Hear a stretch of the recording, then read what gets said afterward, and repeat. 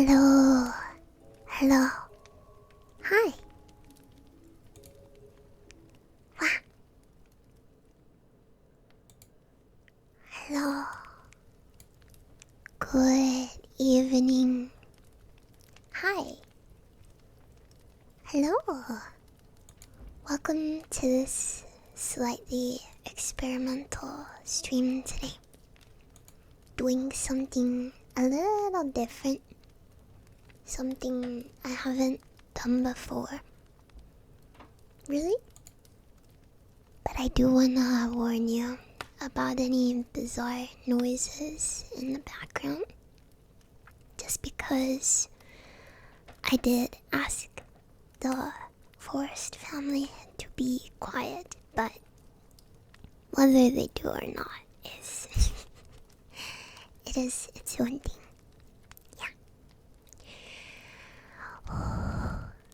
Hi. So today I'm going to be reading to you. I'm going to be reading Alice's Adventures in Wonderland. Once I get started, I'm probably going to read a whole chapter. And then maybe I'll pause for a moment and say hi. Say anything. But once I start reading, I'll probably try to lock in so that it's easier to listen to everything. Yeah. Sorry I was a little late. I told Forestry I'd make him bacon today, and then I totally forgot. And then I had to speed bacon. That's true, the streamer is never late. Never late. The streamer arrives exactly when she intends to, and not a moment before or after. Yeah, I made myself a little sandwich and yeah. Yeah, this is it. My goal is to do something cozy for you today. I don't know, very second monitor material, I guess. Or, first monitor, sit back, close your eyes, help you relax a little. Yeah. On this nice, comfy Sunday. How is the audio? Can you hear me okay? Is everything good? 大丈夫? Talk closer. I can talk very, very close. Very close. I really like how the Yeti sounds, even all these years later. I think it has a very, very nice sound to it when you're listening to voices. Hi, it's so crisp. Crisp. Very pleasant sounding mic. Kind of soulful, very nostalgic. I've had this specific microphone for, I want to say 7 years? 7 years. Old mic. Yeah. Hack mic. I think it's very nice for just relaxing, sort of calm streams. And popping. Good pop to it. Oh. A little loud. People come and go, but the Blue Yeti is forever. I'm popping inside your head.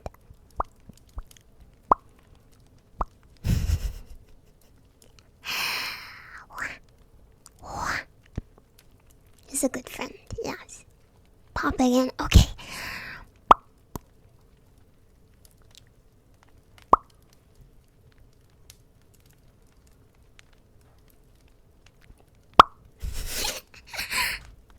Oh, little noisy.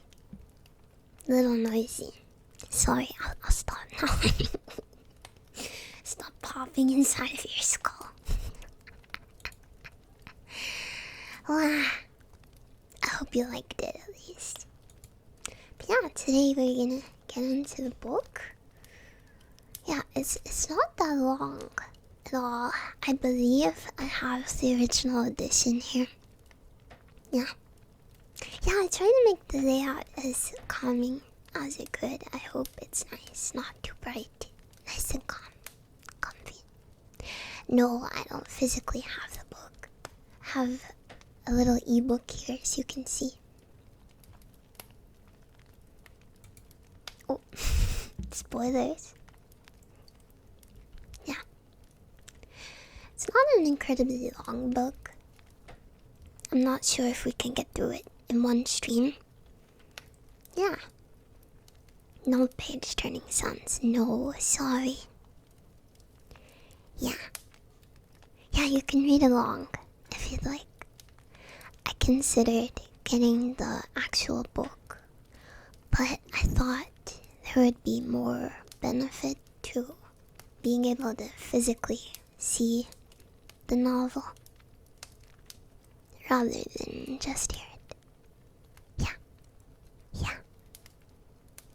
I like the words on the screen too. It'd be like watching a movie without subtitles. If not, I don't know what it says. Nobody knows.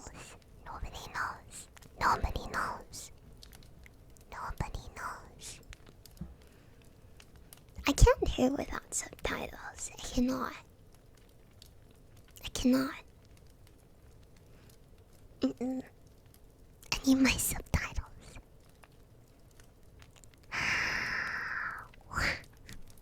Yeah.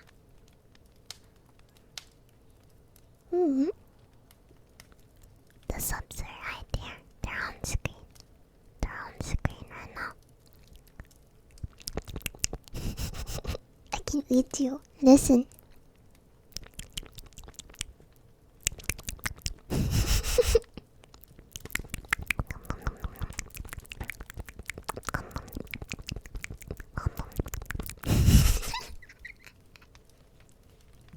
Yummy. Crunch.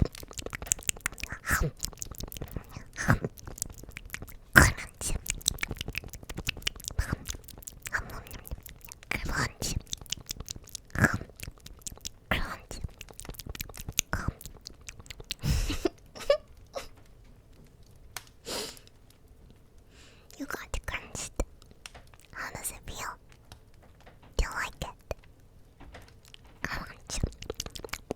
I can hear everyone walking around my house. I don't think I can really stop them from doing that. Unfortunately. Creak. My house is very creaky. Creaky house.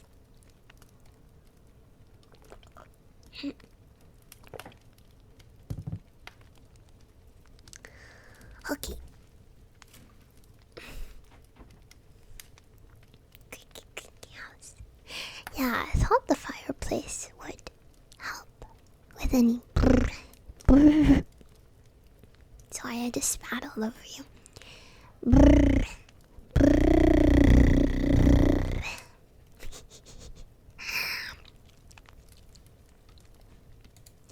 So before we start, I'll go ahead and I'll thank everyone for the stuff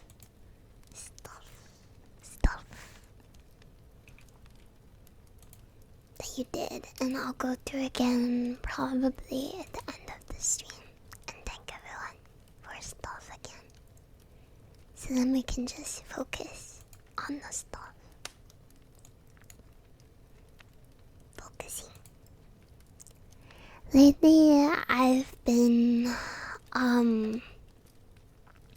liking the idea of doing a stream about once a week in my schedule. I've been trying to fit something different into my schedule. I'm thinking we do mostly gaming, and then like one not gaming stream, like art or a hand cam, or reading, or I don't know, karaoke,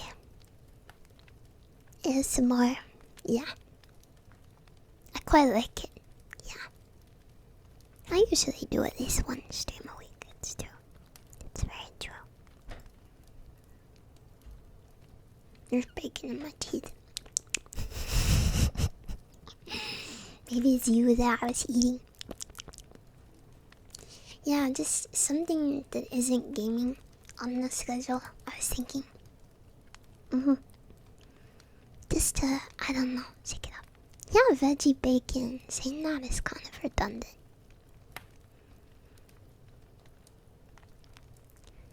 Taxi fare, not a penny. My name Brant. Thank you guys for the resubs. Thank you guys. Shout out to you, PMP. Thank you for the gift subs. Thank you. I've been a vegetarian for more than half my life. I would say at this point, clarifying that I'm eating veggie bacon is redundant. And it's kind of annoying too. I don't know. I feel like if I go out of my way and I'm like, I'm eating veggie bacon, it's like, oh guys, don't forget, I'm vegetarian. Don't forget. I don't know. I prefer just saying things. When IRL stream, probably next week. Probably. Okay, people are shouting. Shh, shh, shh. Be quiet. Be quiet. Be quiet.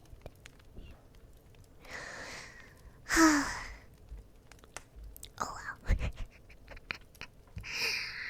Okay. Fortune, thank you for the gift subs. Thank you. Thank you. Liberator, Carson, Moons, McSparkle. Thank you guys for the resubs. Yeah. Today will be my last stream during September, so if you're thinking about subscribing, I will show just once. So, yes, last stream ever. Maybe consider it if you haven't, because you'll save money if you subscribe today rather than next week. Last stream for the month. Yeah. I'm sorry it sounds scary when I say that. But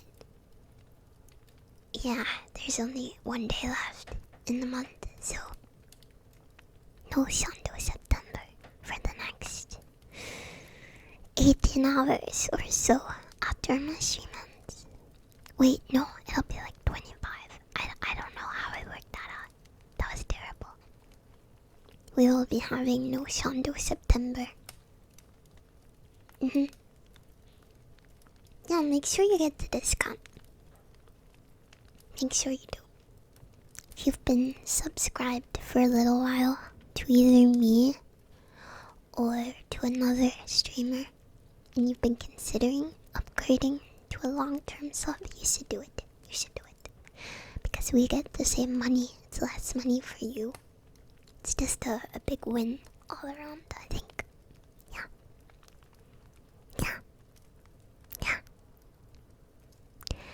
The notification is different to the title. Notifications are not the same as stream titles. There's something different. Yeah, that's why it's different.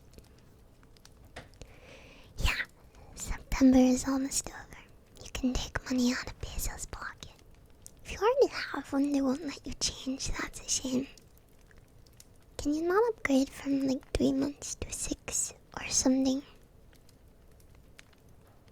To get the full amount at once. I think I get it monthly. Yeah. I get the money every month.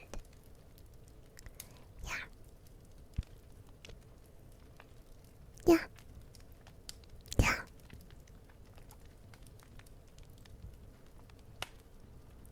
Okay. But yeah, I will stop being corpo and showing that and telling you to give me money. I'm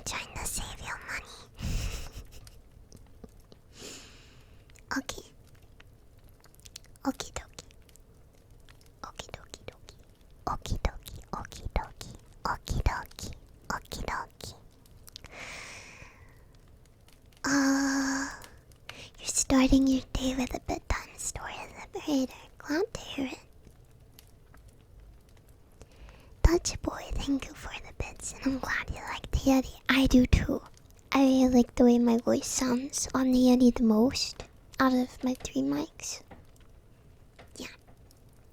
So if I have to listen to myself for the whole stream, which I do when I'm doing something ASMR adjacent, I monitor just so I can hear. And if I blow your ears out, I'll also blow mine out. Twice as much. You like the the SM7B? Yeah, it's pretty nice. I think there's just something very nostalgic about this mic.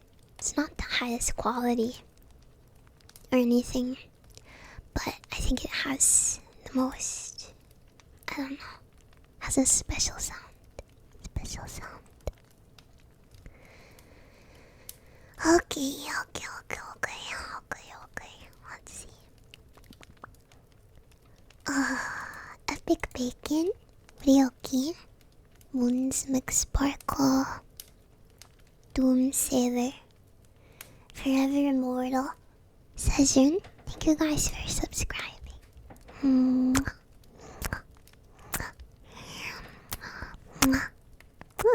Thank you.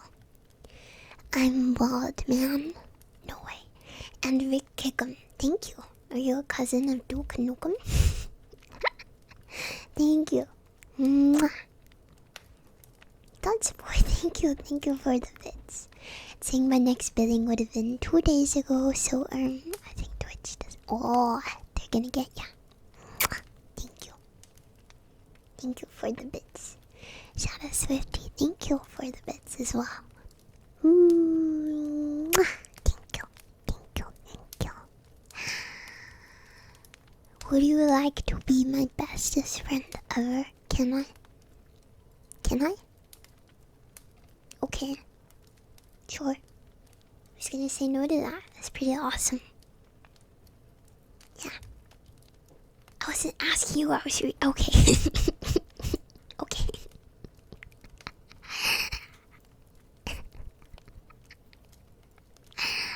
I wasn't asking.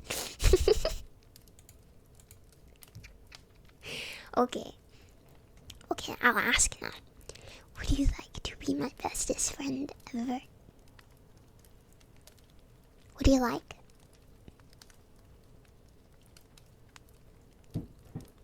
Yeah? Yippee! Yippee!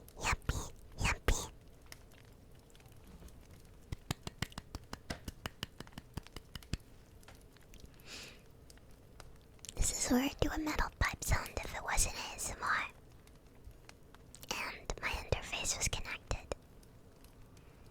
Don't worry, I can't. It's not connected. It's not. I don't have the right. You don't have the right. You don't have the right. You don't have the right. Oh, you don't have the right. Yeah, I was able to fix it. I was. All I had to do was restart my computer. That was all it took. And then update it, and now I think it's okay. Yeah. Don't be like that. But it was nice that I could still stream.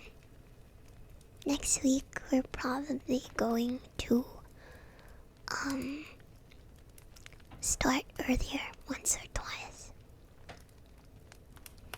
Oh, next week is also gonna be a very busy one, I think, because yeah, it's that noise you hear in the background. I think it's someone running a bath. Yeah, I think it's the pipes.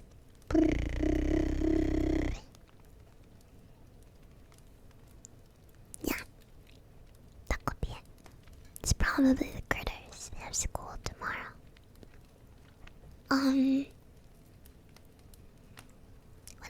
Oh yeah. Oh no, streams won't be earlier. I was just thinking of starting the Mario stream an hour earlier. Maybe all the Mario streams this week. Just so I can play longer. Cause I have fun. And then I get into it. Remember like we did with Elden Ring? I don't mind doing that. When we're like locking into a game. Starting maybe an hour earlier. Just so that we can play a little more. Yeah. I quite like doing that. Yeah. I like it.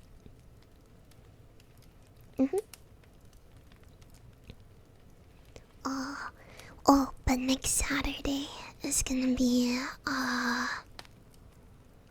it's, okay, I have a situation. Okay, I have a situation next Saturday. So, it would have been a long Saturday next Saturday. I probably would have done normal, regular trigger ASMR. But, Shadow Mama, is inviting John over.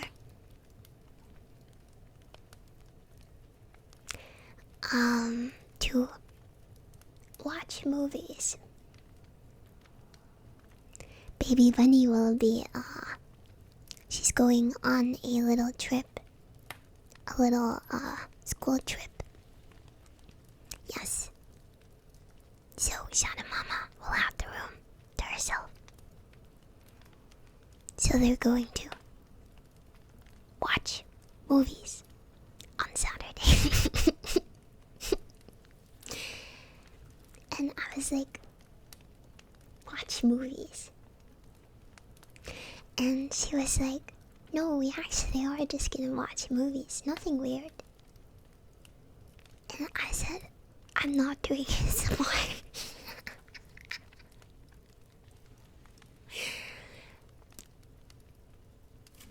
Can you... Oh god. Just in case.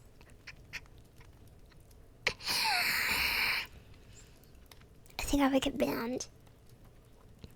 ASMR, but your parents are going at it in the next room. No. Oh god. Oh god. The horror. Yeah, she insists that's not what they're doing, but I'm not risking it.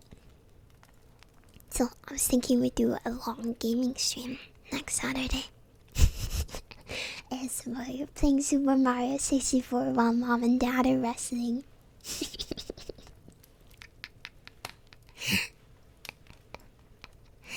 Yeah, I was thinking maybe we could find a game that's about 6 to 8 hours and play through the whole game on stream. I think that sounds pretty fun. I'm not sure what game. I'll think about it. I'll look through my Steam library. Yeah, I've always liked the thought of playing a medium length game in one stream. Yeah. I think that could be fun. No, like an actual story game that we can complete. Yeah. I'll have a look and I'll think about what I want to play. Yeah, it's something we can beat. Something that's 6 to 8 hours, because that's gonna take me 10 to 12. Yeah. Yeah.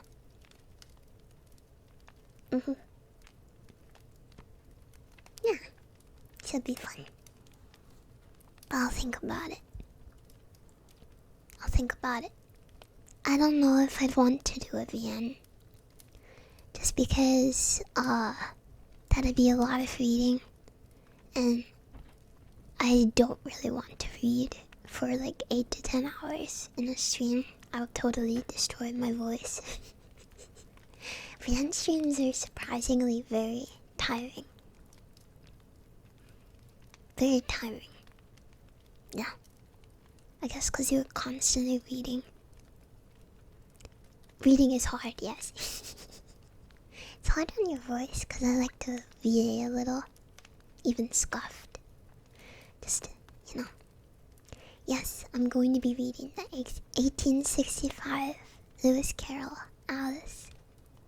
And I believe I have a scan of the, which I bought, by the way, and it's, yeah. I bought the ebook, but I think it is good to read on stream, because the book is copyrighted. Wait. What's the term? When the copyright is public domain. Yes, thank you. It's public domain, so I think it's safe to read. Yeah. Expired, yes.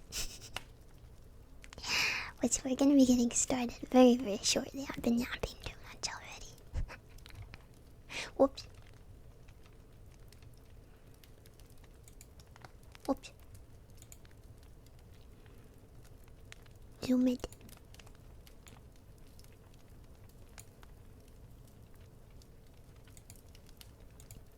Okay. Just make sure I don't miss anything.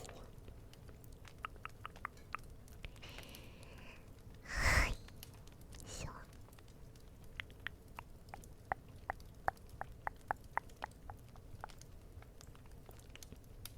Tupa Xiaomi, thank you. Thank you for the gift subs. Thank you.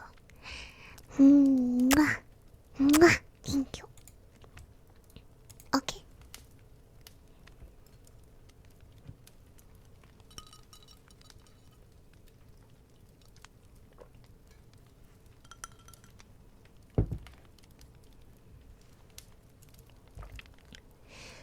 We're going to get started now.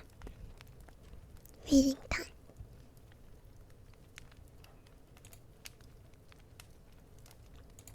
Oops.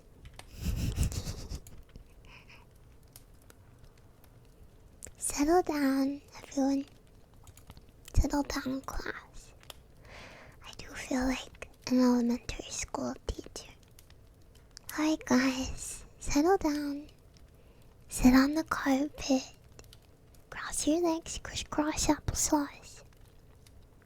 Sound Sensei will read you a story this afternoon. No lessons, no lessons. No lessons this afternoon.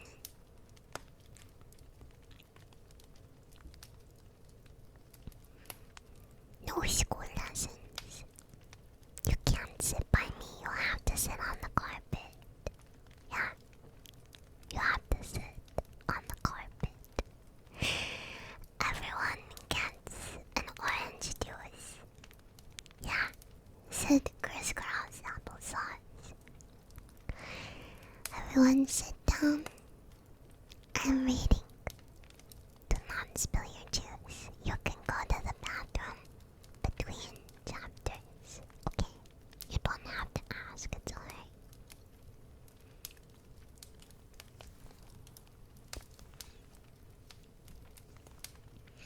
When we get to chapter 3, you get to pick a piece of food out of the bowl, okay? Yeah, so think about it. You get a piece of fruit.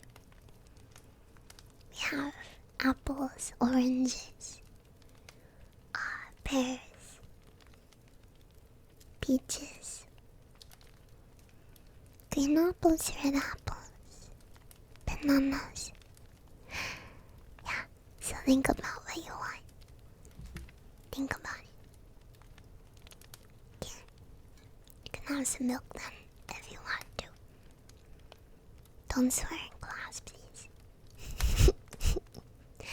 Modiusagi, thank you for yourself. Thank you. Mwah. No, I can't. Gorgeous, thank you. Mwah. Okay.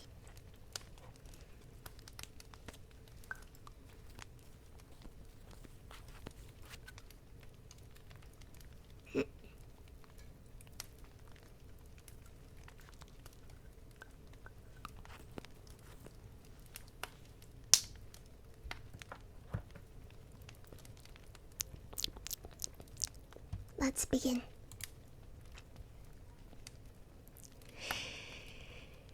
Chapter 1. There's a dog with a clock. As you can see, look at the picture. Look at the picture. believe these are the original illustrations, too. Chapter 1.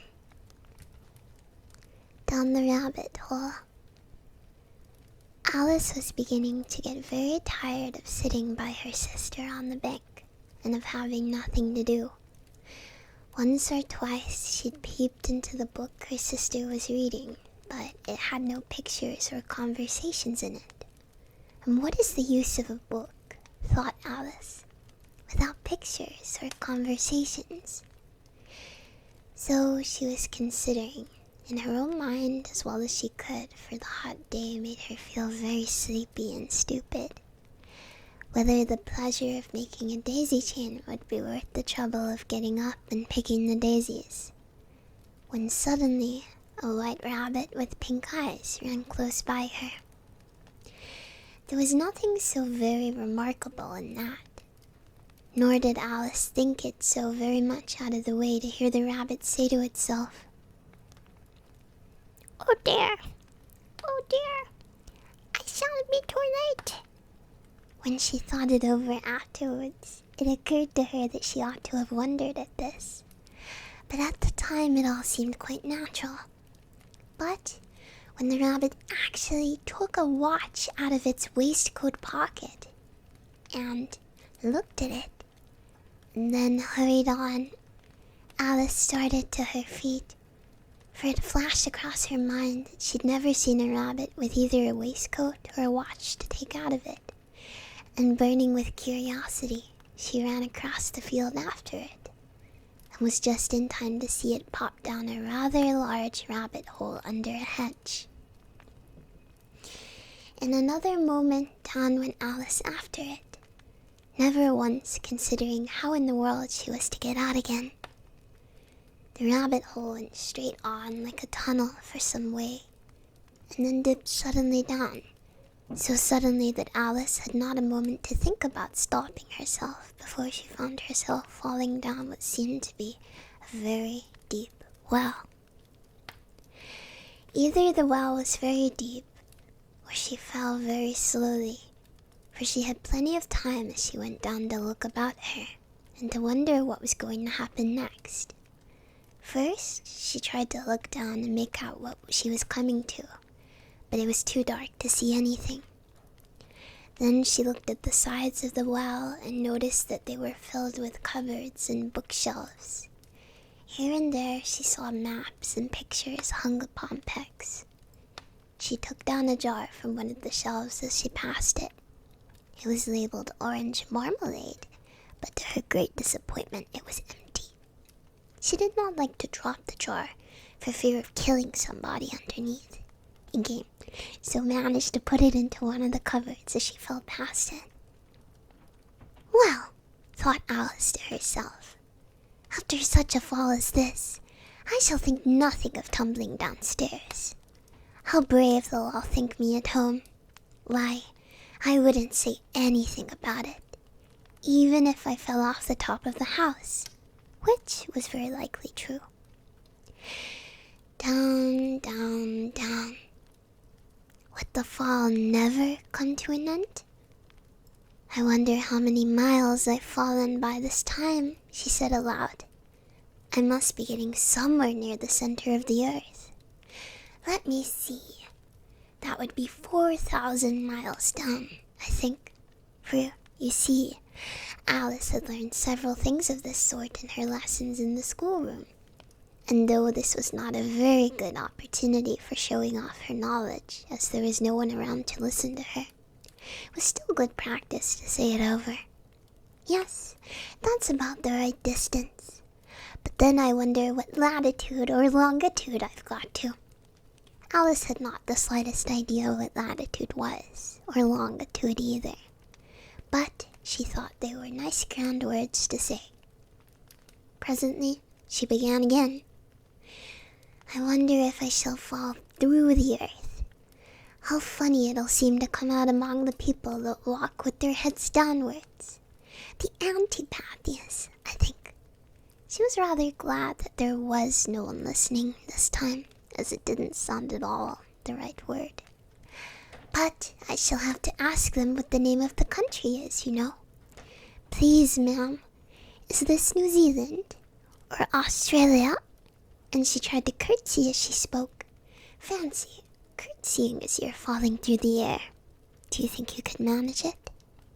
And what an ignorant little girl she'll think me for asking. No, I'll never do the ask.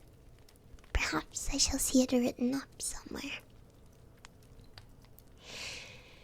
Down, down, down. There was nothing else to do, so Alice soon began talking again. Then I'll miss me very much tonight, I should think. Oh, Dina. Dina was the cat. I hope they'll remember her sauce of milk at tea time. Dina, my dear, I wish you were down here with me. There are no mice in the air, I'm afraid, but you might catch a bat, and that's very like a mouse, you know. But do cats eat bats, I wonder? And here Alice began to get rather sleepy, and went on saying to herself in a dreamy sort of way, do cats eat bats? Do cats eat bats? And sometimes, do bats eat cats? For, you see, she couldn't answer either question. It didn't much matter which way she put it. She felt that she was dozing off, and had just begun to dream that she was walking hand in hand with Dina, and was saying to her, very earnestly, now, Dina, tell me the truth. Did you ever eat a bat?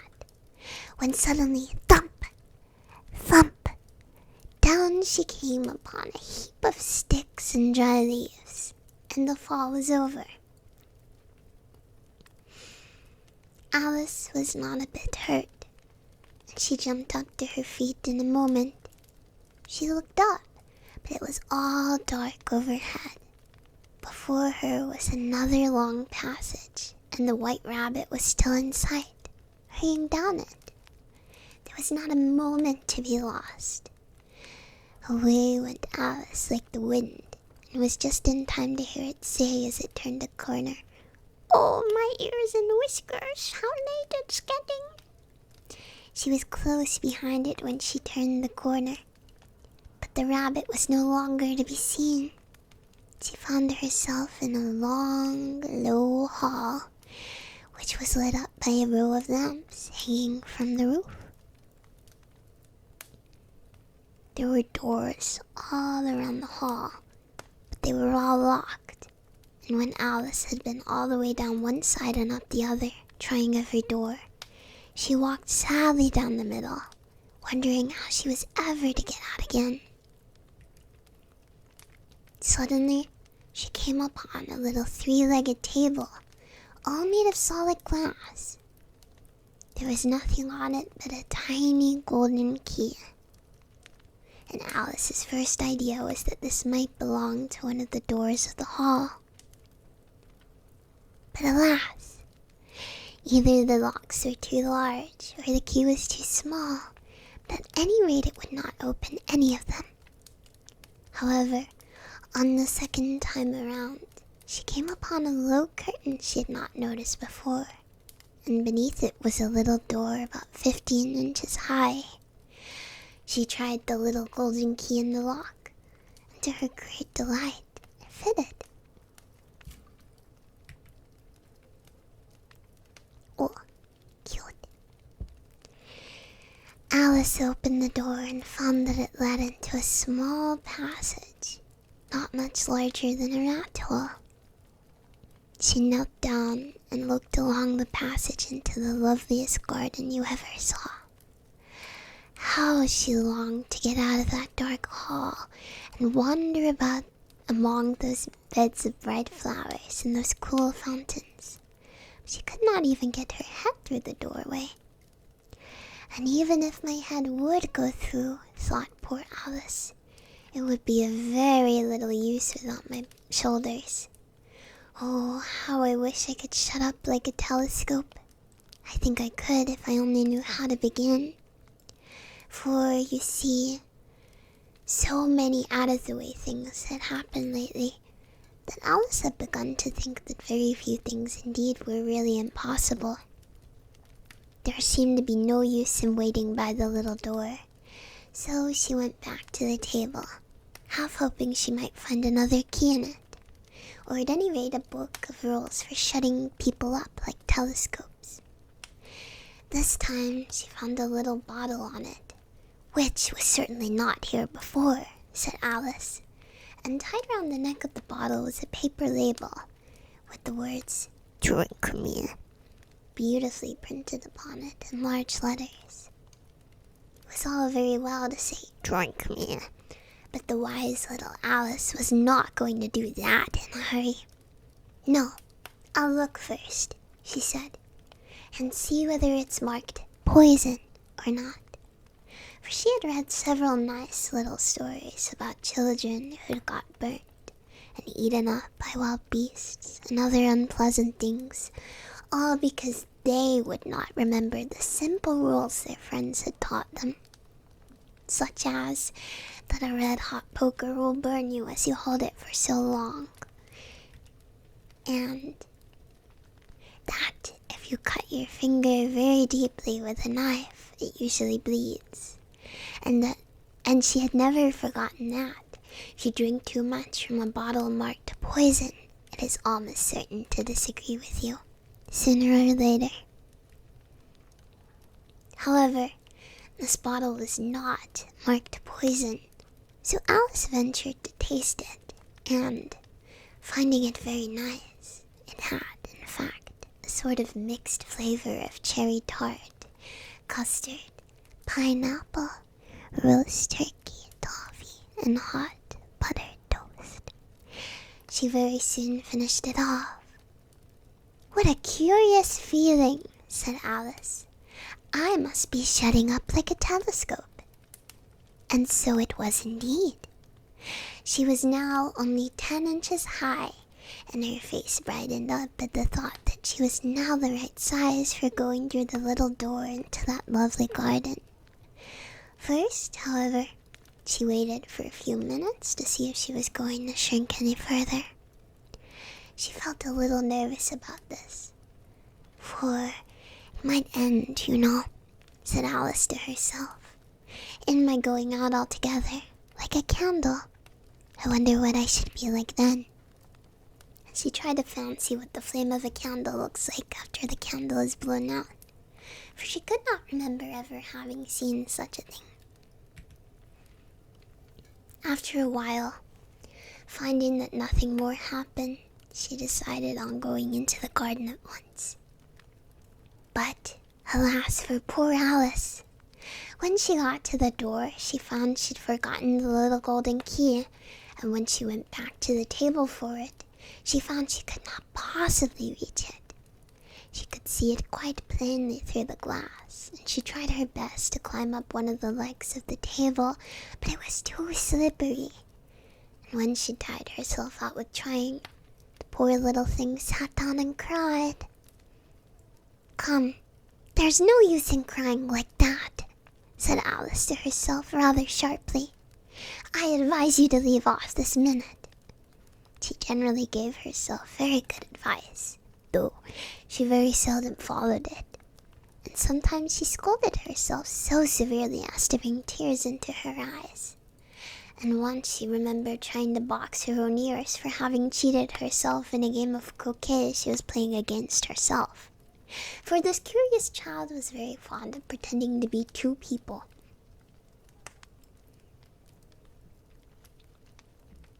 But it's no use now, thought poor Alice, to pretend to be two people. Why, there's hardly enough of me left to make one respectable person.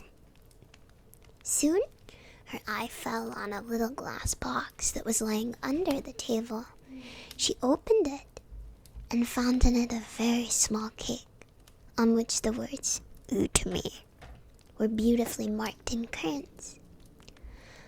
"Well, I'll eat it," said Alice, "and if it makes me grow larger, I can reach the key, and if it makes me grow smaller, I can creep under the door.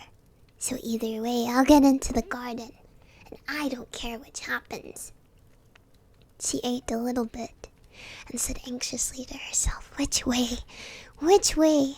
holding her hand on the top of her head to feel which way it was growing, and she was quite surprised to find that she remained the same size.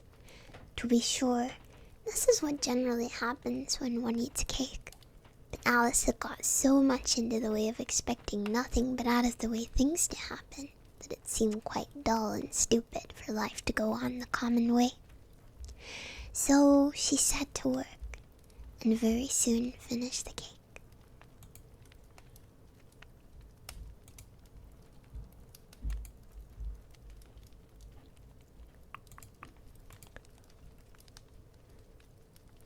Whoa!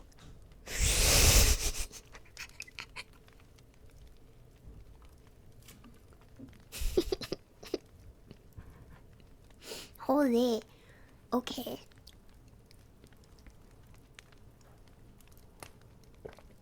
Elden Ring looking at me. That's terrifying.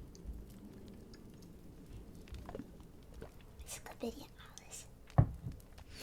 Skippity Alice, skippity Alice, skippity Alice, skippity Alice, skippity Alice, skippity Alice, skippity Alice, skippity Alice.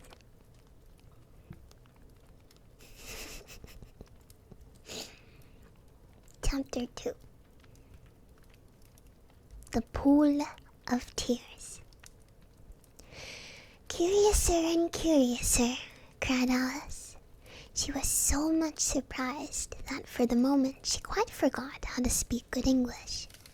"Now, I'm opening out like the largest telescope that ever was. Goodbye, feet." For when she looked down at her feet, they seemed to be almost out of sight. They were getting so far off. "Oh, my poor little feet.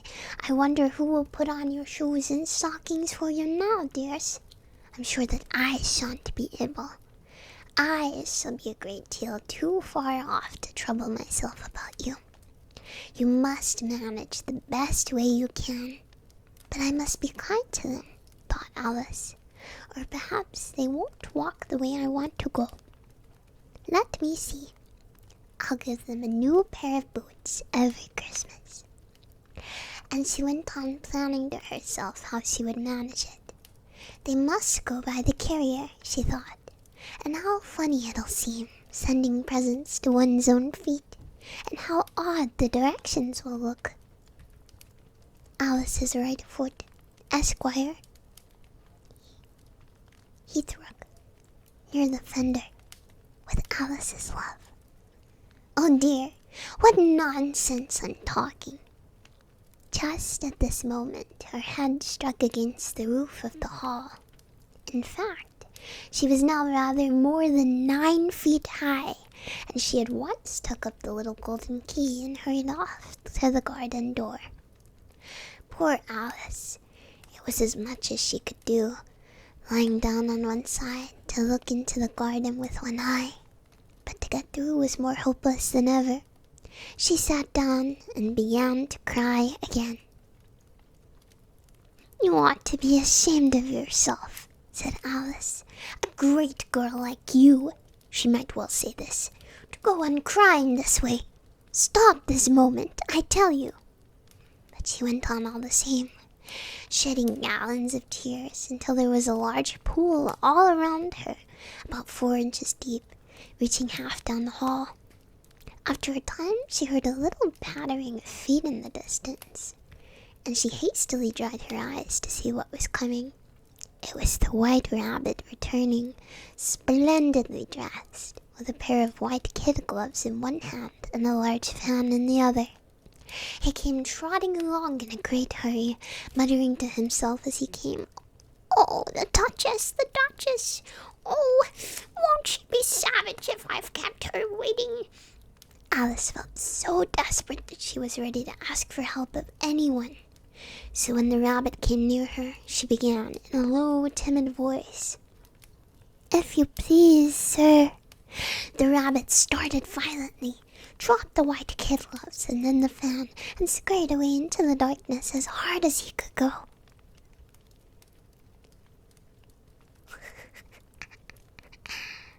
Alice took up the fan and gloves and as the hall was very hot, she kept fanning herself all the time she went on talking. Dear, dear, how queer everything is today. And yesterday things went on just as usual. I wonder if I've been changed in the night. Let me think. Was I the same when I got up this morning? I almost think I can remember feeling a little different. But if I'm not the same, the next question is, who in the world am I? That's the great puzzle. She began thinking over all the children she knew that were of the same age as herself, to see if she could have changed for any one of them. I'm sure I'm not Ada, she said, for her hair goes in such long ringlets, and mine doesn't go in ringlets at all. And I'm sure I can't be Mabel, for I know all sorts of things, and she knows of such a very little. Besides, she's she, and I'm I. Oh dear, how puzzling all of it is. I'll try if I know all the things I used to know. Let me see. 4 times 5 is 12, and 4 times 6 is 13, and 4 times 7 is... Oh dear, I shall never get to 20 at that rate. However, the multiplication table doesn't signify. Let's try geography. London is the capital of Paris, and Paris is the capital of Rome, and Rome... No, that's all wrong, I'm certain. I must have been changed for Mabel. I'll try and say, how Dot the little... And she crossed her hands on her lap as if she were saying lessons, and began to repeat it. But her voice sounded hoarse and strange, and the words did not come the same as they used to. How Dot the little crocodile improve his shining tail, and pour the waters of the Nile on every golden scale.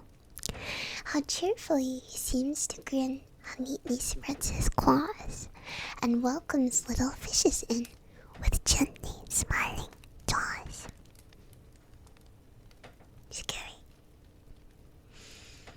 I'm sure those are not the right words, said poor Alice, and her eyes filled with tears again as she went on.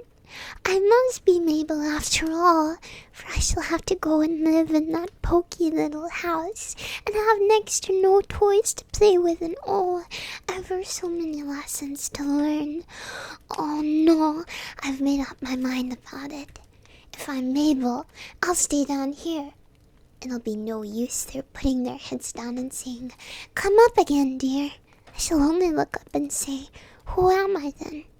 Tell me that first, and then, if I like being that person, I'll come up. If not, I'll stay down here until I'm somebody else.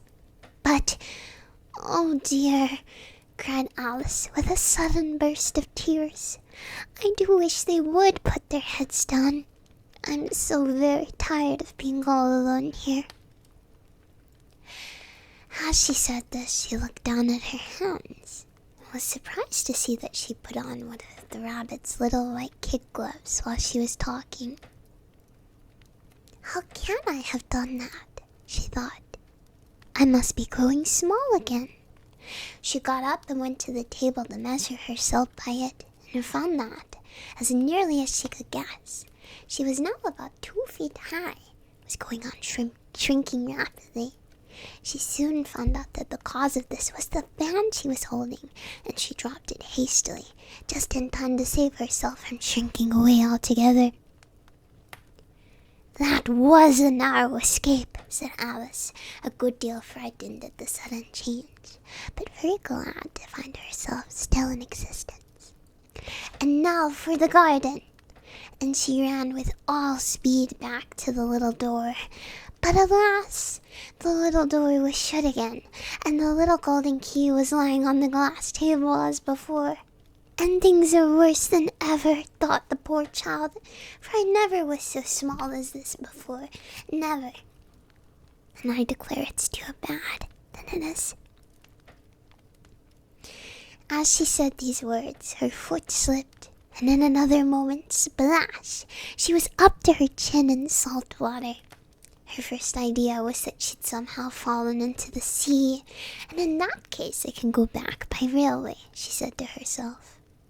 Alice had been to the seaside once in her life and had come to the general conclusion that wherever you go on the English coast, you find a number of bathing machines in the sea, some children digging in the sand with wooden spades, then a row of lodging houses, and behind them a railway station. However, she soon made out that she was in the pool of tears which she had wept at when she was 9 feet high. I wish I hadn't cried so much, said Alice as she swam about, trying to find her way out. I shall be punished for it now, I suppose, by being drowned in my own tears. That will be a queer thing, to be sure. However, everything is queer today. Just then she heard something splashing about in the pool a little way off, and she swam nearer to make out what it was. At first she thought it must be a walrus or hippopotamus, but then she remembered how small she was now, and she soon made out that it was only a mouse, and it had slipped in like herself. Would it be of any use now, thought Alice, to speak to this mouse? Everything is so out of the way down here that I should think it very likely it can talk. At any rate, there's no harm in trying. So she began. Oh, mouse, do you know the way out of this pool? I am very tired of swimming about here, oh mouse. Alice thought this must be the right way of speaking to a mouse. She had never done such a thing before, but she remembered having seen in her brother's Latin grammar, a mouse of a mouse to a mouse of a mouse. The mouse looked at her rather inquisitively, and seemed to her to wink with one of its little eyes, but it said nothing. Perhaps it doesn't understand English, thought Alice. I dare say it's a French mouse, come over with William the Conqueror. For, with all her knowledge of history, Alice had no clear notion of how long ago anything had happened. So she began again. Oui, es machat, which was the first sentence in her French lesson book. The mouse gave a sudden leap out of the water and seemed to quiver all over with fright. Oh, I beg your pardon, cried Alice hastily, afraid that she had hurt the poor animal's feelings. I quite forgot you didn't like cats. Not like cats, cried the mouse in a shrill, passionate voice. Would you like cats if you were me? Well, perhaps not, said Alice in a soothing tone. Don't be angry about it. And yet, I wish I could show you our cat Tina. I think you'd take a fancy to cats if you could only see her. She's such a dear, quiet thing, Alice went on, half to herself as she swam lazily about in the pool. And she sits purring so nicely by the fire, licking her paws and washing her face. And she's such a nice, soft thing to nurse. And she's such a capital one for catching mice. Oh, I beg your pardon, cried Alice again, for this time the mouse was bristling all over. She felt certain it must be really offended. We won't talk about her any more, if you'd rather not.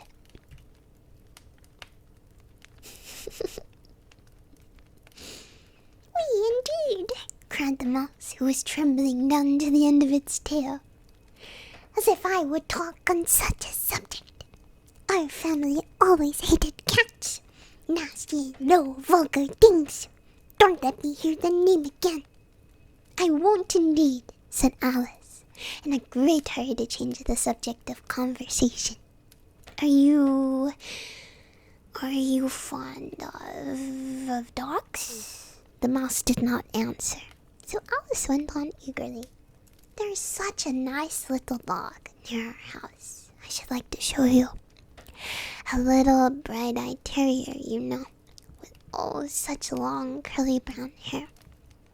And it'll fetch things when you throw them, and it'll sit up and beg for its dinner, and all sorts of things. I can't remember half of them. And it belongs to a farmer, you know. He says it's so useful. It's worth £100. He says it kills all the rats. Oh dear, cried Alice in a sorrowful tone. I'm afraid I've offended it again. For the mouse was swimming away from her as hard as it could go, and making quite a commotion in the pool as it went. And so she softly called out after it, Mouse dear, do come back again, and we won't talk about cats or dogs either if you don't like them. When the mouse heard this, it turned round and swam slowly back to her. Its face was quite pale with passion, Alice thought, and it said in a low, trembling voice, Let us get to the shore, and then I'll tell you my history, and you'll understand why it is I hate cats and dogs. It was high time to go, for the pool was getting quite crowded with the birds and animals that had fallen into it. There was a duck and a dodo, a lory and an eaglet, and several other curious creatures. Alice led the way, and the whole party swam to the shore.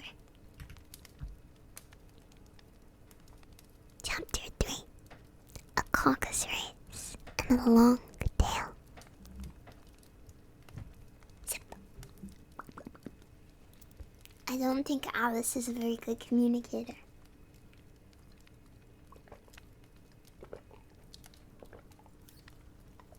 She's a little acoustic, to be honest. Okay, make sure you get your piece of fruit now. Don't forget. You can get something from the fruit bowl.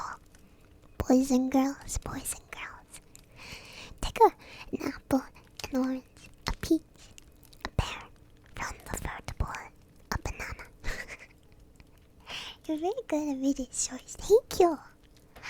I used to read to the critters when they were younger. I used to read the forestry too.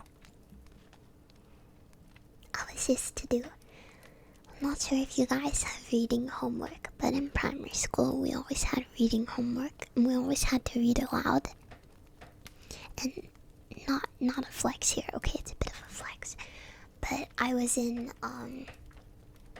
the highest reading band. We had like 30 reading bands in my primary school, and the last one I got into the highest reading band when I was in year 2, and my teacher said that had never ever happened before in the school. World record. So I was reading at mid-high school level when I was like 8, I guess.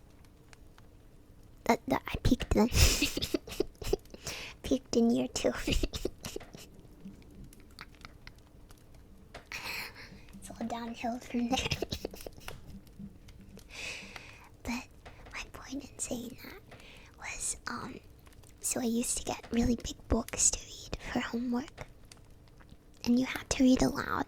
So everyone else was reading like 30-page books, and then I had like a 100 and something page book, and I had to read the whole thing aloud, which is kind of messed up. Because it means if you're better, you have to do more work, I guess. Crazy. I swear so many of us on the internet, we were gifted kids in school. But we peaked when we were like 8, and it's all been downhill since then.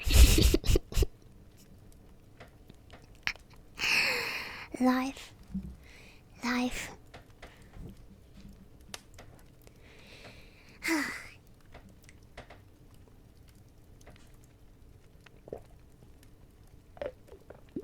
Yeah, we had to read all of it out loud, which was crazy.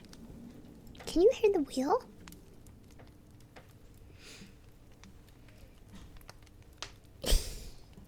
Yeah.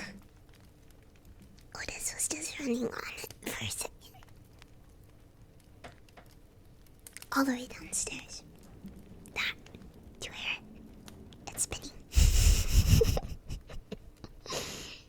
Yeah. It's on the other side of the house. Crazy happened the wall's like, no, that's not me. It'd be much louder. No, it's my cat. In the kitchen. On the giant hamster wheel. Can I do my wheel? No, because I'll push my chair into the wrong place. There it is. That. Can hear it, I think. Okay. Let's continue.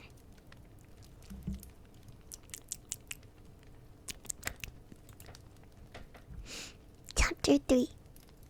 A caucus race and a long tail.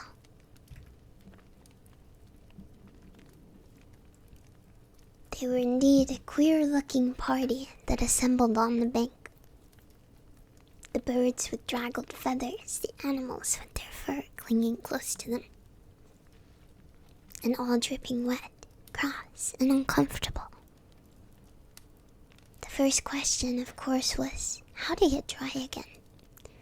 They had a consultation about this, and after a few minutes it seemed quite natural to Alice to find herself talking familiarly with them, as if she had known them all of her life.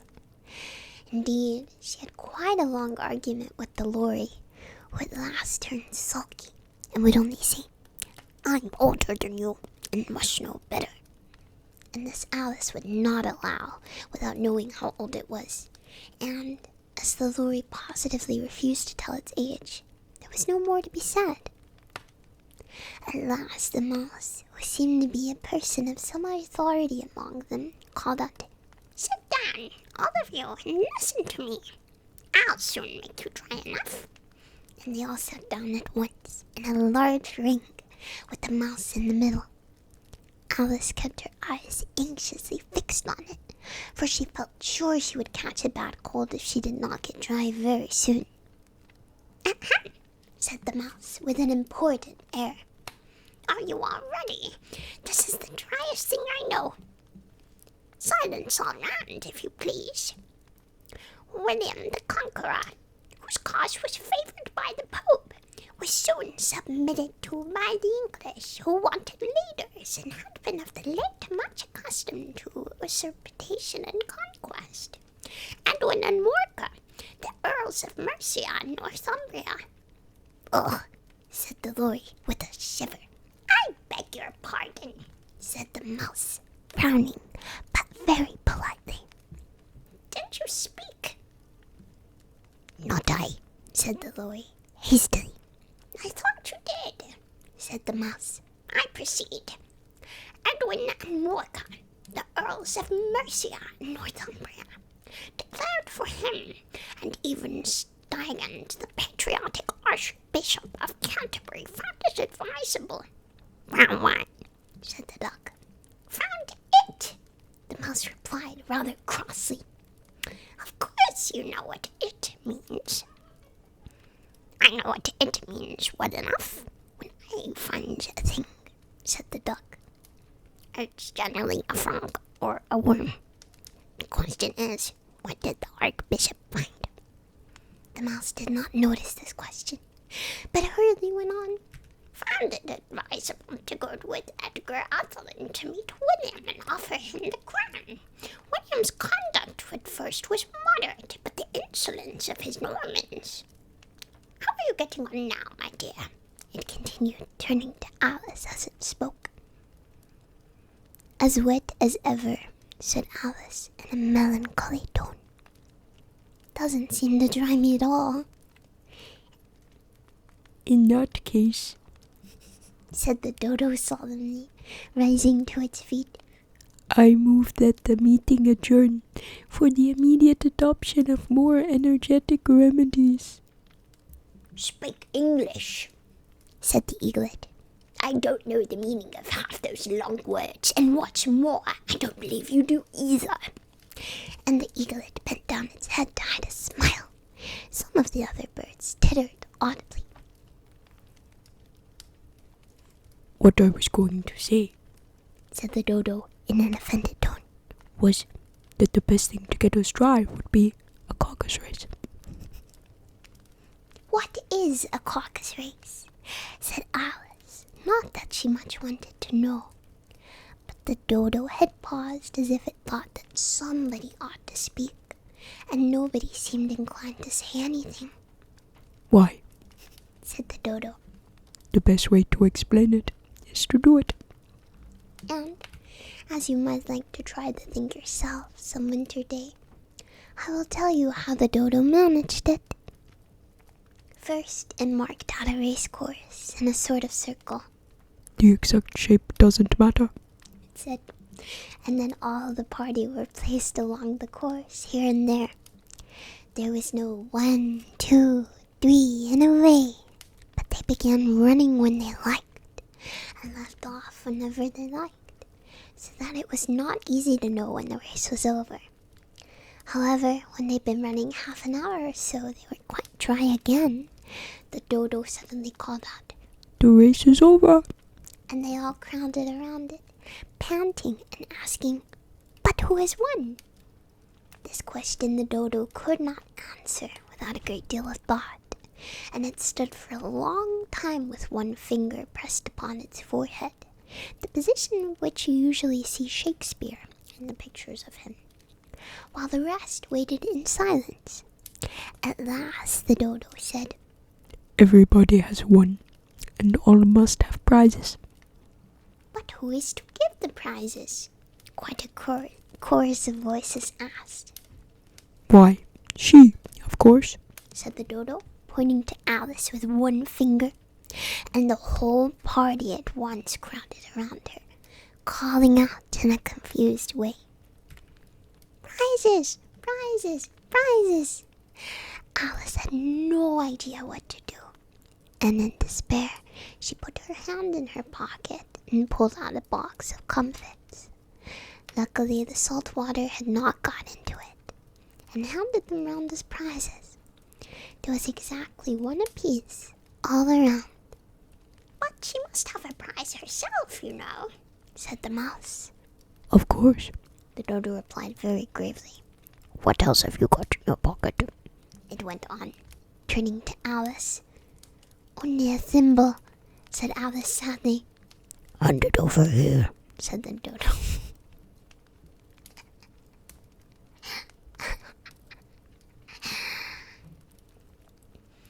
Then they all crowded around her once more while the dodo solemnly presented the thimble, saying, We beg your acceptance of this elegant thimble. and when it had finished the short speech, they all cheered.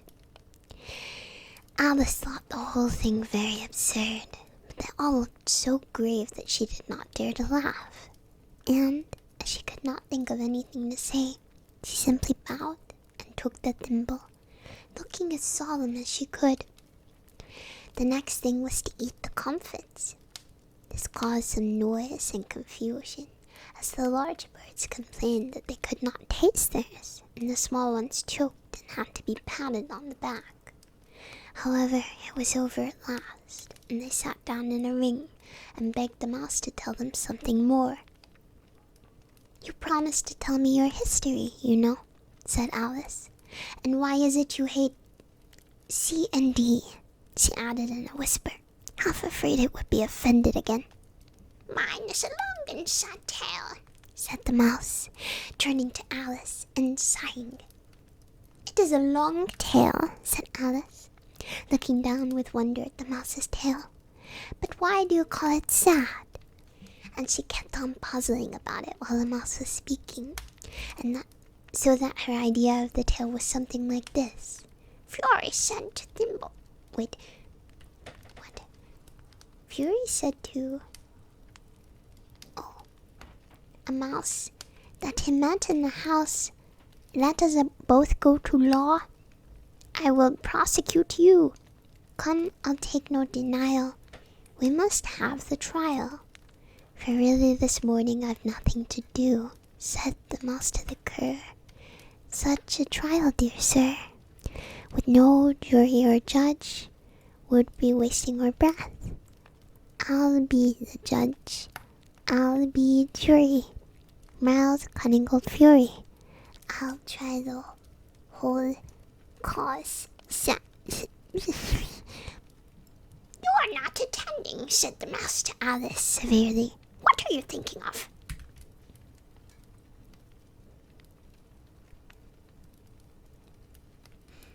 "I beg your pardon," said Alice very humbly.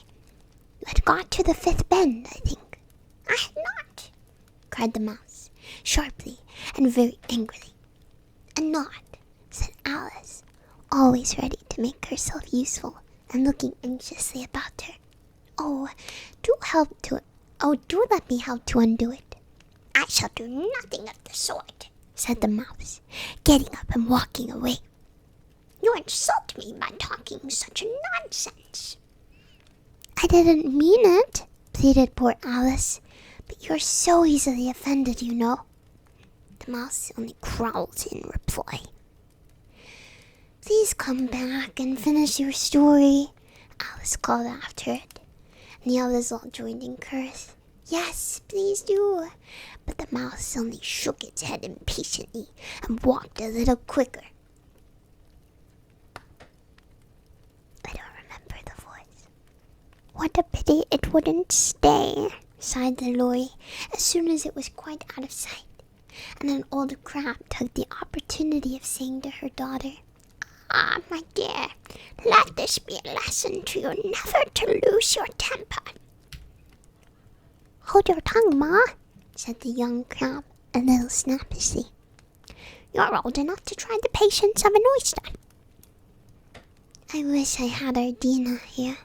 I know I do, said Alice aloud, addressing nobody in particular. She'd soon fetch it back. And who is Dina, if I might venture to ask the question, said the lorry. Alice replied eagerly, for she was always ready to talk about her pet. Dina's our cat. She's such a capital one for catching mice, you can't think. And oh, I wish you could see her after the birds. Why, she'll eat a little bird as soon as I look at it.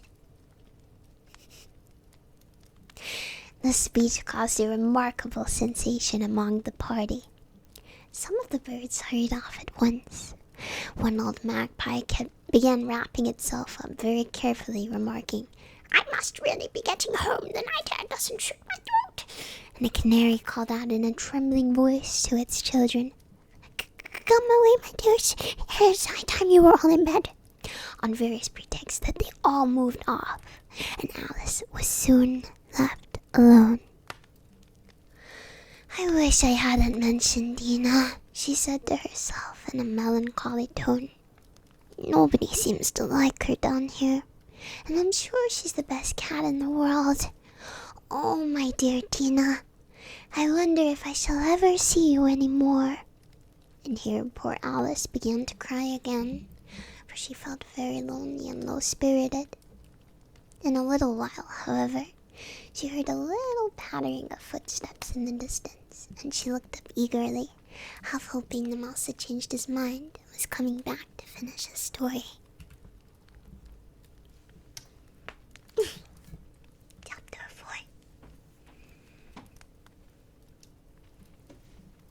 4. No picture this time. Very sad. Oh.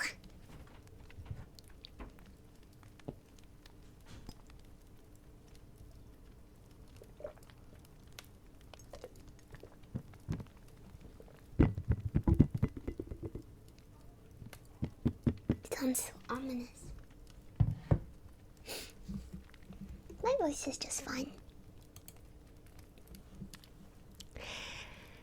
Chapter 4. The rabbit sends in a little bill. It was the white rabbit, trotting slowly back again, and looking anxiously about as it went, as if it had lost something, and she heard it muttering to itself, the Duchess, oh my dear paws, oh my fur and whiskers, she'll get me executed as sure as my ferrets are ferrets. Where can I have dropped them, I wonder?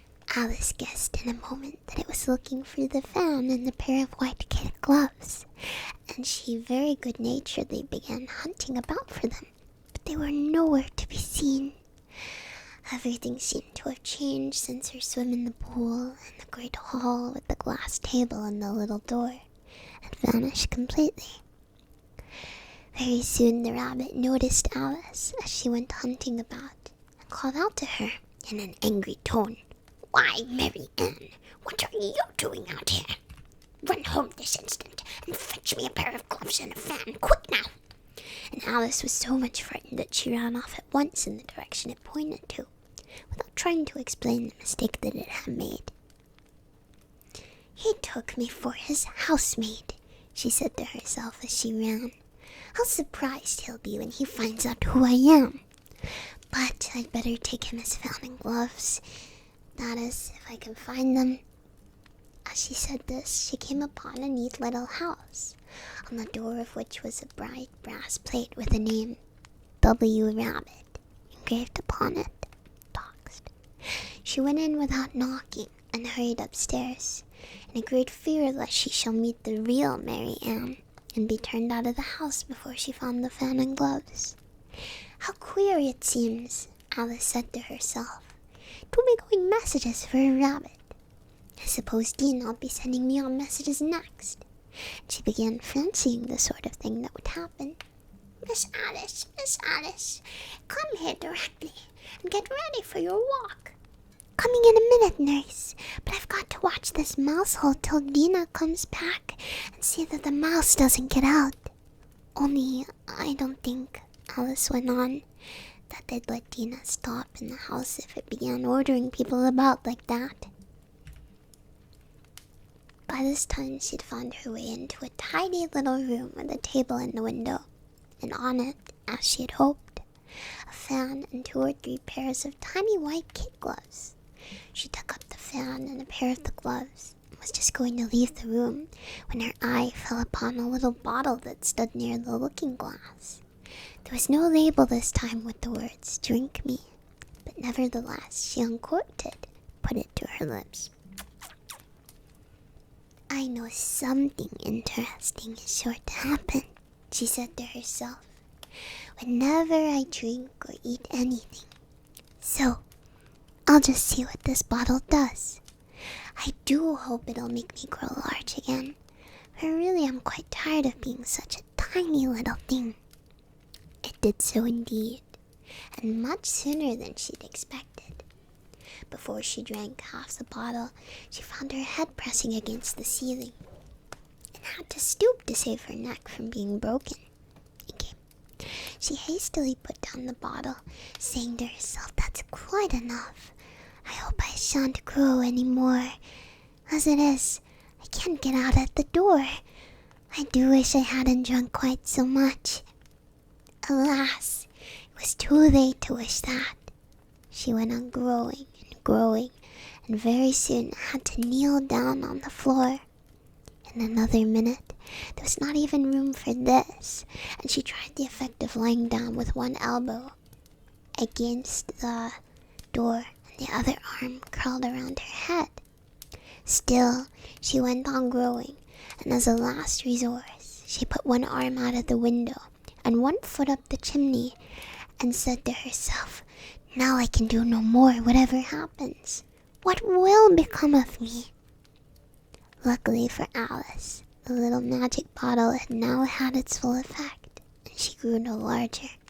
Still, it was very uncomfortable, and as there seemed to be no sort of chance of her getting out of the room again, no wonder she felt unhappy.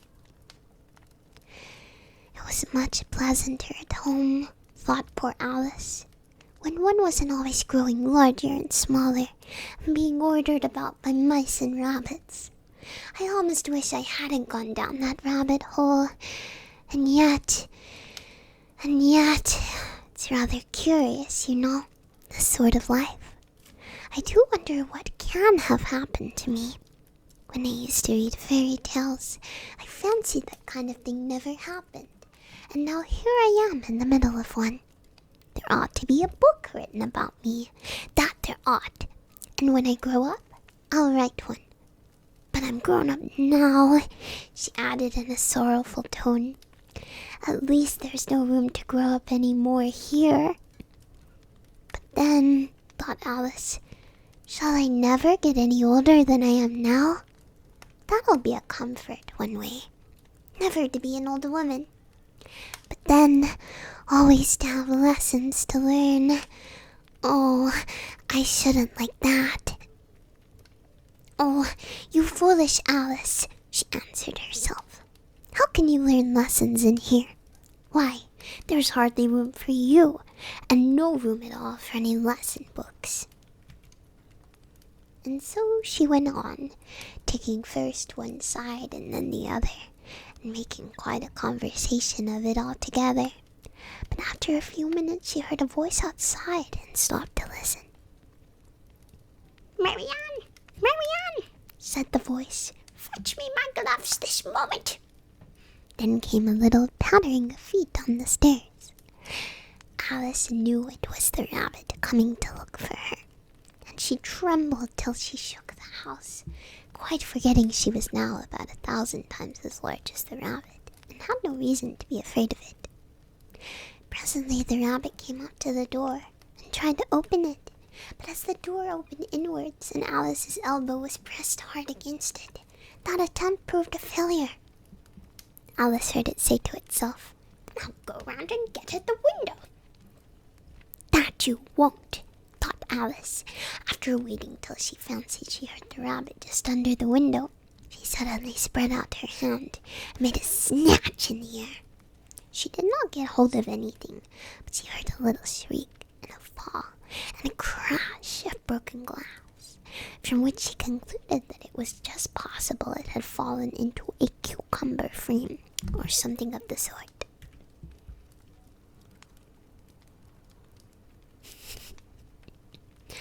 Next came an angry voice, the rabbit's. "Pat, Pat, where are you?" And then a voice she had never heard before. "Sure, then I'm here, digging for apples, Your Honor." "Digging for apples indeed," said the rabbit angrily. "Come and help me out of this."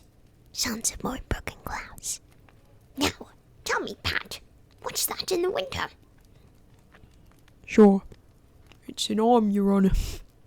He pronounced it. "Arm." Sure, it's an arm.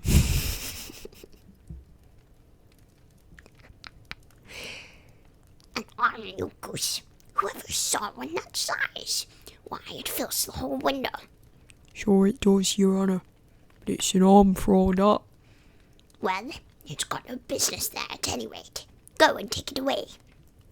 It was a long silence after this, and Alice could only hear whispers now and then, such as, Sure, I don't like it, Your Honor, at all. At all. "Do as I tell you, you coward." And at last she spread out her hand again and made another snatch in the air. This time there were 2 little shrieks and more sounds of broken glass. What a number of cucumber frames there must be, thought Alice. I wonder what they'll do next. As for pulling me out of the window, I only wish that they could. I'm sure I don't want to stay in here any longer. She waited for some time without hearing anything more. At last came a rumbling of little cartwheels, and the sound of a good many voices all talking together. She made out the words, Where's the other ladder? Why, I hadn't the time to bring but one. Bill's got the other. Bill, fetch it here, lad. Here, put him up at this corner. No, tie him together first. They don't reach high enough yet. Oh, they'll do well enough. "Don't be particular." Here, Bill, catch hold of this rope. "Will the roof bear?" Mind that loose sleigh. Oh, it's coming down. That's below. "Now who did that?" It was Bill, I fancy. "Who's got to go down the chimney?" "Nay, I shan't. You do it." I won't then. "Bill's got to go down. Here, Bill." The master says you have to go down the chimney. "Oh, so Bill's got to go down the chimney, has he?" said Alice to herself. Why, they seem to put everything upon Bill. I wouldn't be in Bill's place for a good deal. This fireplace is narrow, to be sure. But I think I can kick a little. Poor Bill.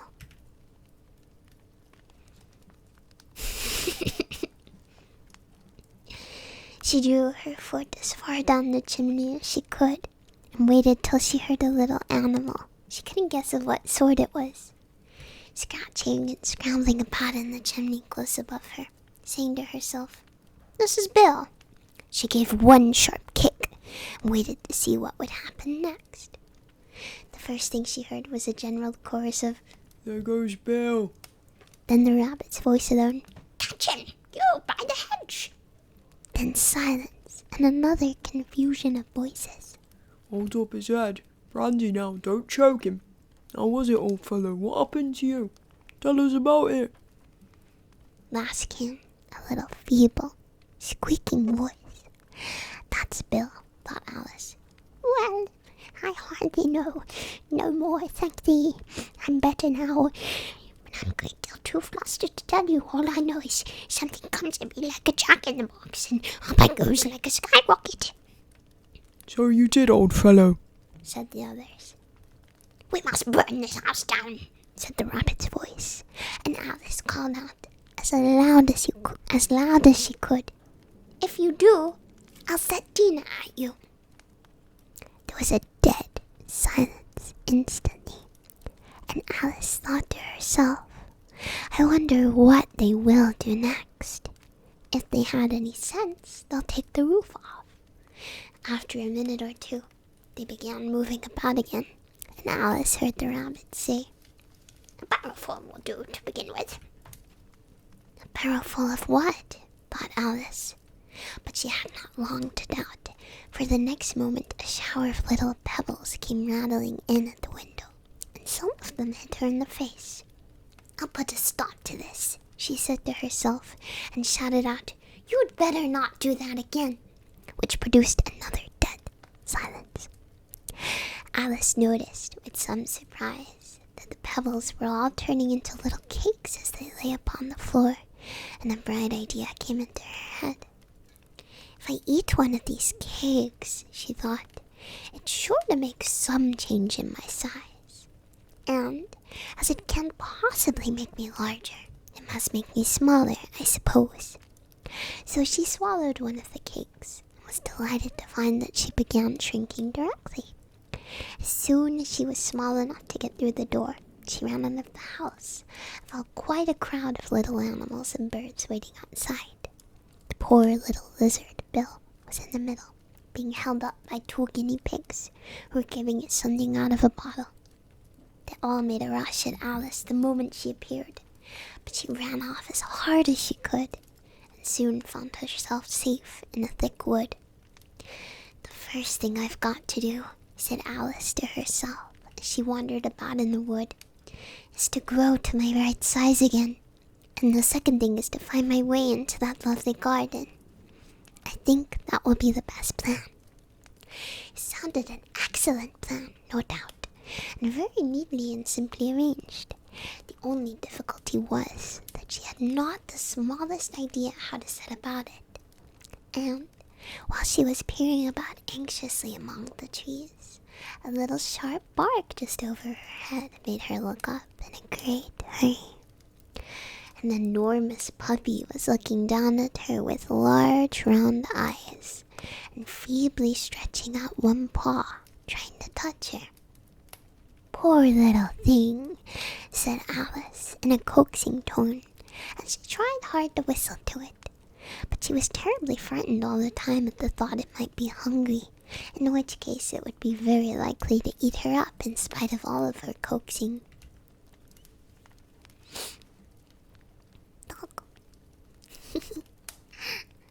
Hardly knowing what she did, she picked up a little bit of stick and held it out to the puppy, whereupon the puppy jumped into the air off all of its feet at once. "Wow! Hi, Tinsama. Welcome in. Welcome in, Raiders. Hello! I'm reading Alice's Adventures in Wonderland today. I hope you had a wonderful stream. Hope you had a great time. Yeah, there's a lot of feet. A lot of feet." Once, with a great yelp of delight, and rushed at the stick, and made believe to worry it, then Alice dodged behind a great thistle to keep herself from being run over, and the moment she appeared on the other side, the puppy made another rush at the stick, and tumbled head over heels in its hurry to get hold of it. Then Alice, thinking it was very like having a game of play with a cart horse and expecting every moment to be trampled under its feet, ran around the thistle again. Then the puppy began a series of short charges at the stick, running a very little way forwards every time and a long way back, barking hoarsely all the while, till at last it sat down a good way off, panting, with its tongue hanging out of its mouth and its great eyes half shut. This seemed to Alice a good opportunity for making her escape, so she set off at once and ran till she was quite tired and out of breath, until the puppy's bark sounded quite faint in the distance. And yet what a dear little puppy it was, said Alice, as she leaned against a buttercup to rest herself and fanned herself with one of the leaves. I should have liked teaching it tricks very much, if only I'd be in the right size to do it. Oh dear, I'd nearly forgotten that I got to grow up again. Let me see. How is it to be managed? I suppose I ought to eat or drink something or other, but the great question is what? The great question certainly was what. Alice looked all around her at the flowers and the blades of grass, but she could not see anything that looked like the right thing to eat or drink under the circumstances. There was a large mushroom growing near her, about the same height as herself, and when she looked at it, and on both sides of it, and behind it, it occurred to her that she might as well look and see what was on the top of it. She stretched herself up on tiptoe, and peeped over the edge of the mushroom, and her eyes immediately met those of a large blue caterpillar that was sitting on the top, with its arms folded, quietly smoking a long hookah, and not taking the smallest notice of her or of anything else.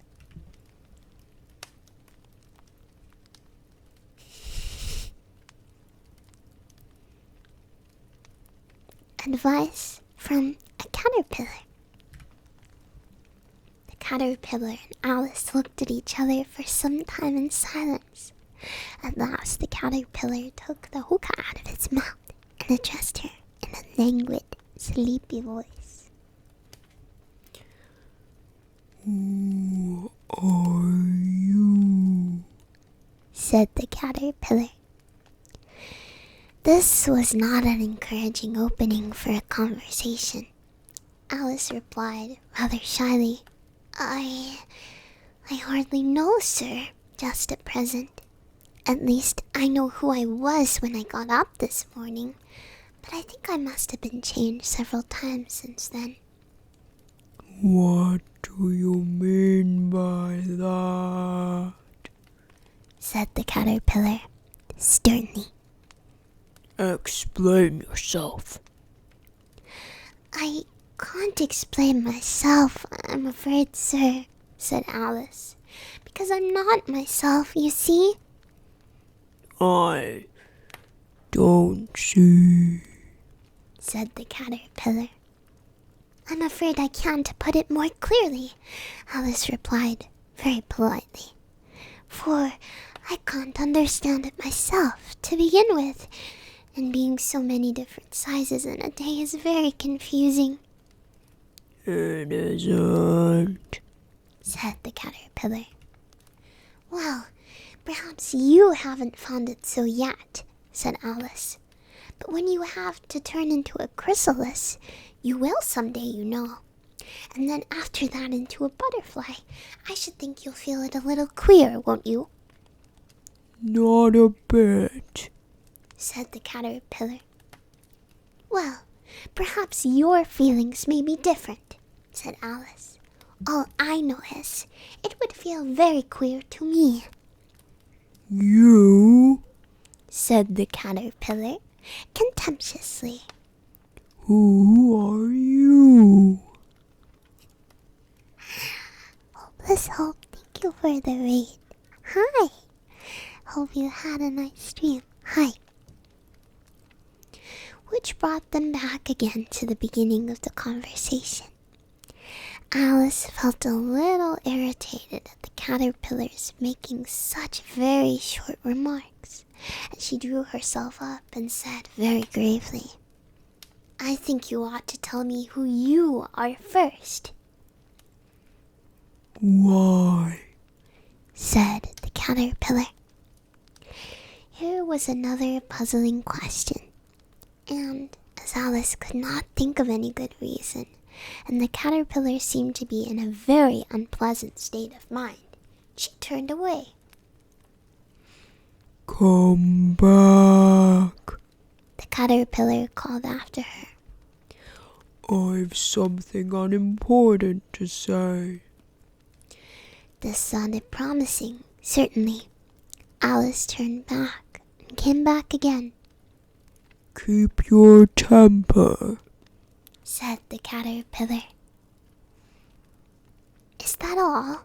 said Alice, swallowing down her anger as well as she could. "No," said the caterpillar. Alice thought she might as well wait, as she had nothing else to do, and perhaps after all it may tell her something worth hearing. For some minutes it puffed away without speaking, but at last it unfolded its arms, took the hookah out of its mouth again, and said, "So you think you're changed, do you?" "I'm afraid I am, sir," said Alice. "I can't remember things as I used, and don't keep the same size for 10 minutes together." "Can't remember what things?" said the caterpillar. "Well, I've tried to say how Dot the busy little bee, but it all came different," Alice replied in a very melancholy voice. "Repeat. You are old, Father William," said the caterpillar. Alice folded her hands and began.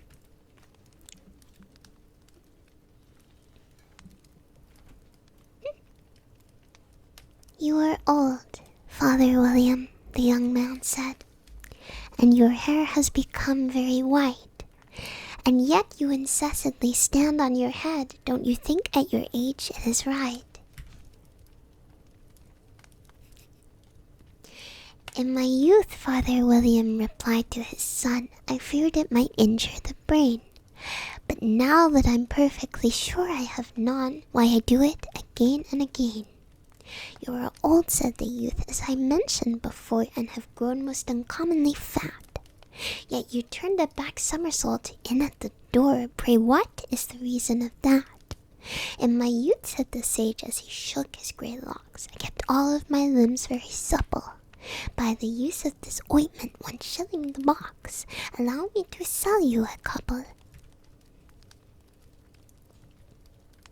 "You are old," said the youth, "and your jaws are too weak for anything tougher than sweat.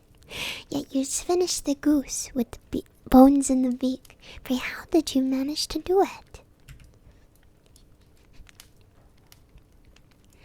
"In my youth," said his father, "I took to the law and argued each case with my wife, and the muscular strength which it gave to my jaw has lasted the rest of my life." "You are old," said the youth. "One would hardly suppose that your eye was as steady as ever. Yet you balanced an eel on the end of your nose. What made you so awfully clever?" "I have answered the questions, and that is enough," said his father. "Don't give yourself airs. Do you think I can listen all day to such stuff? Be off, or I'll kick you downstairs."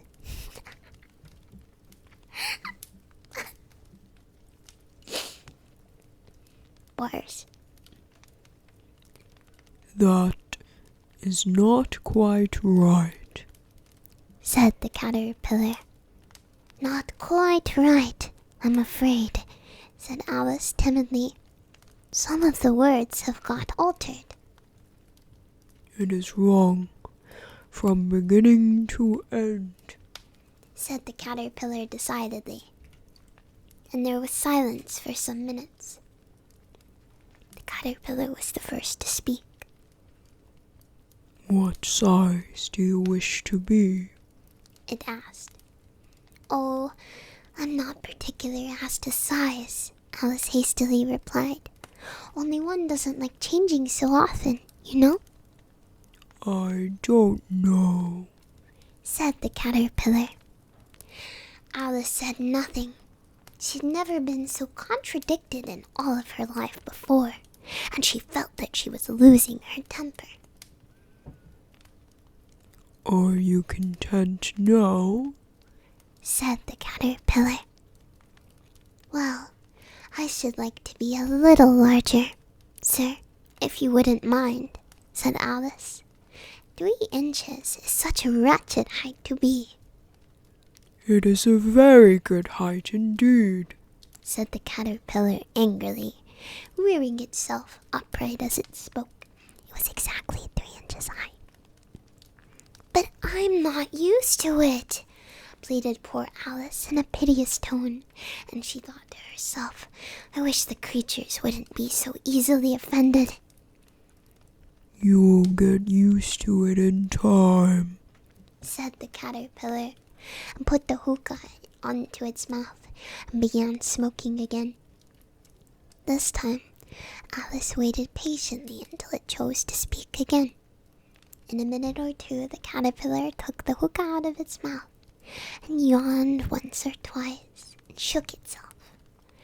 Then it got down off the mushroom and crawled away into the grass, merely remarking as it went, One side will make you grow taller, and the other side will make you grow shorter. "One side of what? The other side of what?" thought Alice to herself. Of the mushroom, said the caterpillar, just as she had asked it aloud, and in another moment it was out of sight. Alice remained looking thoughtfully at the mushroom for a minute, trying to make out which were the 2 sides of it, and, as it was perfectly round, she found this a very difficult question. However, at last she stretched her arms round it as far as they would go, and broke a bit off of the edge with each hand. "And now which is which?" she said to herself, and nibbled a little of the right-hand bit to try the effect. The next moment she felt a violent blow underneath her chin, and it struck her foot.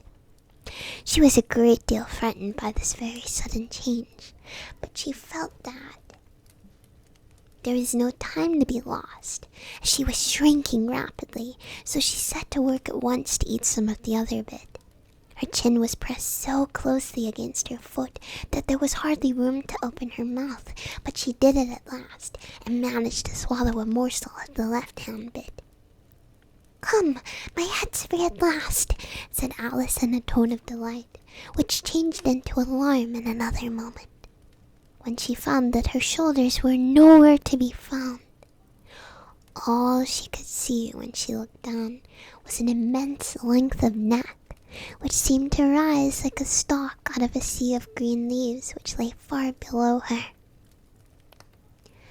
"What can all of that green stuff be?" said Alice. "And where have my shoulders got to?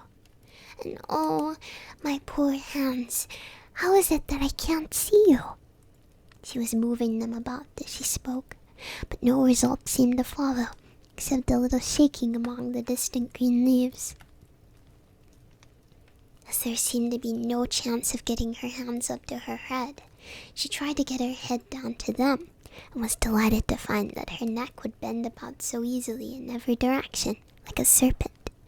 She just succeeded in curving it down into a graceful zigzag, was going to dive in among the leaves, which she found to be nothing but the tops of the trees under which she'd been wandering, when a sharp hiss made her draw back in a hurry.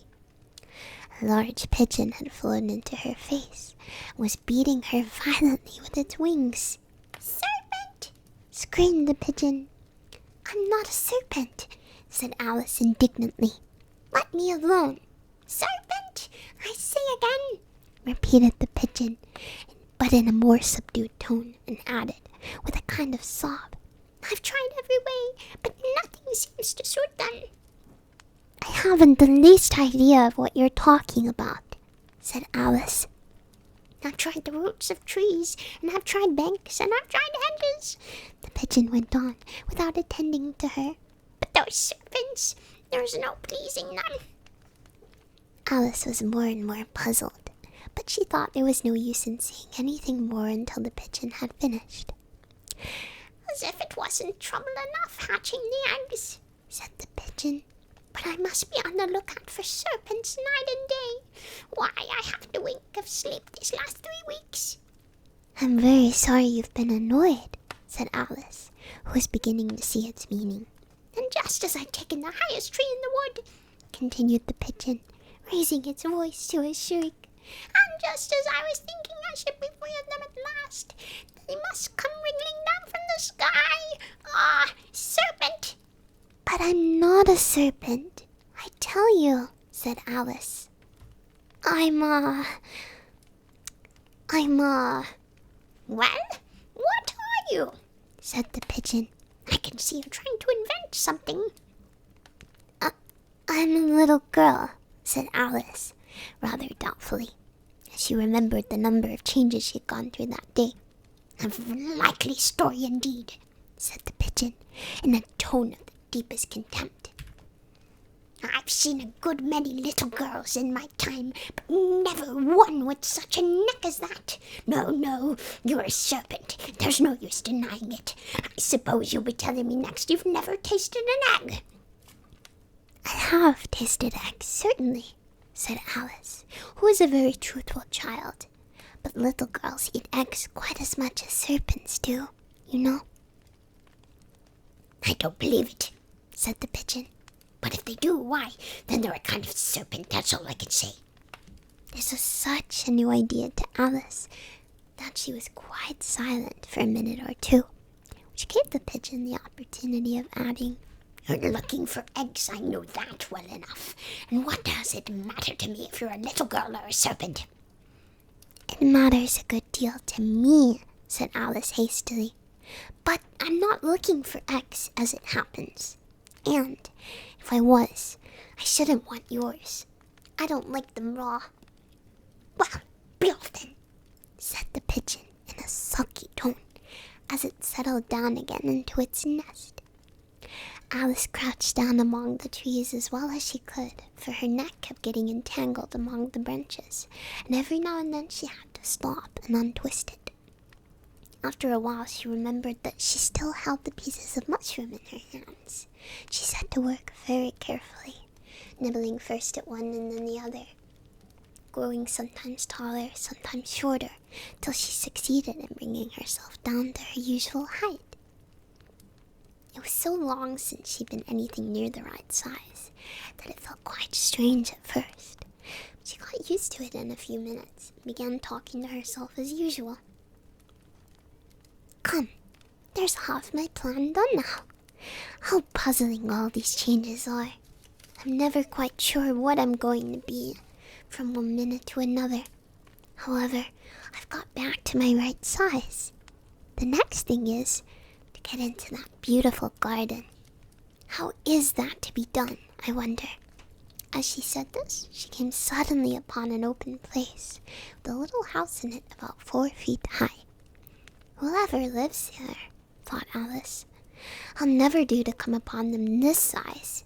Why, I should frighten them out of their wits. So she began nibbling at the right-hand bit again, and did not venture to go near the house until she brought herself down to 9 inches high. Okay, I'm gonna go butter my nose real quick. Alice is not very good at communicating. She's so socially inept. She does like me for real. I'll be right back.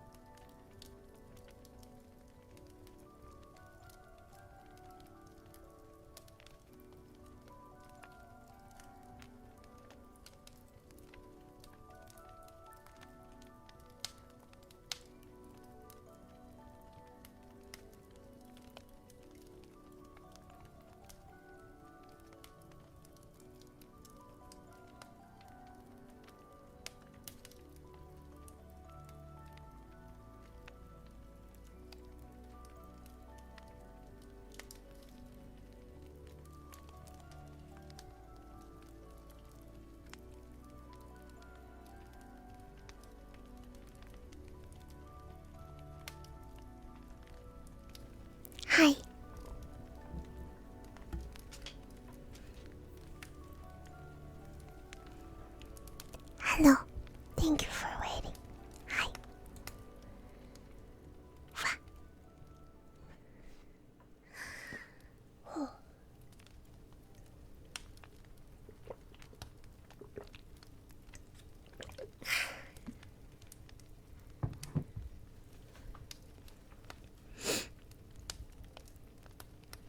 Very annoyed because I ordered Forsteller's birthday cake last week. I paid for delivery and stuff, and it was supposed to come today. It's not here. No. It's not here. They didn't cancel it, it just didn't roll up.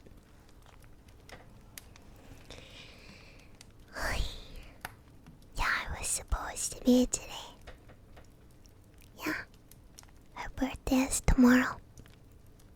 No desk still. Yeah, it's a local place. Shadow Mama's gonna call in the morning. It's a custom cake, so it's not really something you can track. The bakery comes and delivers it usually. Yeah, I'm gonna write on all the details, and she can call in the morning. I don't know what's going on with delivery lately. Big mess. She's gonna Karen. Yeah, hopefully you can make it and deliver it tomorrow. I don't know why it didn't come. Do you think the ghost stole the cake? Do you think the ghost took the cake?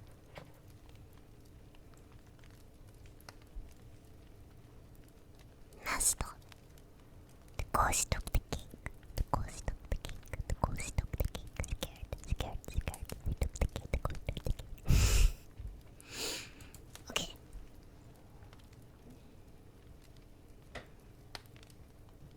Let's continue. Okay.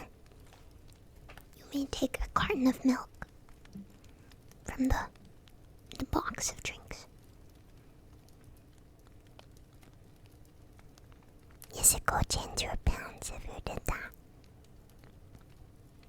Thumbs up. Chapter 6. Pig and Pepper. For a minute or two, she stood looking at the house and wondering what to do next, when suddenly a footman in livery came running out of the wood. She considered him to be a footman because he was in livery. Otherwise, judging by his face only, she would have called him a fish, and rapped loudly at the door with his knuckles. It was opened by another footman in livery with a round face and large eyes like a frog. A footman. And both footmen, Alice noticed, had powdered hair that curled all over their heads. She felt very curious to know what it was about, and crept a little way out of the wood to listen.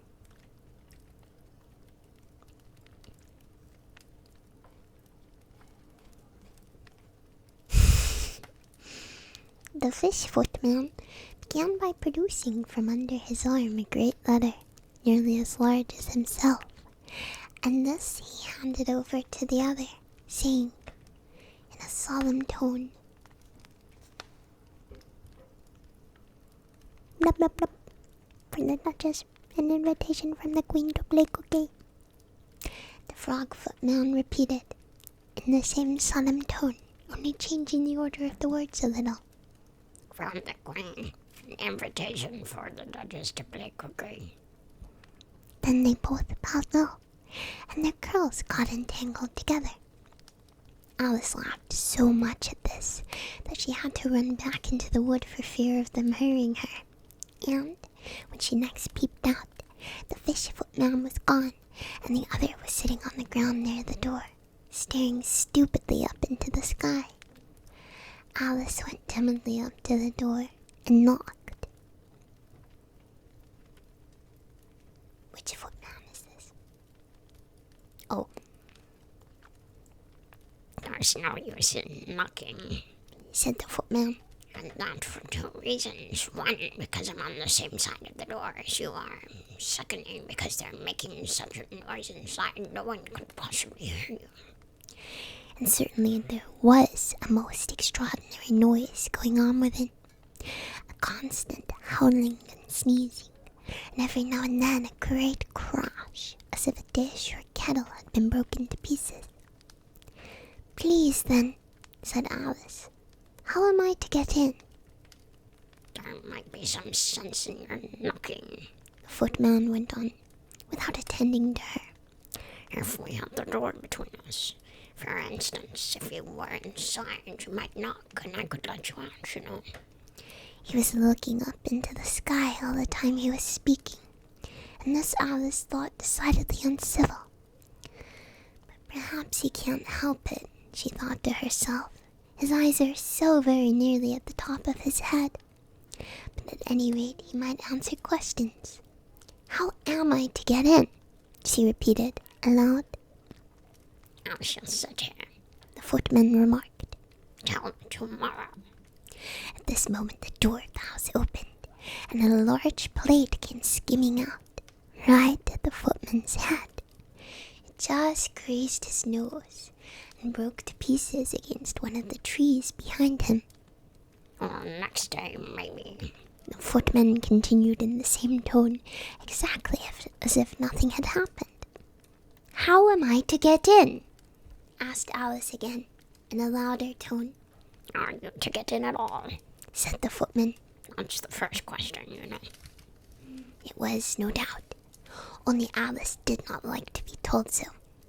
"It's really dreadful," she muttered to herself. "All the way how creatures argue. It's enough to drive one crazy." The footman seemed to think this a good opportunity for repeating his remark, with variations. I shall sit here, He said. on and off, for days and days. "But what am I to do?" said Alice. Anything you like. Said the footman, and began whistling. "Oh, there's no use in talking, said Alice desperately. "He's perfectly idiotic." And she opened the door and went in. The door led straight into a large kitchen, which was full of smoke from one end to the other. The Duchess was sitting on a three-legged stool in the middle, nursing a baby. The cook was leaning over the fire, stirring a large cauldron which seemed to be full of soup.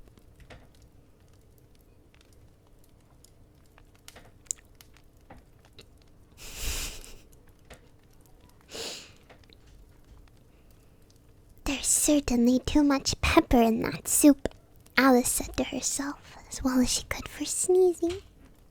There was certainly too much of it in the air. Even the Duchess sneezed occasionally, and as for the baby, it was sneezing and howling alternately without a moment's pause. The only two creatures in the kitchen that did not sneeze were the cook and the large cat, which was laying on the hearth and grinning from ear to ear. "Please, would you tell me," said Alice, a little timidly, for she was not quite sure whether it was good manners for her to speak first, "why your cat grins like that?" It's a Cheshire cat, said the Duchess. and that's why. Pig! She said the last word with such a sudden violence that Alice quite jumped, but she saw in another moment that it was addressed to the baby, and not to her. So she took courage and went on again. "I didn't know that Cheshire cats always grinned. In fact, I didn't know that cats could grin," They all can, said the Duchess. and most of them do. "I don't know any that do," Alice said very politely, feeling quite pleased to have gotten into a conversation. You don't know much, Said the Duchess. and that's a fact. Alice did not at all like the tone of this remark, and thought that it would be as well to introduce some other subject of conversation. While she was trying to fix on one, the cook took the cauldron of soup off the fire, and at once set to work throwing everything within her reach at the Duchess and the baby, The fire irons came out first, then followed a shower of saucepans, plates, and dishes. The Duchess took no notice of them even when they hit her, and the baby was howling so much already that it was quite impossible to say whether the blows hurt it or not. "Oh, please mind what you're doing," cried Alice, jumping up and down in an agony of terror. "Oh, there goes his precious nose," as an unusually large saucepan flew close to it and very nearly carried it off. If everybody minded their own business, The Duchess said in a hoarse growl, the world would go round a great deal faster than it does. "Which would not be an advantage," said Alice, who felt very glad to get an opportunity of showing off a little of her knowledge. "Just think of what it would make with the day and night. You see, the Earth takes 24 hours to go round on its axis," Talking of axis, said the Duchess. chop off her head. Alice glanced rather anxiously at the cook to see if she meant to take the hint, but the cook was busily stirring the soup and seemed not to be listening, so she went on again. 24 hours, I think, or is it 12? Oh, don't bother me, said the Duchess. I never could abide figures. And with that, she began nursing her child again, singing a sort of lullaby to it as she did so, giving it a violent shake at the end of each line. Speak roughly to your little boy, shake. Beat him when he sneezes, shake.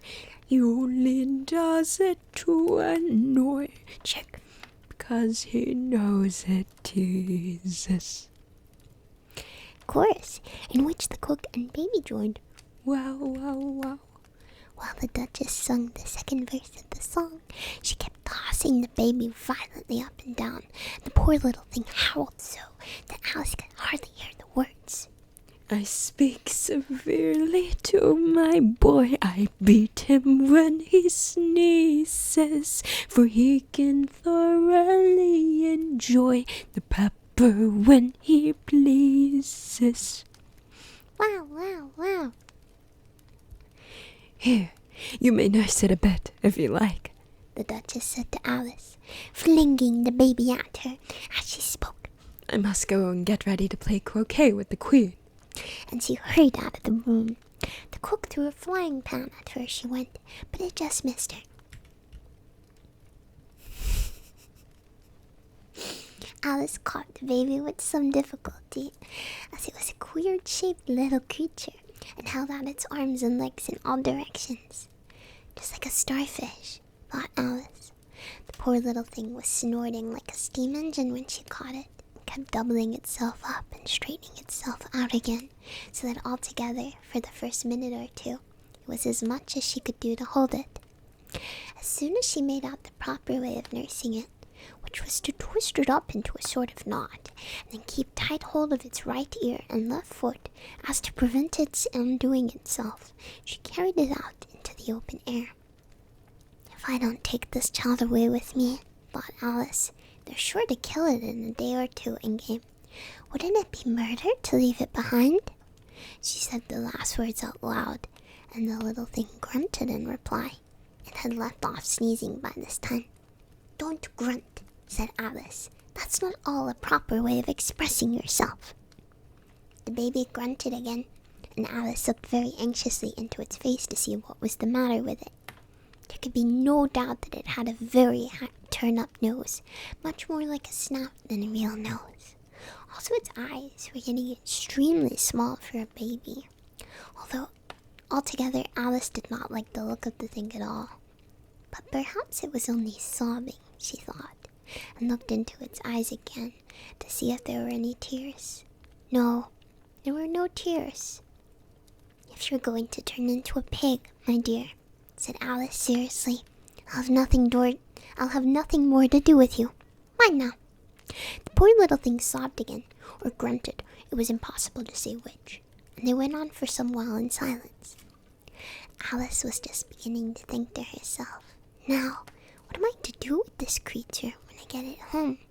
When it grunted again, so violently that she looked down into its face with some alarm. This time there could be no mistake about it. It was neither more nor less than a pig, and she felt that it would be quite absurd for her to carry it any further. Pig. So she set the little creature down and felt quite relieved to see it trot away quietly into the wood. If it had grown up, she said to herself, it would have made a dreadfully ugly child. But it makes rather a handsome pig, I think. And she began thinking over other children she knew who might do very well as pigs, and was saying to herself, if only one knew the right way to change them, when she was a little startled by seeing the Cheshire Cat sitting on a boy, a bow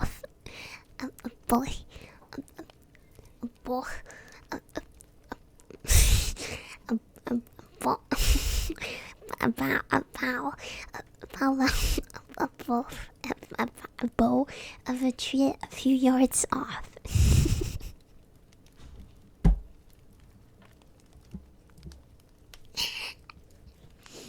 The cat only grinned when it saw Alice. It looked good-natured, she thought. Still, it had very long claws and a great many teeth, so she felt that it ought to be treated with respect. Cheshire Puss, she began, rather timidly, as she did not at all know whether it would like the name. However, it only grinned a little wider. Come, it's pleased so far, thought Alice, and she went on. Would you tell me, please, which way I ought to go from here?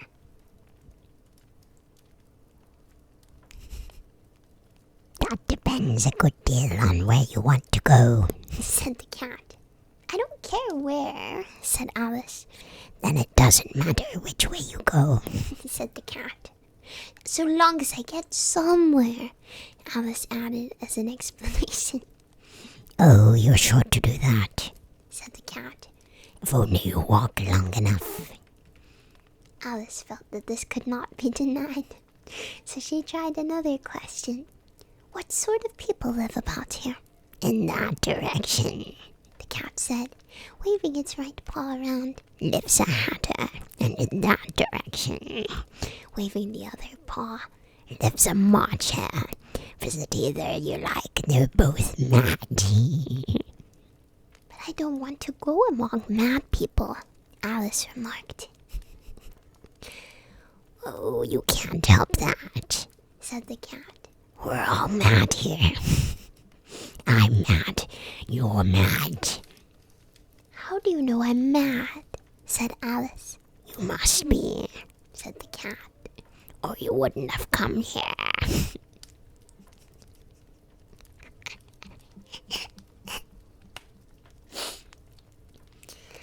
Alice didn't think that proved it at all.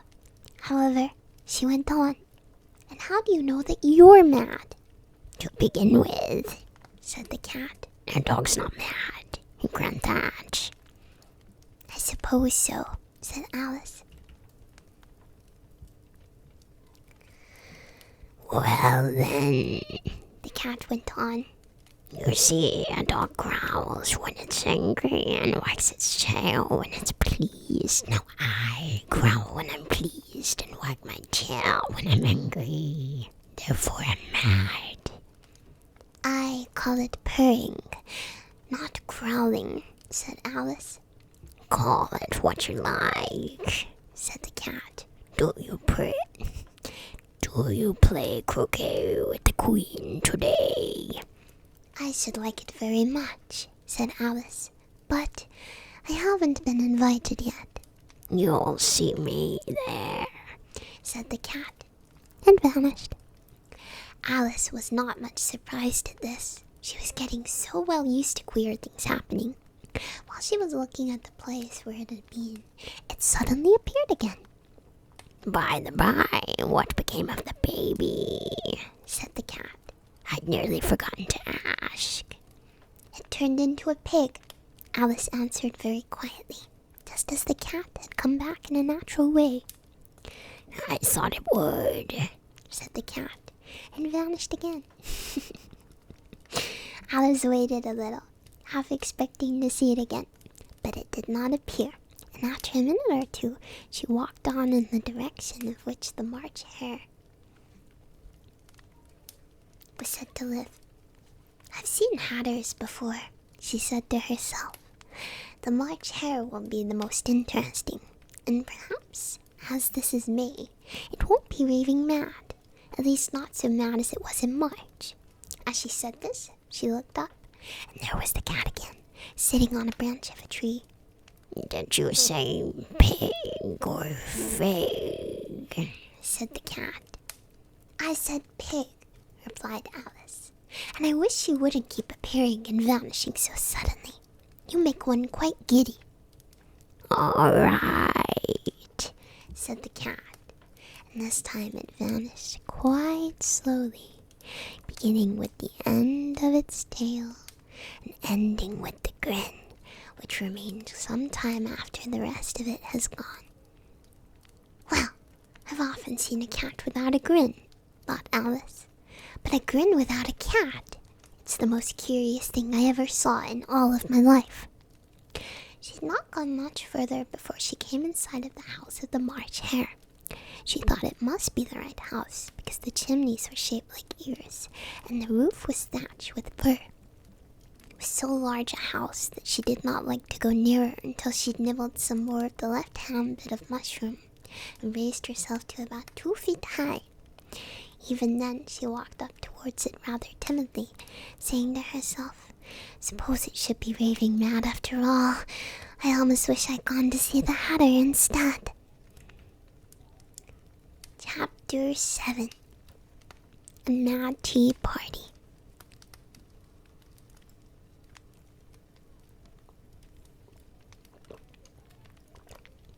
The illustrations of the cat are very frightening.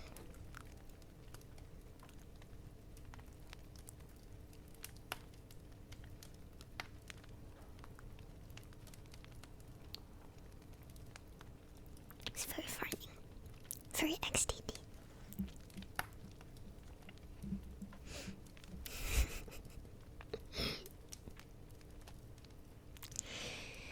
Chapter 7. A Mad Tea Party. There was a table set out under a tree in front of the house, and the March Hare and the Hatter were having tea at it.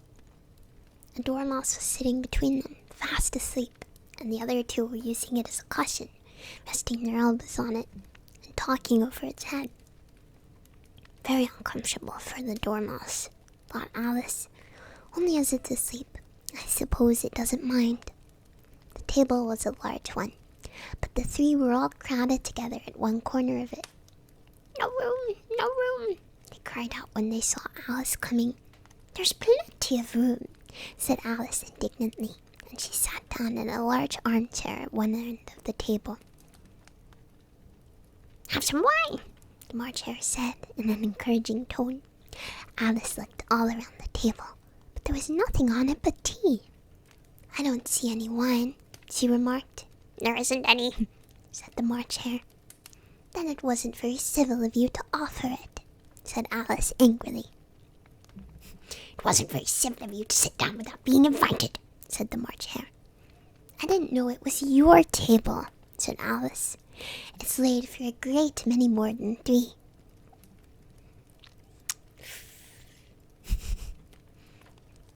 "Your hair wants cutting," said the Hatter.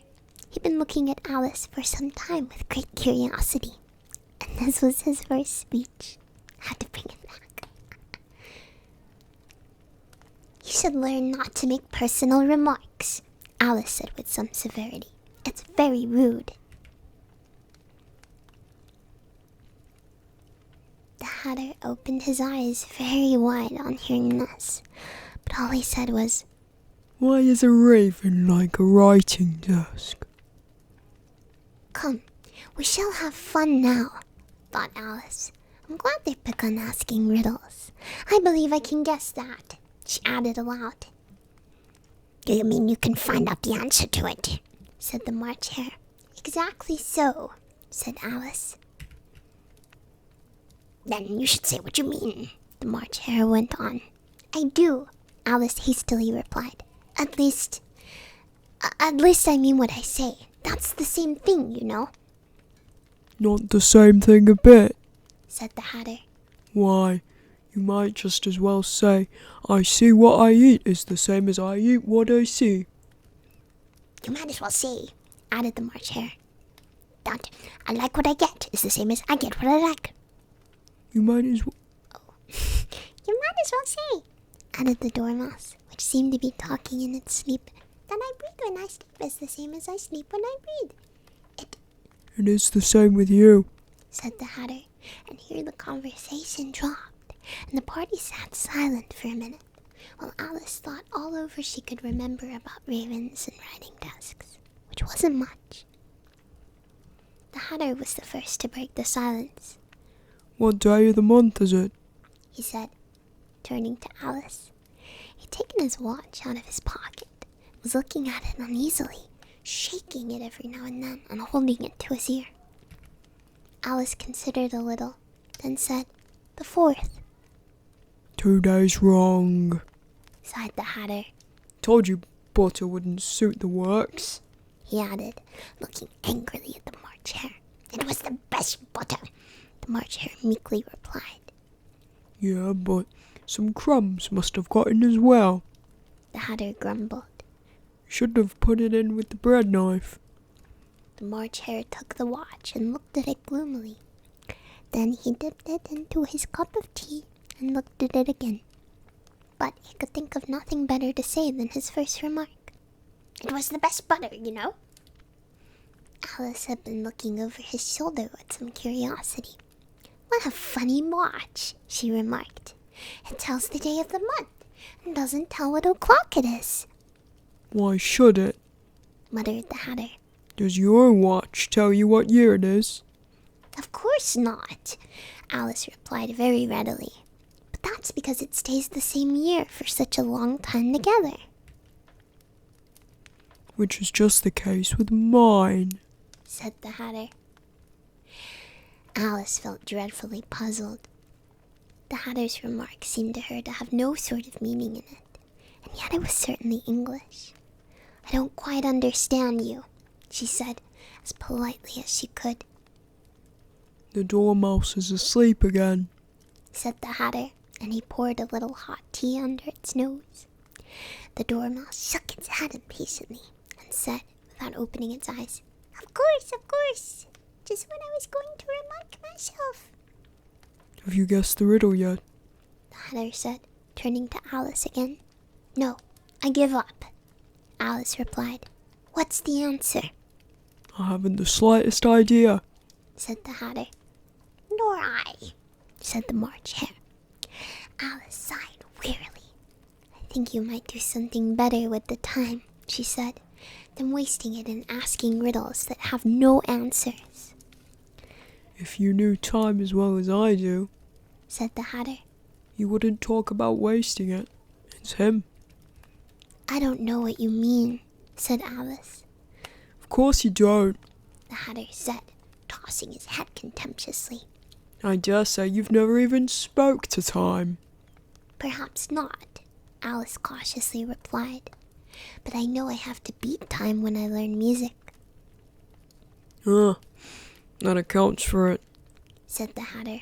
He won't stand beating. Now, if you only kept on good terms with him, you'd do almost anything you like with the clock.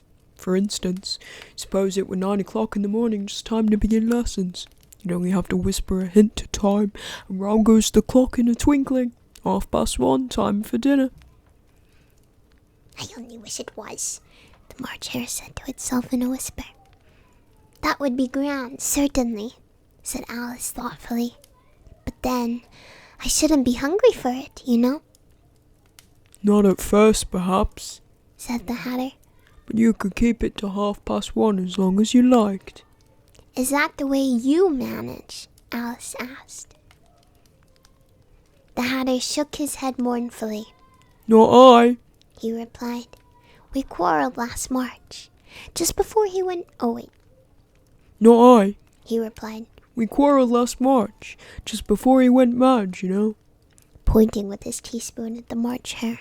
It was at the great concert given by the Queen of Hearts, and I had to sing. Twinkle, twinkle, little bat, How I wonder what you're at. You know the song, perhaps? I've heard something like it, said Alice. It goes on, you know, The Hatter continued. in this way. Up above the world you fly, like a tea tray in the sky. Twinkle, twinkle. Here the dormouse shook itself and began singing in its sleep. Twinkle, twinkle, twinkle. And went on so long they had to pinch it to make it stop. Well, I'd hardly finished the first verse. Said the Hatter, when the Queen bawled out, He's murdering the time. Off with his head. How dreadfully savage! Exclaimed Alice. And ever since that, The Hatter went on in a mournful tone. you won't do a thing I ask. It's always 6 o'clock now. A bright idea came into Alice's head. Is that the reason so many tea things are put out here? She asked. Yes, that's it. Said the Hatter with a sigh. It's always tea time. We've no time to wash things between whiles. Then you keep moving round, I suppose, said Alice. Exactly so, Said the Hatter. as things get used up. But what happens when you come to the beginning again? Alice ventured to ask. Suppose we change the subject. The March Hare interrupted, yawning. I'm getting tired of this. I wrote the young lady tells us a story. I'm afraid I don't know one, said Alice, rather alarmed at the proposal. Then the dormouse shall, they both cried. Wake up, dormouse. And they pitched it on both sides at once. Shh, you don't hear anything. The dormouse slowly opened its eyes. I wasn't asleep. It said in a hoarse, feeble voice. I heard every word you fellows were saying. That is a story, said the March Hare. Yes, please do, pleaded Alice. And be quick about it, added the Hatter. or you'll be asleep again before it's done. Once upon a time there were 3 little sisters, The dormouse began in a great hurry.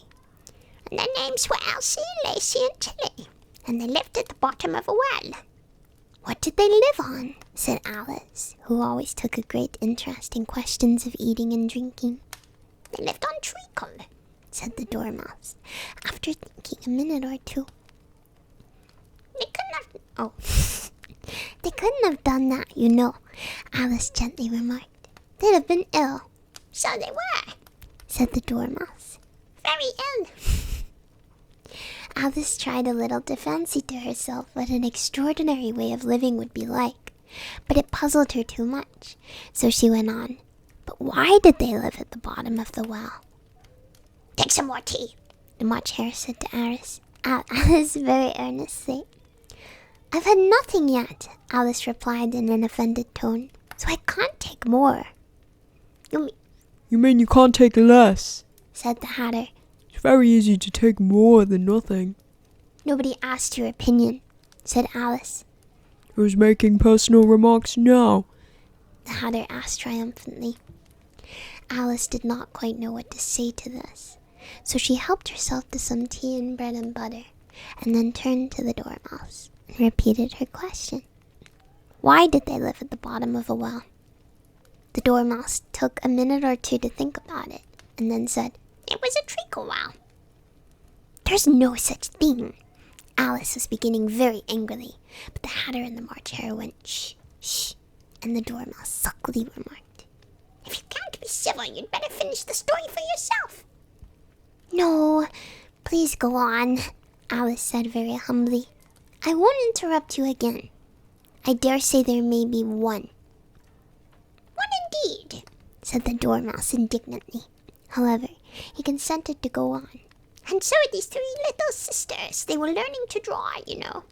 What did they draw? Said Alice, quite forgetting her promise. Treacle, said the dormouse, without considering it all this time. I want a clean cup.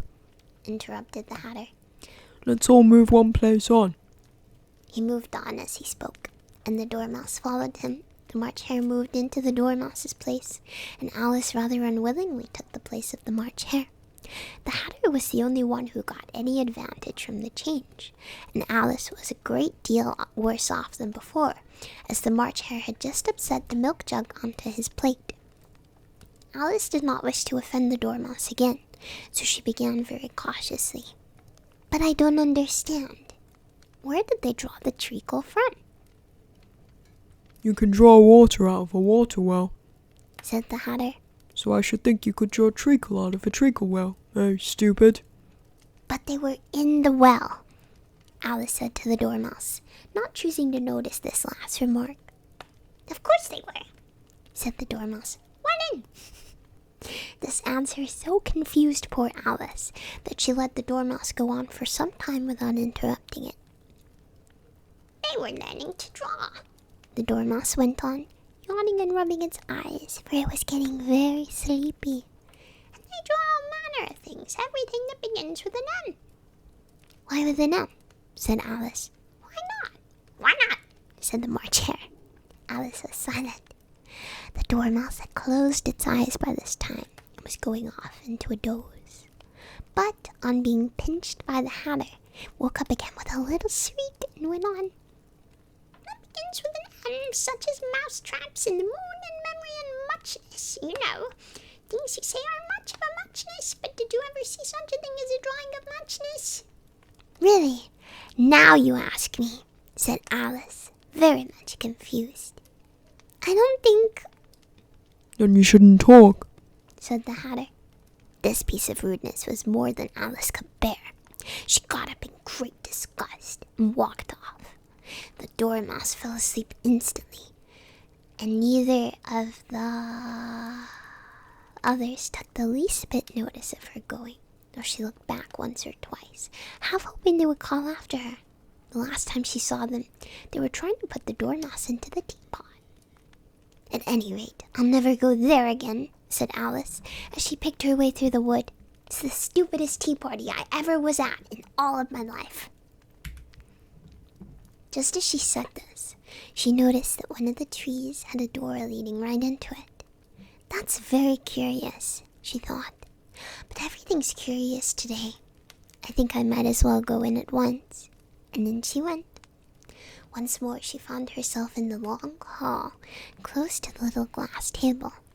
"Now, I'll manage better this time," she said to herself, and began by taking the little golden key and unlocking the door that led into the garden.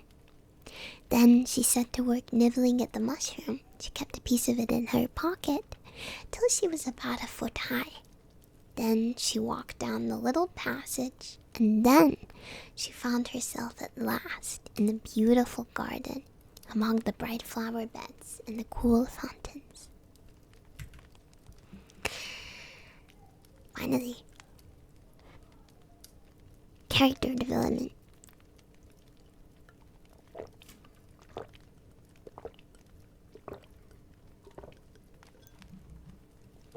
Yeah, sorry about the background noise. I told everyone to shut up, but yeah, nobody listened to me. Alas. Told.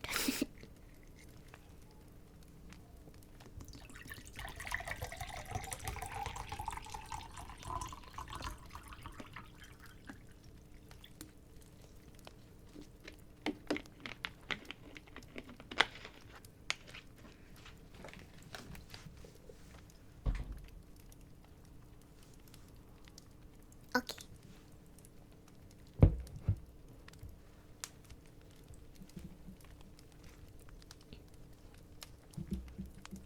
Alright.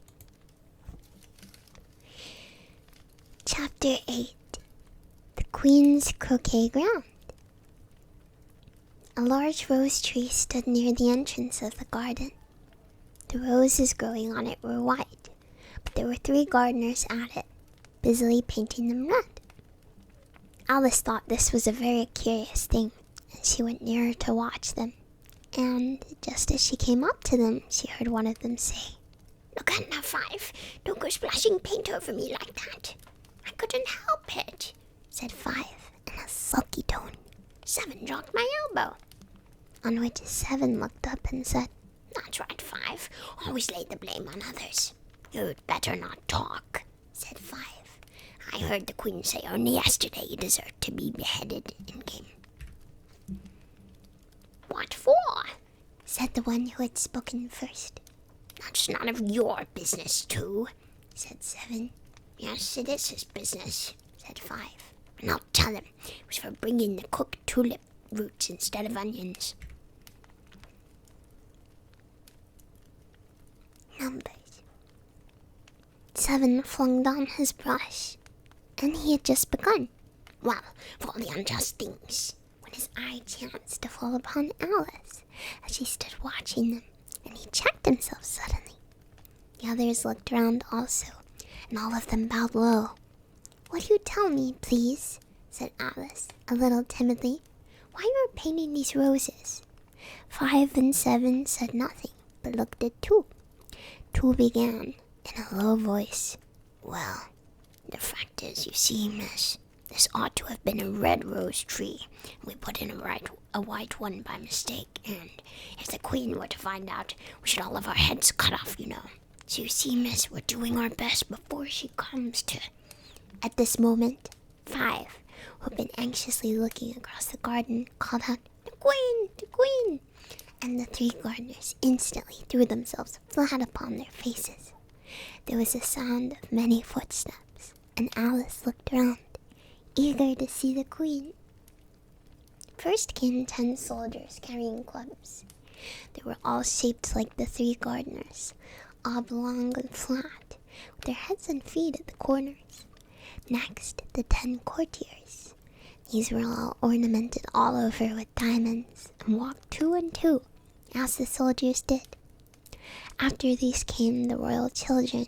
There were 10 of them, and the little dears came jumping merrily along, hand in hand, in couples. They were all ornamented with hearts.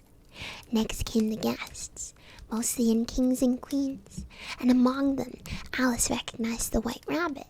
It was talking in a hurried, nervous manner, smiling at everything that was said, and went by without noticing her. Then followed the Knave of Hearts, carrying the Queen's crown on a crimson velvet cushion. And last of all, in this grand procession, came the King and the Queen of Hearts. Alice was rather doubtful whether she ought to lie down on her face like the 3 gardeners, but she could not remember ever having heard of such a rule at processions. And besides, what would be the use of a procession, thought she, if people all had to lie down on their faces so they couldn't see it? So she stood where she was and waited. When the procession came opposite to Alice, they all stopped and looked at her, and the Queen said, very severely, "Who is this?"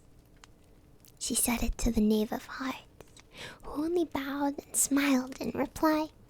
"Idiot," said the Queen, tossing her head impatiently. And, turning to Alice, she went on. "What is your name, child?" My name is Alice, so please your Majesty, said Alice very politely. But she added to herself, why, they're only a pack of cards after all. I needn't be afraid of them. "And who are these?" said the Queen, pointing to the 3 gardeners who were lying around the rose tree. For, you see, as they were lying on their faces, and the pattern on their backs was the same as the rest of the pack, she could not tell whether they were gardeners or soldiers or courtiers or 3 of her own children.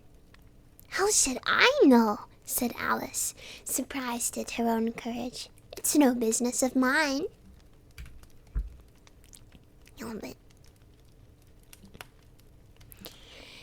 The Queen turned crimson with fury, and after glaring at her for a moment like a wild beast, began screaming, "Off with her!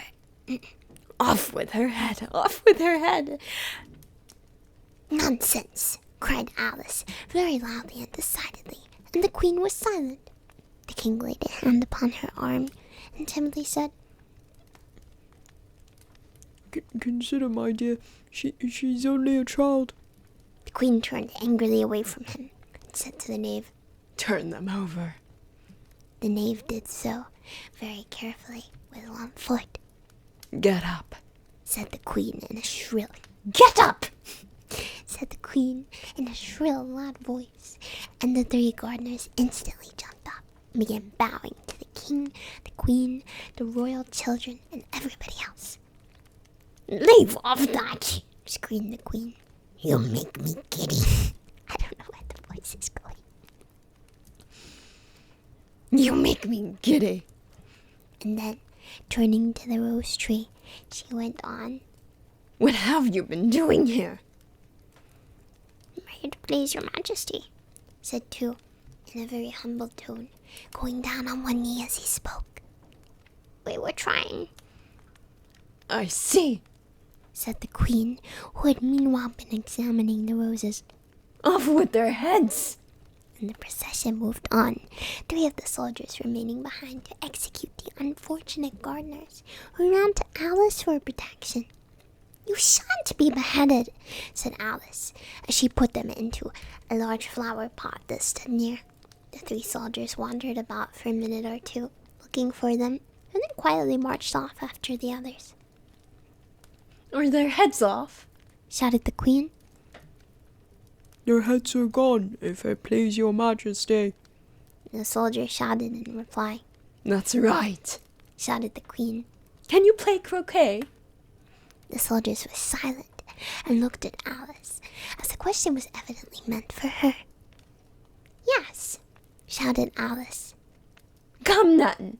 Roared the queen, and Alice joined the procession, wondering very much what would happen next. It's a very fine day, said a timid voice at her side. She was walking by the white rabbit, who was peeping anxiously into her face. Very, said Alice. Where's the Duchess? Hush, hush, said the rabbit in a low, hurried tone.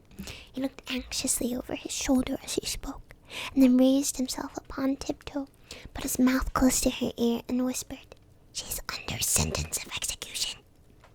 What for? Said Alice. Did you say what a pity? The rabbit asked. No, I didn't, said Alice. I don't think it's at all a pity. I said what for? She boxed the queen's ears. The rabbit began. Alice gave a little scream of laughter. Oh, hush, the rabbit whispered in a frightened tone. The queen will hear you. You see, she came rather late, and the queen said, Get to your places. Shouted the queen in a voice of thunder. People began rushing about in all directions, tumbling up against each other. However, they settled down in a minute or two, and the game began. Alice thought she'd never seen such a curious croquet ground in all of her life. It was all ridges and furrows. The croquet balls were live hedgehogs, and the mallets live flamingos, and the soldiers had to double themselves up and stand on their hands and feet to make the arches.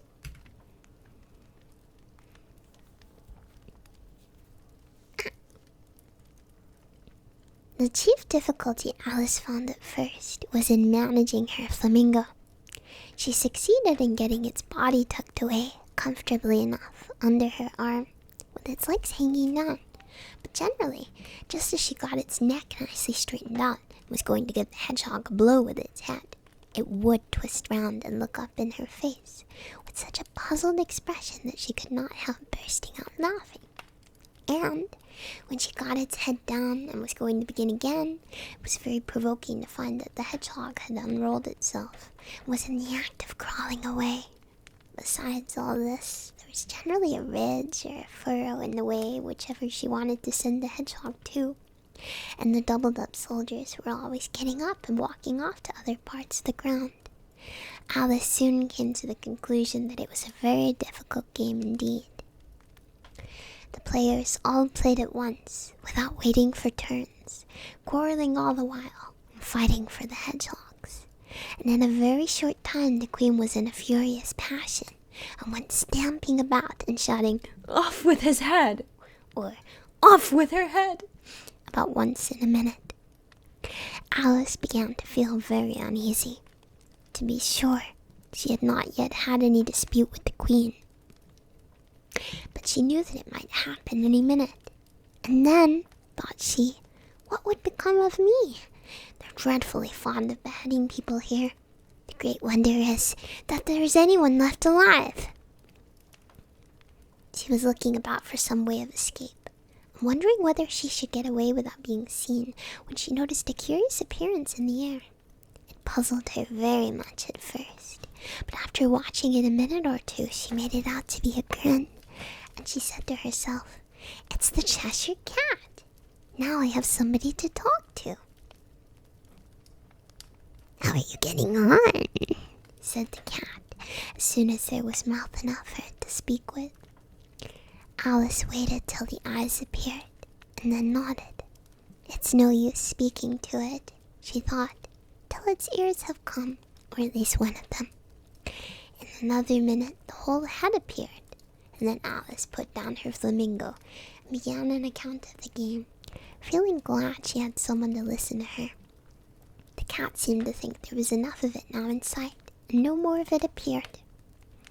"I don't think they play at all fairly," Alice began in a rather complaining tone, "and they all quarrel so dreadfully one can't hear oneself speak, and they don't seem to have any rules in particular. At least, if there are, nobody attends to them, and you've no idea how confusing it is, all the things being alive. For instance, there's the arch I've got to go through next, walking about the other end of the ground, and I should have croqueted the queen's hedgehog just now, only it ran away when it saw mine coming." How do you like the queen? said the cat in a low voice. "Not at all," said Alice. "She's so extremely—" Just then she noticed that the queen was close behind her, listening.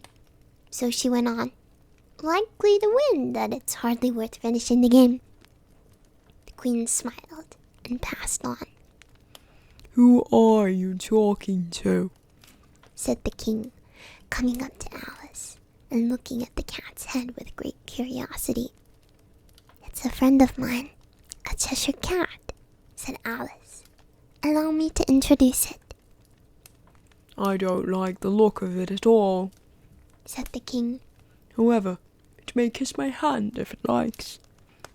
"I'd rather not," the cat remarked, Don't be impertinent.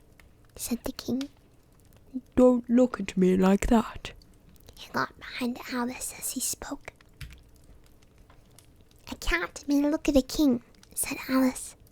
"I've read that in some book, but I don't remember where," Well, it must be removed. said the king very decidedly. He called to the queen, who was passing at the moment. My dear, I wish you would have this cat removed. The queen had only one way of settling all difficulties, great or small, Off with his head.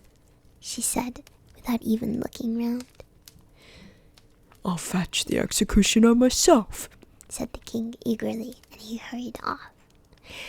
Alice thought she might as well go back and see how the game was going on, as she heard the queen's voice in the distance, screaming with passion. She'd already heard her sentence 3 of the players to be executed for having missed their turns, and she did not like the look of things at all, as the game was in such confusion that she never knew whether it was her turn or not.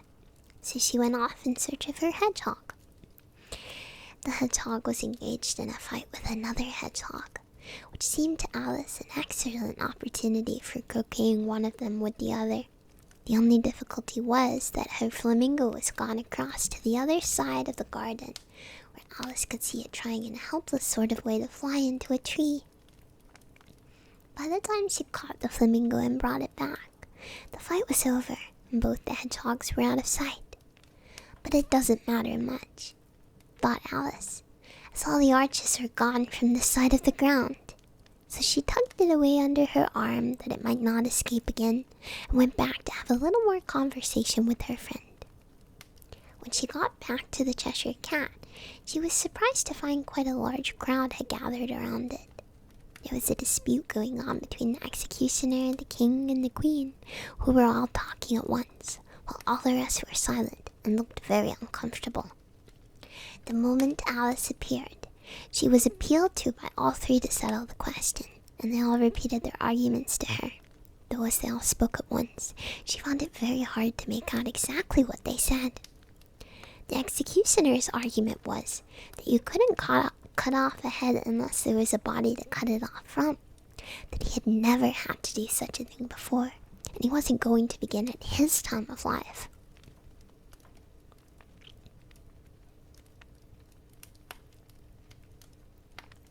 The king's argument was that anything that had a head could be beheaded, and that you weren't to talk nonsense.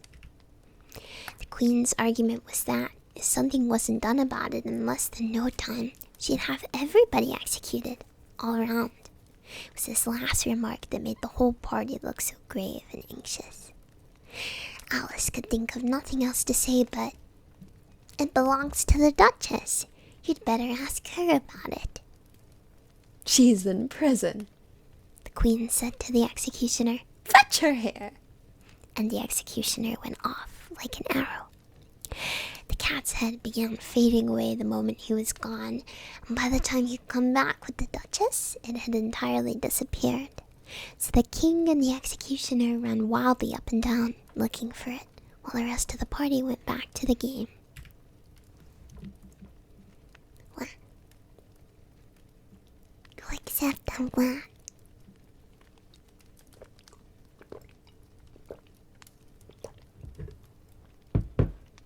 We're not whispering. One sec. I'm reading you a bedtime story.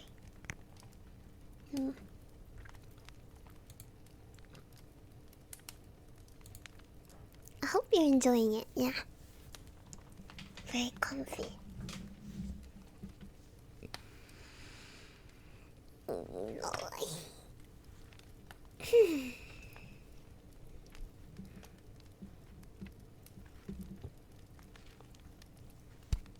Okay.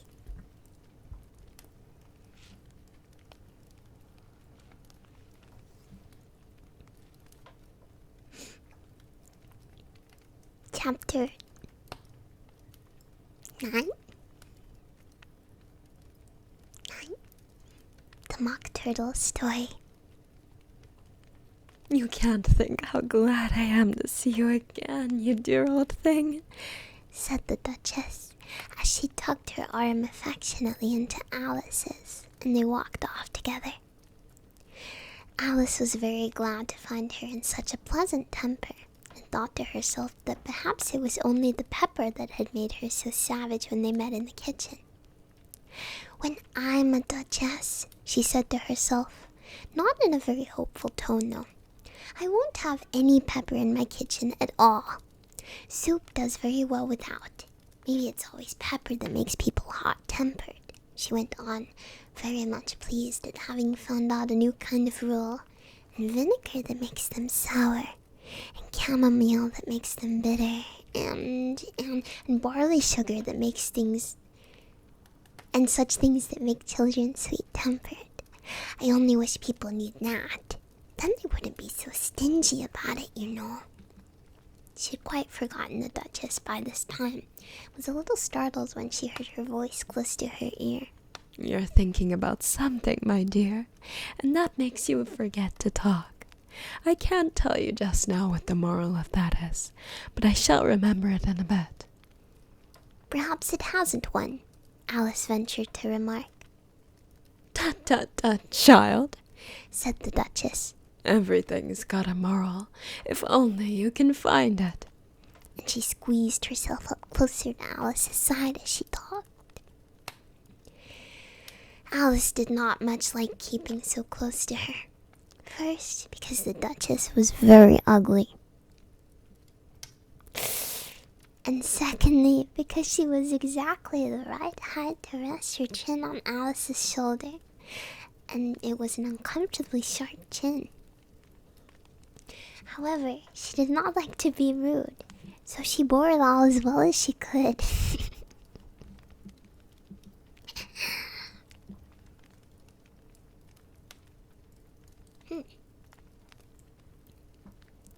The game's going on rather better now, she said, by way of keeping up the conversation a little. 'Tis so, said the Duchess. and the moral of that is Oh, 'tis love that makes the world go round. Somebody said, Alice whispered, that it's done by everybody minding their own business.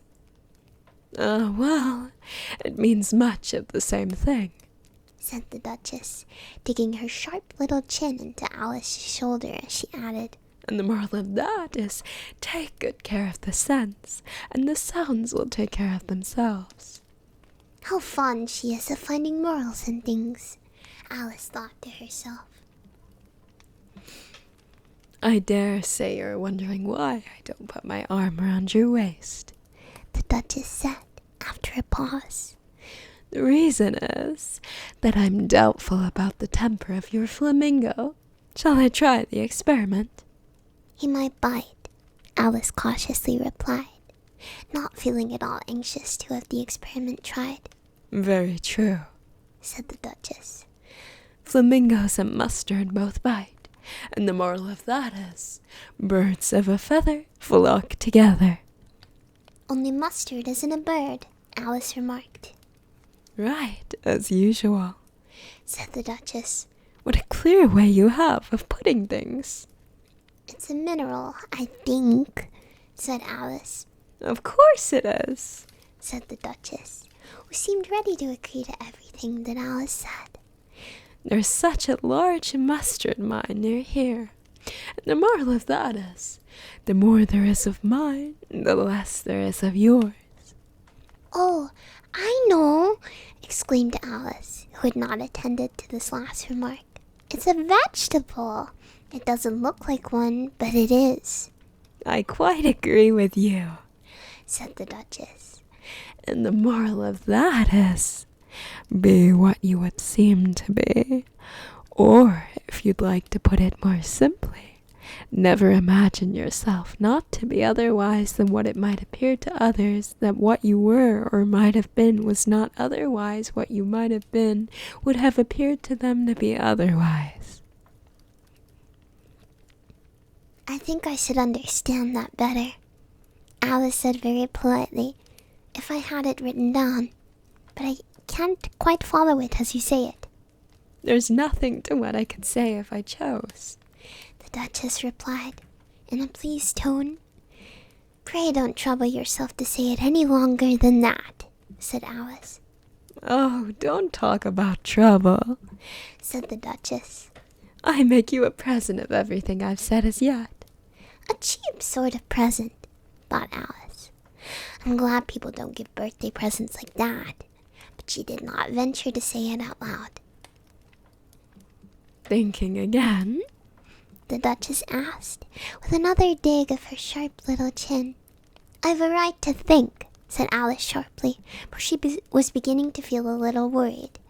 Just as much right, said the Duchess, as pigs have to fly, and then them. But here, to Alice's great surprise, the Duchess's voice died away, even in the middle of her favorite word moral, and the arm that was linked to hers began to tremble. Alice looked up, and there stood the Queen in front of them, with her arms folded, frowning like a thunderstorm. A fine day, Your Majesty, the Duchess began in a low, weak voice. Now, I give you a fair warning, shouted the Queen, stamping on the ground as she spoke. Either you or your head must be off, and that in about no time. Take your choice. The Duchess took her choice and was gone in a moment.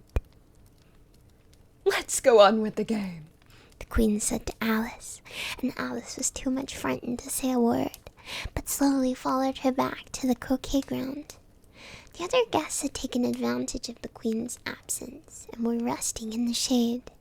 However, the moment they saw her, they hurried back to the game, the Queen merely remarking that a moment's delay would cost them their lives.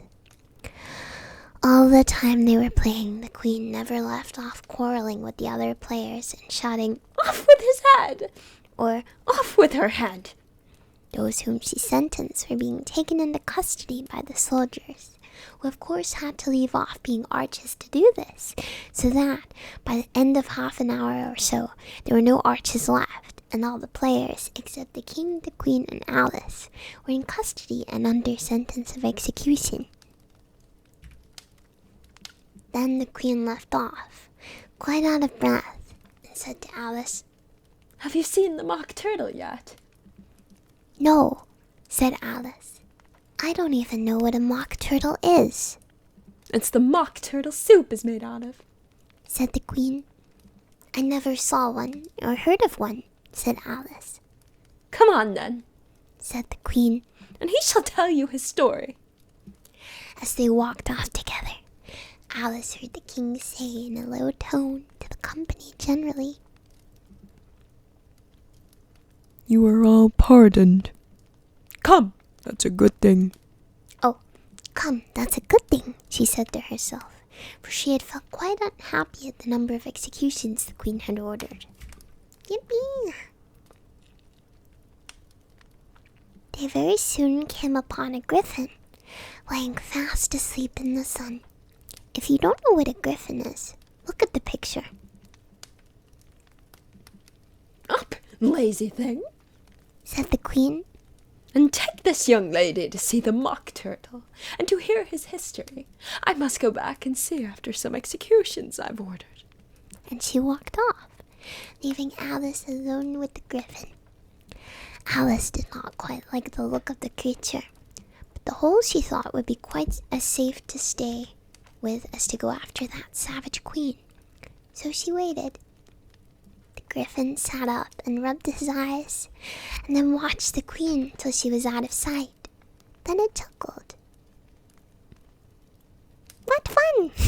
said the griffin, half to itself, half to Alice. "What is the fun?" said Alice. "Why, she," said the griffin. "It's all her fancy, that. They never executes nobody, you know. Come on." Everybody says "come on" here, thought Alice, as she went slowly after it.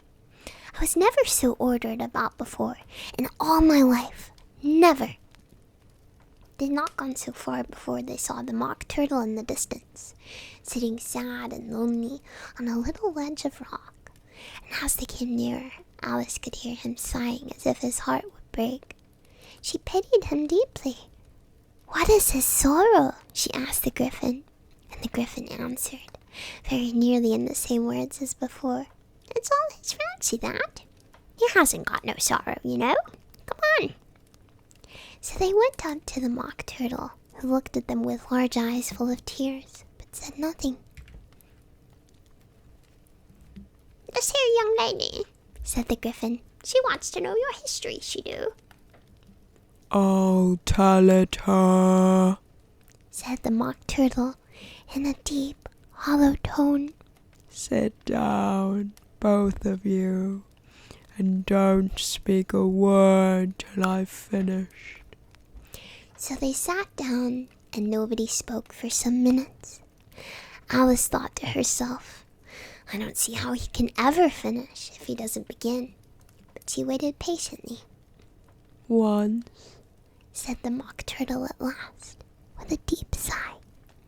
I was a real turtle. These words were followed by a very long silence, only broken by an occasional exclamation of from the griffin, and the constant heavy sobbing of the mock turtle. Alice was very nearly getting up and saying, "Thank you, sir, for your interesting story," but she could not help thinking there must be more to come, so she sat still and said nothing.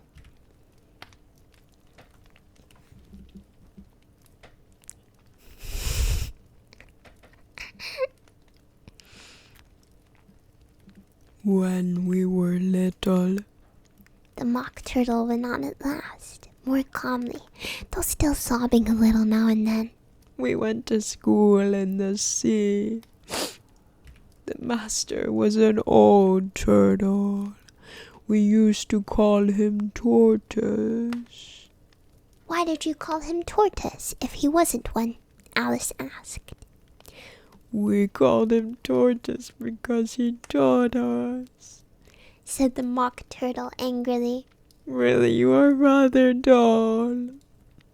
You ought to be ashamed of yourself for asking such a simple question, added the Griffin. And then they both sat silent and looked at poor Alice, who felt ready to sink into the earth. At last the Griffin said to the Mock Turtle, Drive on, old fellow. Don't be shy all day about it. And he went on in these words. Yes, we went to school in the sea, though you mayn't believe it. I never said I didn't, interrupted Alice. You did, said the Mock Turtle.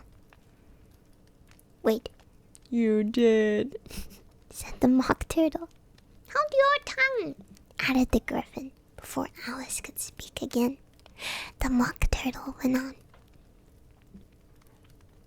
We had the best of educations. In fact, we went to school every day. I've been to a day school too, said Alice. You needn't be so proud as all that. With extras? Asked the Mock Turtle a little anxiously. Yes, said Alice. We learned French and music. And washing? Said the Mock Turtle. Certainly not, said Alice indignantly.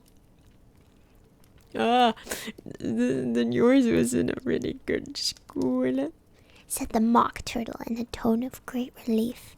No, at ours they had, at the end of the bill, French, music, and washing extra. You couldn't have wanted it much, said Alice, living at the bottom of the sea.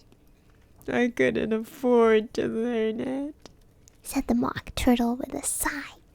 I only took the regular course. What was that? Inquired Alice.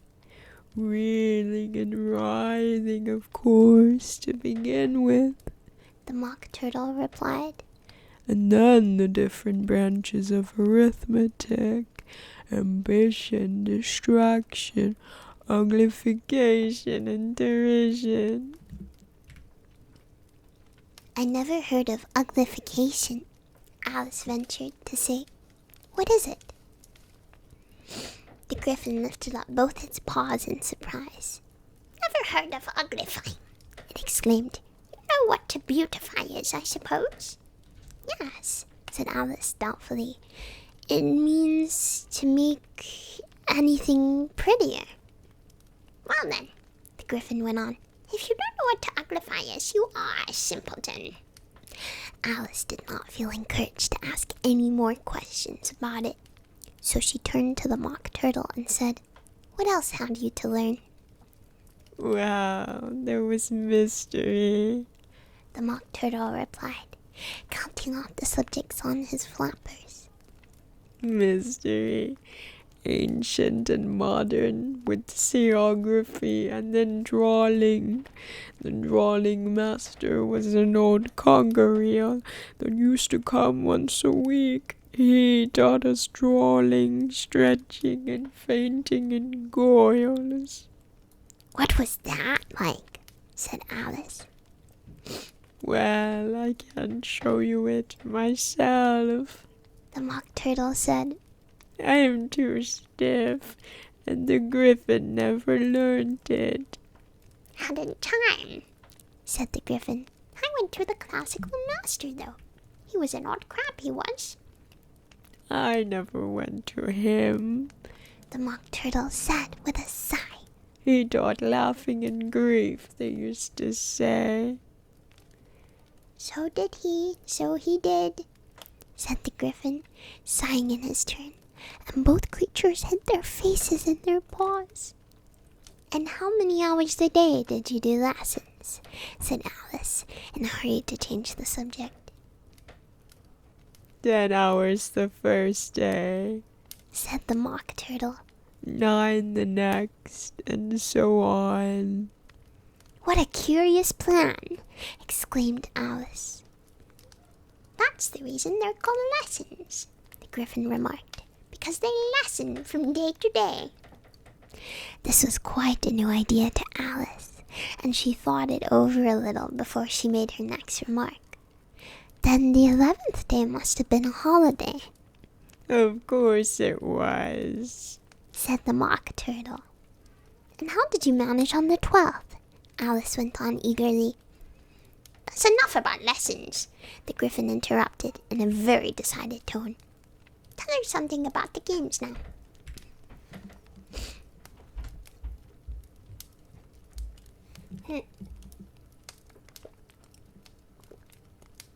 This book is very silly. The Hunger Games. Yeah. Chapter 10. The Lobster Quadrille. The Mock Turtle sighed deeply and drew the back of one flapper across his eyes. He looked at Alice and tried to speak, but for a minute or two, sobs choked his voice. Same as if he had a bone in his throat, said the Griffin, and set to work shaking him and punching him in the back. At last the Mock Turtle recovered his voice, and, with tears running down his cheeks, he went on again. You may not have lived much under the sea, I haven't, said Alice. and perhaps you were never introduced to the lobster. Alice began to say, I once tasted, but checked herself hastily and said, No, never. So you have no idea what a delightful thing a lobster quadrille is. No, indeed, said Alice. What sort of a dance is it? Why, said the Griffin, you first form into a line along the seashore, 2 lines. cried the Mock Turtle. Seals, turtles, salmon, and so on. Then, when you've cleared all the jellyfish out of the way... That generally takes some time, interrupted the Griffin. You advance twice. Each with a lobster as a partner, cried the Griffin. Of course. The Mock Turtle said.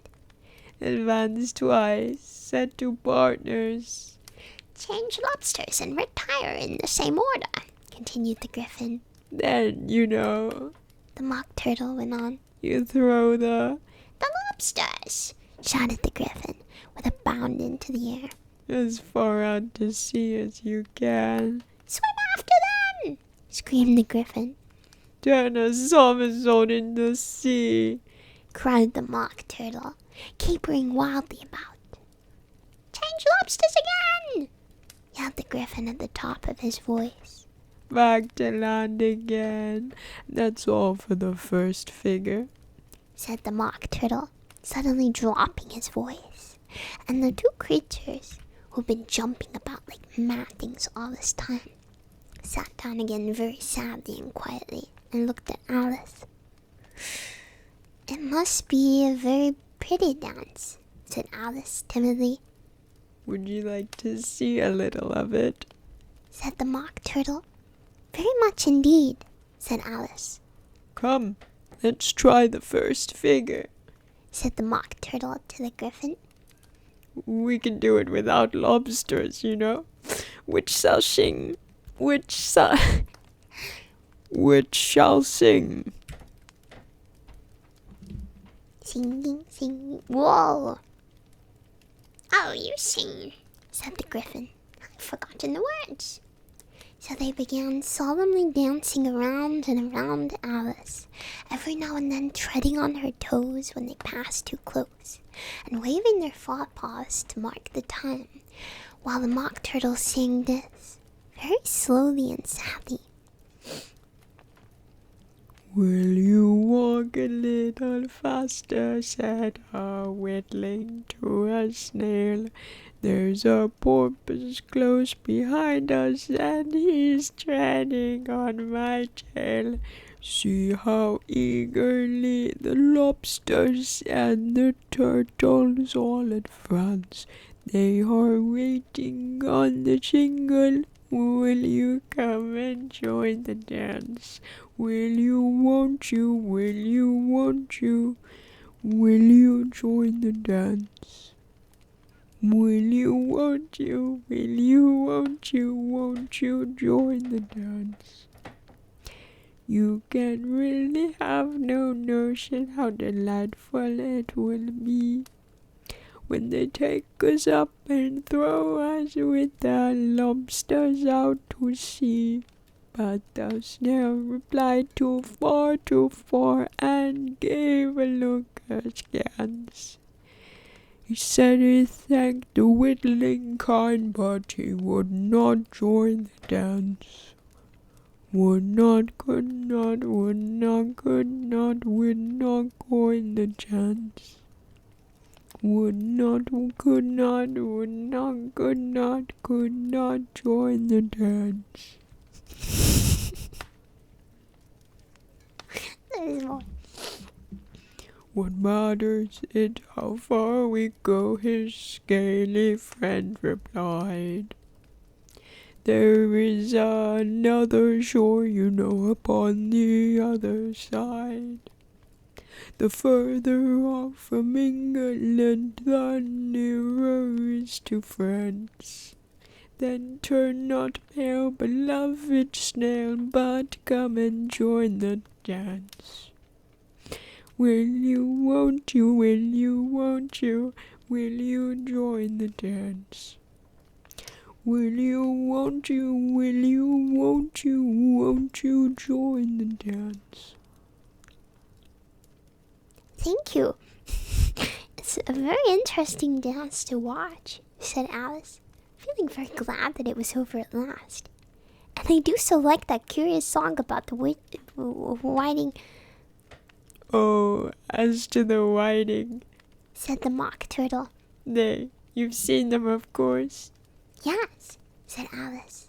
I've often seen them at the... She checked herself hastily, I don't know where Din may be, said the Mock Turtle. but if you've seen them so often, of course you know what they're like. I believe so, Alice replied thoughtfully. They have their tails in their mouths, and they're all over crumbs, You're wrong about the crumbs. said the Mock Turtle. Crumbs would all wash off in the sea, but they have their tails in their mouths, and the reason is... Here the Mock Turtle yawned and shut his eyes. Tell her about the reason and all that. He said to the Griffin. The reason is, said the Griffin, that they would go with the lobsters to the dance.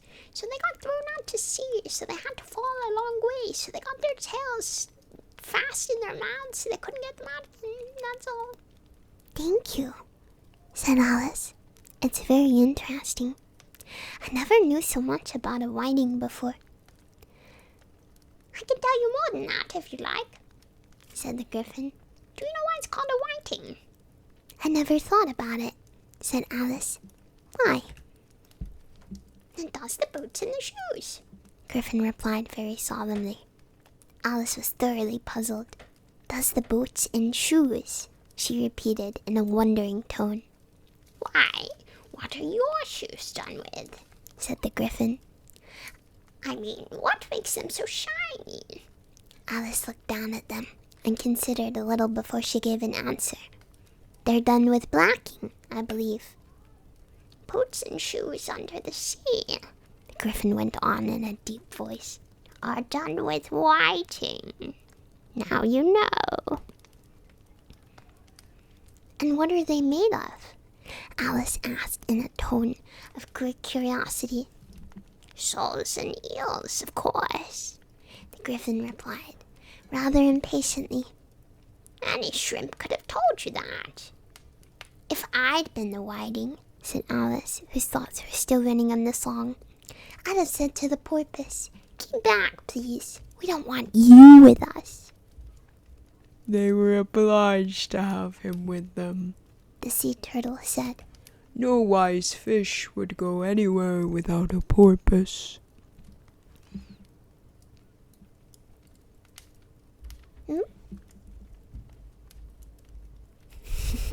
Did I spook you?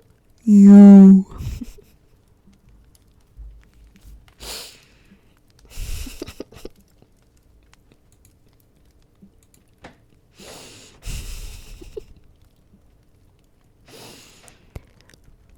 You.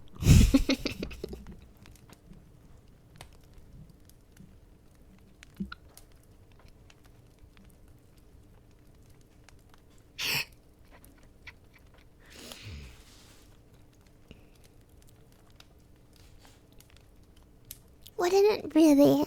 Said Alice, in a tone of great surprise. Of course not. Said the Mock Turtle. Why, if a fish came to me and said he was going on a journey, I should say with what purpose?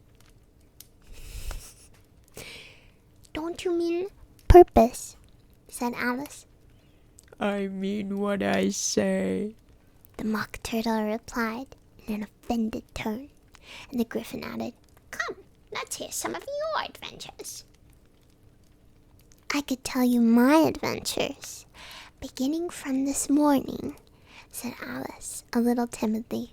But it's no use going back to yesterday, because I was a different person then, Explain all that. said the Mock Turtle. No, the adventures first, Said the Griffin in an impatient tone. Explanations take such a dreadful time. So Alice began telling them about her adventures from the time when she first saw the White Rabbit. She was a little nervous about it. Just at first, the two creatures got so close to her, one on each side, and opened their eyes and mouths so very wide. But she gained courage as she went on. Her listeners were perfectly quiet till she got to the part about her repeating, "You are old, Father William," to the caterpillar, and the words all becoming different, and then the Mock Turtle drew a long breath and said, That's very curious. It's about as curious as it can be. said the Griffin. It all came, It all came different. the Mock Turtle repeated thoughtfully. I should like to hear her try and repeat something now. Tell her to begin. He looked at the Griffin as if he thought it had some kind of authority over Alice. Stand up and repeat. 'Tis the voice of the sluggard, said the Griffin. How the creatures order one about, and make one repeat lessons, thought Alice. I might just as well be at school at once. However, she got up and began to repeat it, but her head was so full of the lobster quadrille that she hardly knew what she was saying, and the words came very queer indeed.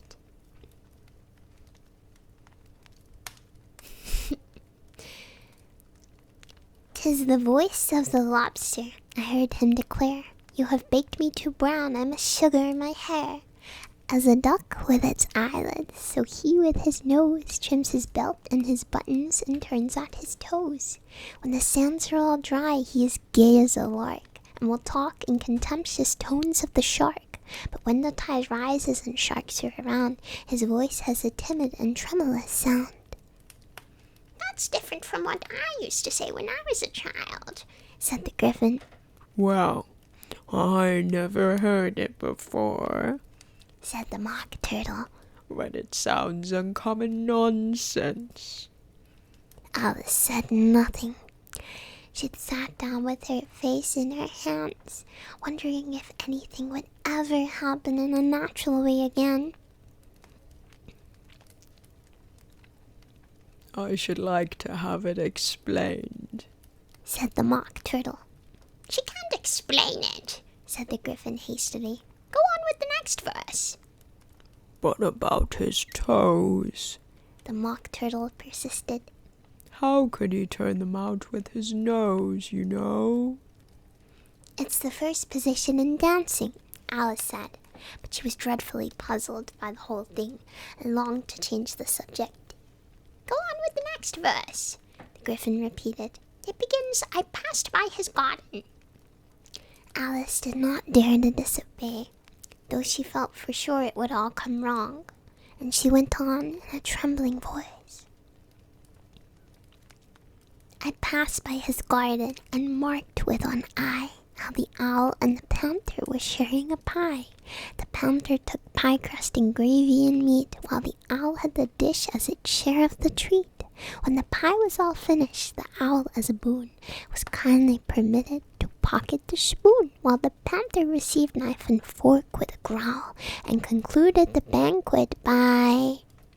What is the use of repeating all that stuff? The Mock Turtle interrupted. If you don't explain it as you go on, it's by far the most confusing thing I ever heard. Yes, I think you'd better leave off, said the Griffin, and Alice was only too glad to do so. Shall we try another figure of the lobster quadrille?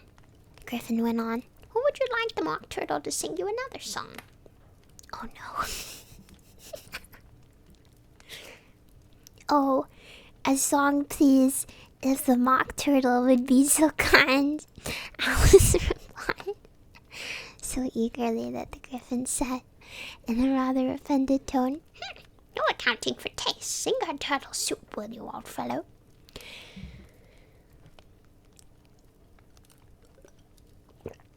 The Mock Turtle sighed deeply and began, in a voice choked with sobs, to sing this. Beautiful soup is so rich and green, waiting in a hot tureen. Who for such dainties would not stoop? Soup of the evening, beautiful soup. Soup of the evening, beautiful soup. Beautiful soup. Beautiful soup. Soup of the evening, beautiful soup. Beautiful soup. Who cares for fish, game, or another dish? Who would not give all else for 2 pennyworth of only beautiful soup? Pennyworth only of beautiful soup. Beautiful soup. Beautiful soup.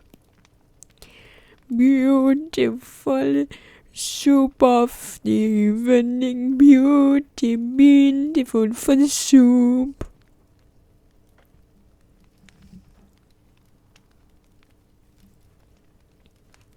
Chorus again! Cried the Griffin.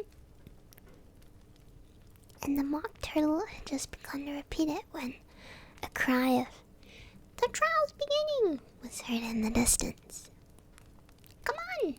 cried the Griffin, and, taking Alice by the hand, it hurried off without waiting for the end of the song. "What trial is it?"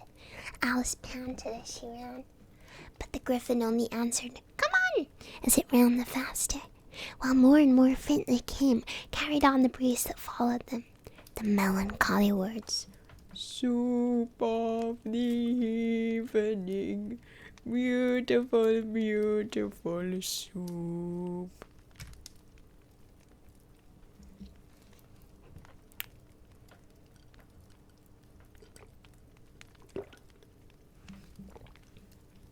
Wow. There's a lot to unpack there.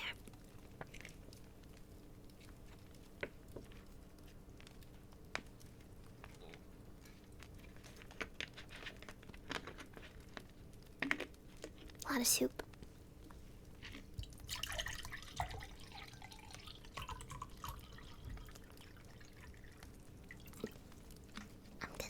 I'm gonna eat my soup after stream. I'm gonna be like, yeah.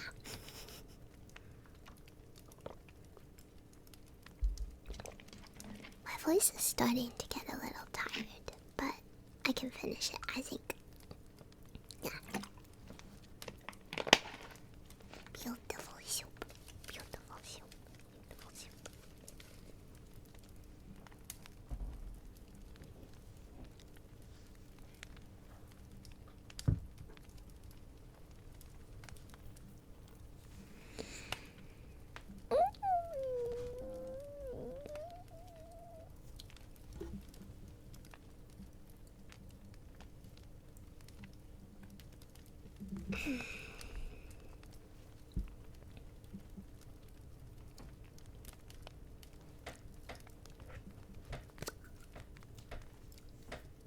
Yeah, chapter 11.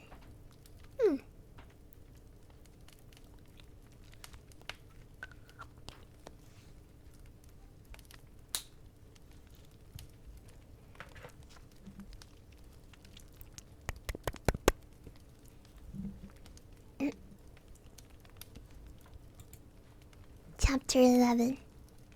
Who stole the tarts?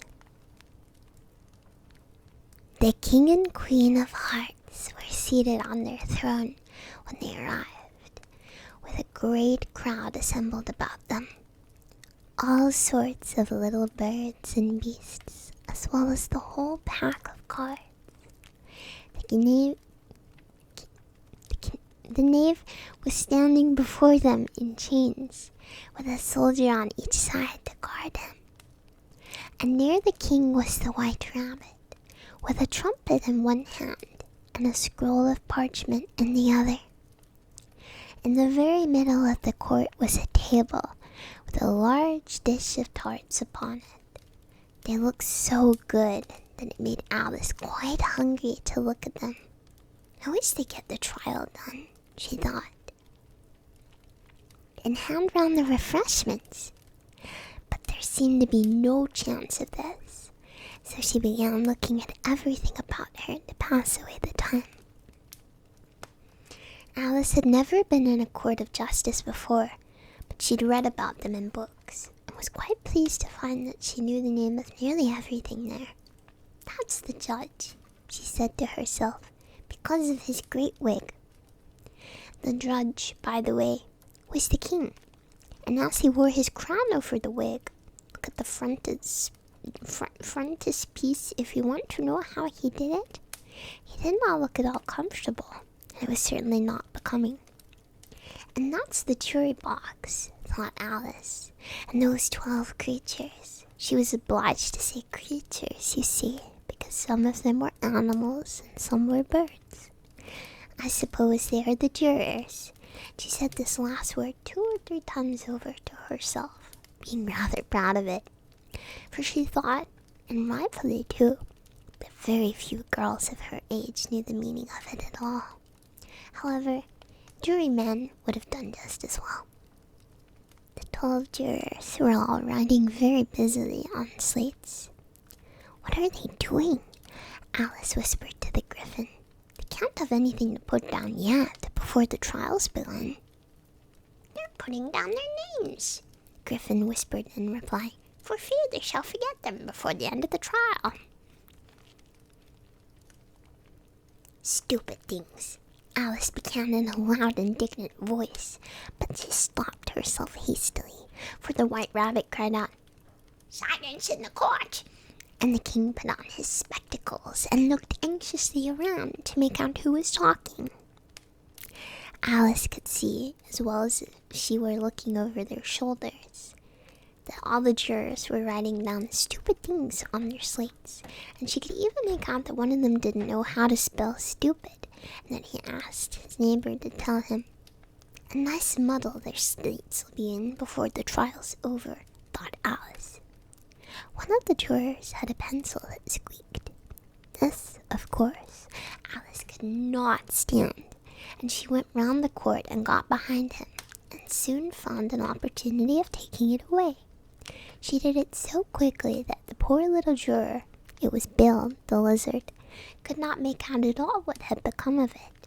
So after hunting all about for it, he was obliged to write with one finger for the rest of the day, and this was of very little use, as it left no mark on the slate. "Herald, read the accusation," said the king. On this, the white rabbit blew 3 blasts on the trumpet, and then unrolled the parchment scroll, and read as follows. "The Queen of Hearts, she made some tarts all on a summer day. The Knave of Hearts, he stole these tarts and took them quite away." Consider your verdict. the king said to the jury.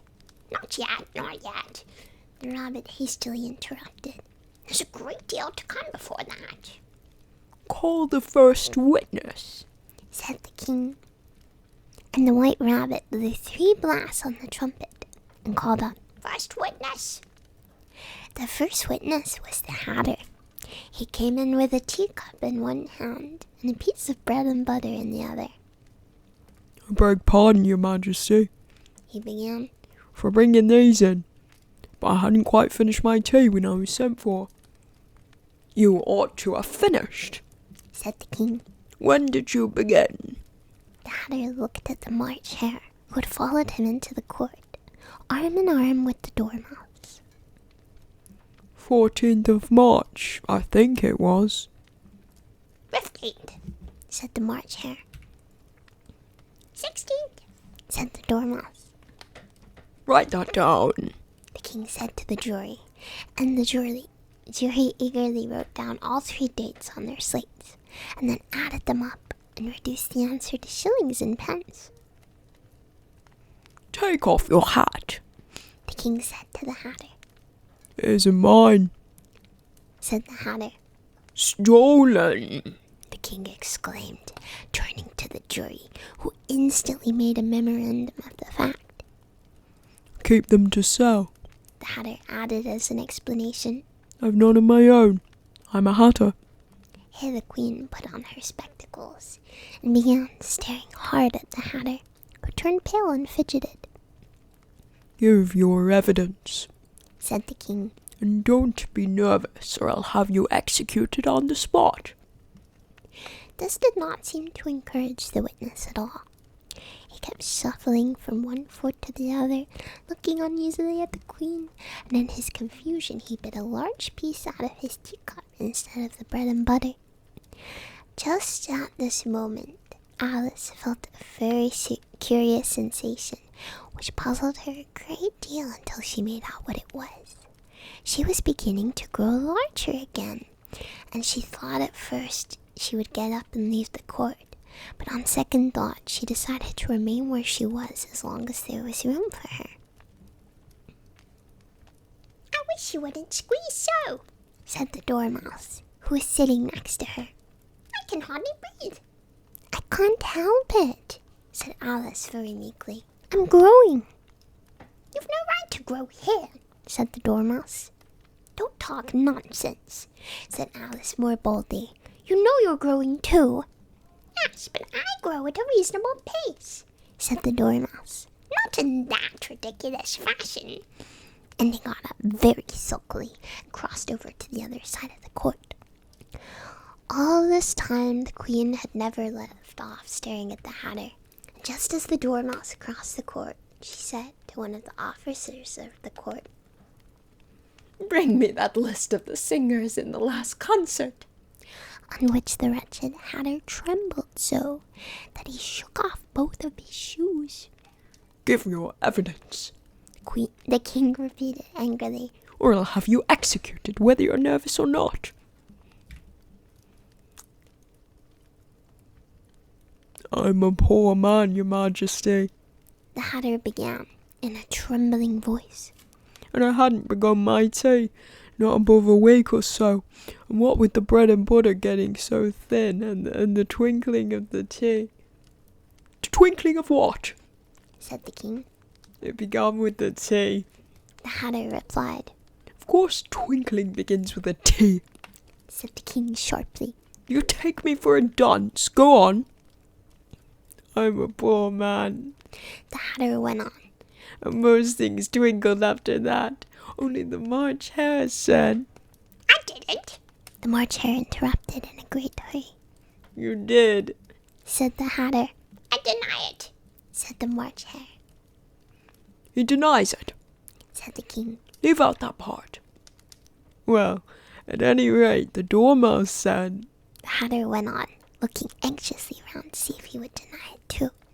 But the Dormouse denied nothing, being fast asleep. After that, Continued the Hatter. I cut some more bread and butter. But then what did the Dormouse say? one of the jury asked. That I can't remember. Said the Hatter. You must remember, Remarked the king. Or I'll have you executed. The miserable Hatter dropped his teacup and bread and butter and went down on one knee. I'm a poor man, your majesty. He began. You're a very poor speaker. Said the king. Here one of the guinea pigs cheered and was immediately suppressed by the officers of the court. As that is rather a hard word, I'll just explain to you how it was done. They had a large canvas bag which tied up at the mouth with strings. Into this they slipped the guinea pig head first and then sat on it. I'm glad I've seen that done, thought Alice. I've so often read in the newspapers at the end of trials there was some attempt at applause which was immediately suppressed by the officers of the court, and I never understood what it meant until now.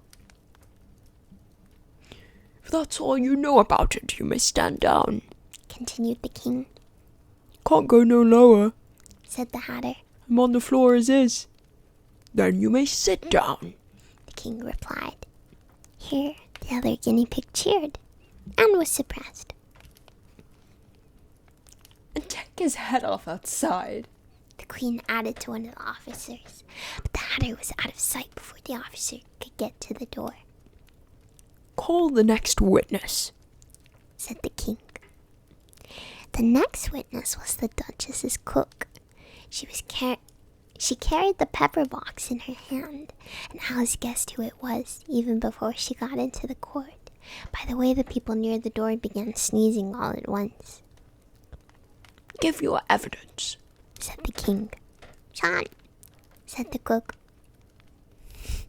The king looked anxiously at the White Rabbit, who said in a low voice, Your Majesty, I must cross-examine this witness. Well, if I must, I must, the king said with a melancholy air, and after folding his arms and frowning at the cook till his eyes were nearly out of sight, he said in a deep voice, What are tarts made out of? Pepper mostly, said the cook. Treacle, said a sleepy voice behind her. Collar that dormouse. The queen shrieked out. Behead that dormouse. Turn that dormouse out of court, suppress him, pinch him, off with his whiskers. For some minutes the whole court was in confusion, getting the dormouse turned out, and by the time they'd settled down again, the cook had disappeared. Never mind, said the king with an air of great relief. Call the next witness. And he added in an undertone to the queen, Really, my dear, you must cross-examine the next witness. It quite makes my forehead ache. Alice watched the White Rabbit as he fumbled over the list, feeling very curious to see what the next witness would be like. For they haven't got much evidence yet, she said to herself. Imagine her surprise when the White Rabbit read out at the top of his shrill little voice the name Alice. Uh-oh.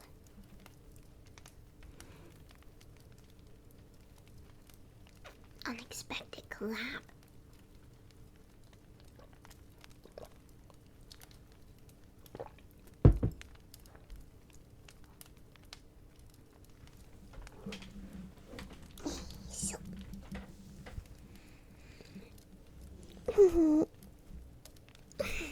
Chapter 12, last chapter. Alice's evidence.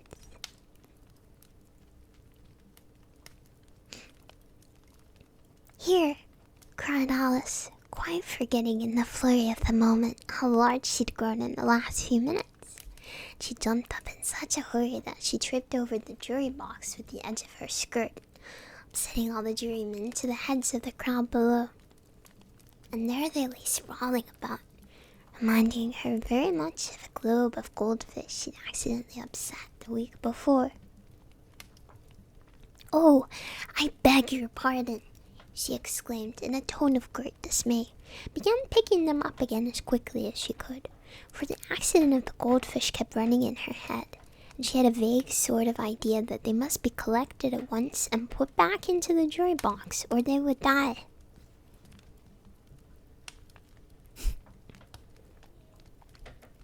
The trial cannot proceed, said the king in a very grave voice. Until all of the jurymen are back in their proper places, all, he repeated with great emphasis, looking hard at Alice as he said so. Alice looked at the jury box and saw that, in her haste, she'd put the lizard in head downward, and the poor little thing was waving its tail about in a melancholy way, being quite unable to move. She soon got it out again and put it right. Not that it signifies much, she said to herself. I should think it would be quite as much use in the trial one way up as the other. As soon as the jury had a little recovered from the shock of being upset, and their slates and pencils had been found and handed back to them, they set to work very diligently to write out a history of the accident, all except the lizard, who seemed too much overcome to do anything but sit with its mouth open, gazing up into the roof of the court. What do you know about this business? The king said to Alice. Nothing, said Alice. Nothing whatsoever, persisted the king. Nothing whatsoever, said Alice. That's very important, the king said, turning to the jury. They were just beginning to write down on their slates when the White Rabbit interrupted. Unimportant, your majesty means, of course, he said in a very respectful tone, but frowning and making faces at him as he spoke. Unimportant, yes, of course I meant, the king hastily said, and went on to himself in an undertone. Important, unimportant, unimportant, important, as if he were trying out which word sounded best. Some of the jury wrote down important, and some unimportant. Alice could see this, as she was near enough to look over their slates. But it doesn't matter a bit, she thought to herself. At this moment the king, who had been for some time busily writing in his notebook, called out, Silence! And read out from his book. Rule 42. All persons more than a mile high to leave the court. Everybody looked at Alice. I'm not a mile high, said Alice. You are? Said the king. Nearly 2 miles high, added the queen. Well, I shan't go, at any rate, said Alice. Besides, that's not a regular rule. You invented it just now. It's the oldest rule in the book, said the king. then it ought to be number 1. Oh wait, I thought it was the queen. Then it ought to be number 1, said Alice. The king turned pale and shut his notebook hastily. Consider your verdict, he said to the jury in a low, trembling voice. There's more evidence to come yet, please, your majesty, said the White Rabbit, jumping up in a great hurry. This paper has just been picked up, What's in it? said the queen. I haven't opened it yet, said the White Rabbit. but it seems to be a letter written by the prisoner to somebody. It must have been that, said the king. Unless it was written to nobody, which isn't usual, you know. Who's it directed to? Said one of the jurymen. It isn't directed at all, said the White Rabbit. In fact, there's nothing written on the outside. He unfolded the paper as he spoke and added, It isn't a letter at all, in fact. It's a set of verses. Are they in the prisoner's handwriting? Asked another of the jurymen.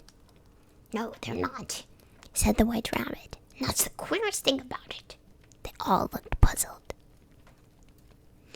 He must have imitated someone else's hand, said the king. The jury all brightened up again.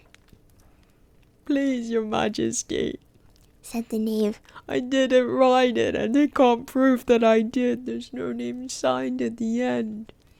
If you didn't sign it, said the king. That only makes the matter worse. You must have meant some mischief, otherwise you would have signed your name like an honest man. There was a general clapping of hands at this.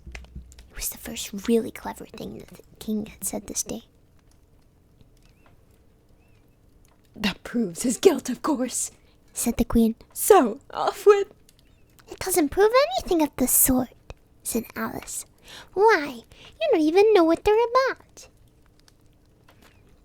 Read them, said the king. The White Rabbit put on his spectacles. Where should I begin, please, your majesty? Begin at the beginning. The king said, very gravely. Go on till you come to the end. Then stop. There was dead silence in the court, whilst the White Rabbit read out these verses. They told me you had been to her and mentioned me to him. She gave me a good character, but said I could not swim. He sent them word I had not gone. We know it to be true. If she should push the matter on, what would become of you? I gave her 1, they gave him 2. You gave us 3 or more. They all returned from home to you, though they were mine before. Or if I or she should chance to be involved in this affair, he trusts to you to set them free exactly as they were. My notion was that you had been before he had this fit, an obstacle that came between him and selves and it. Don't let him know she liked them best, for this must ever be a secret kept from all the rest between yourself and me.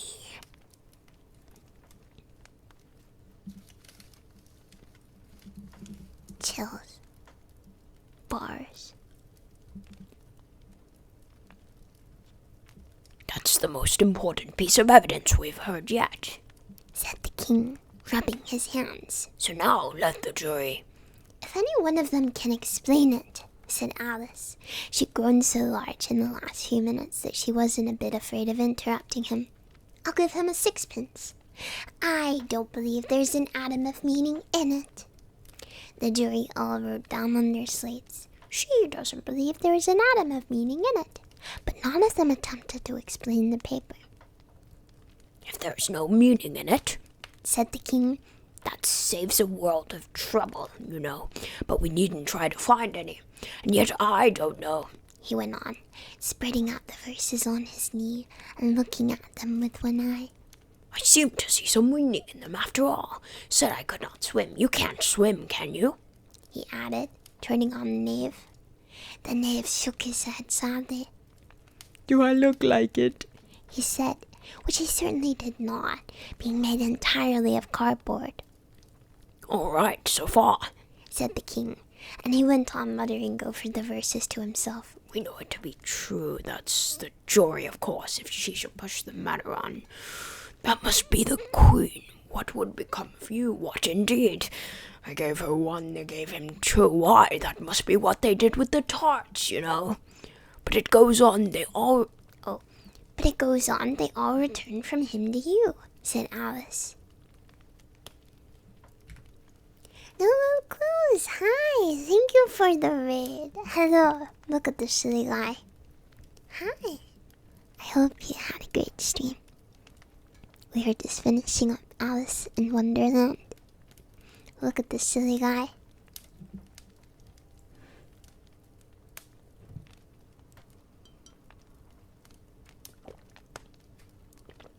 We're doing comfy ASMR reading today.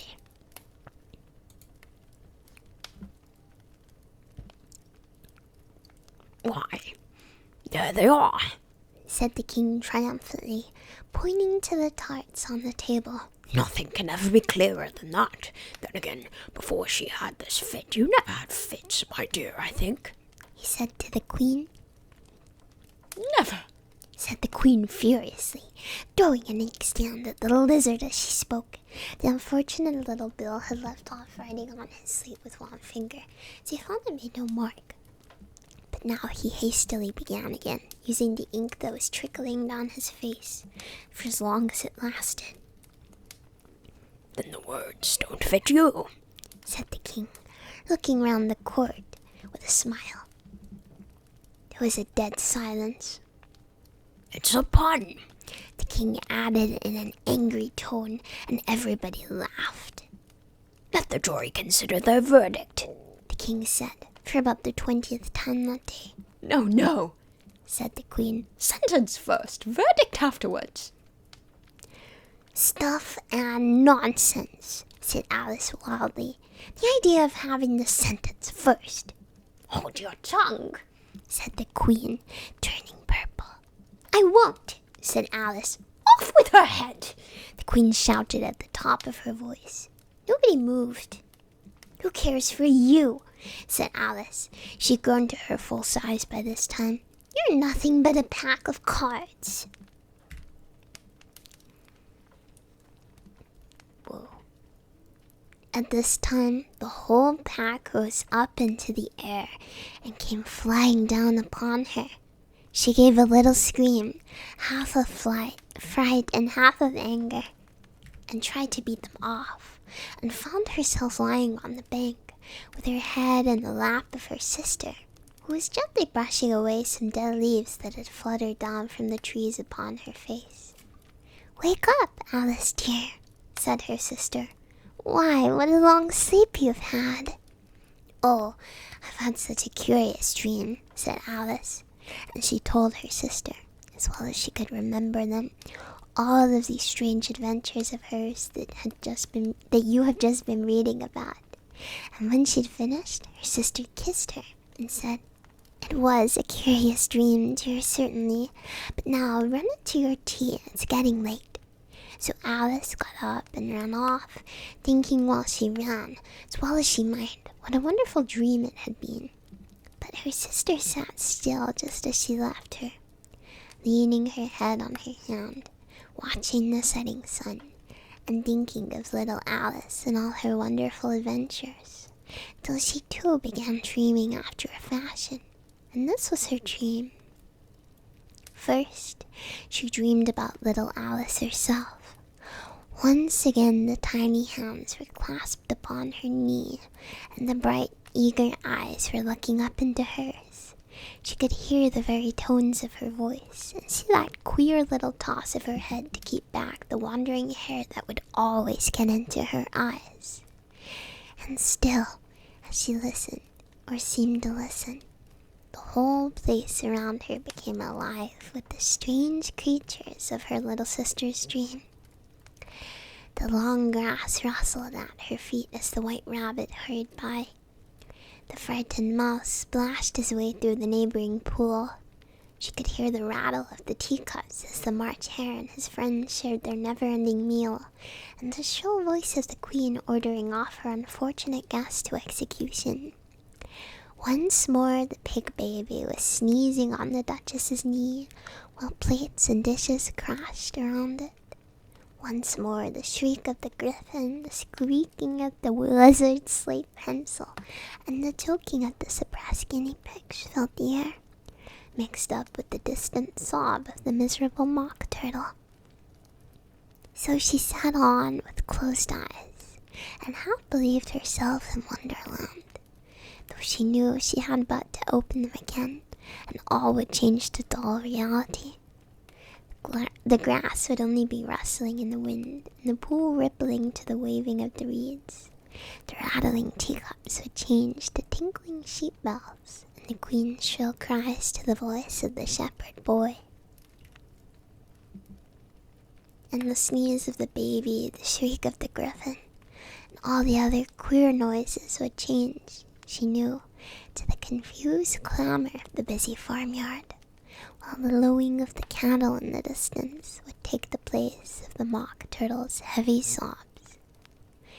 Lastly, she pictured to herself how this same little sister of hers would, in the aftertime, be herself a grown woman, and how she would keep, through all her riper years, the simple and loving heart of her childhood, and how she would gather about her other little children, and make their eyes bright and eager with many a strange tale, perhaps even with the dream of Wonderland of long ago, and how she would feel with all their simple sorrows, and find a pleasure in all their simple joys, remembering her own child life and the happy summer days. The end. That was cute. Cute ending. Very cute ending, actually. Cute. Actually, very cute. I like that. Yeah.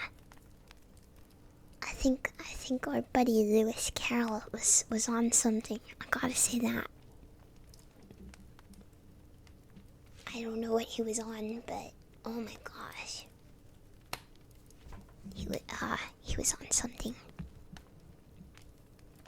Feet, a lot of feet, actually. The caterpillar was Sylvancer. Yeah, makes sense. Bro, I'm not hookah. Buff, buff, buff. Opium, yeah, lots of opium, I think. Yeah. That was really cool. Wow. I really enjoyed this. It was a lot of fun.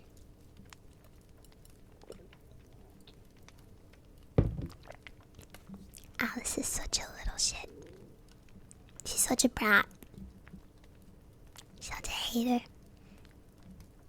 Anytime she meets anyone, she tells them how she eats them. That was my throat.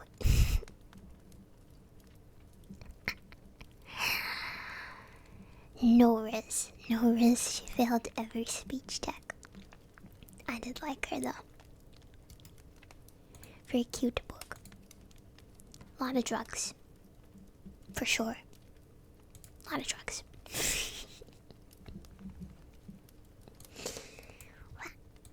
Let me get big while I look at stuff. Now we're done reading. Let me go back. Thank everyone for everything I missed. I didn't think we could get through the whole thing in one go. But we did. We did. Yeah, I really enjoyed reading it. It was very comfy, very nice. I hope that you enjoyed it too.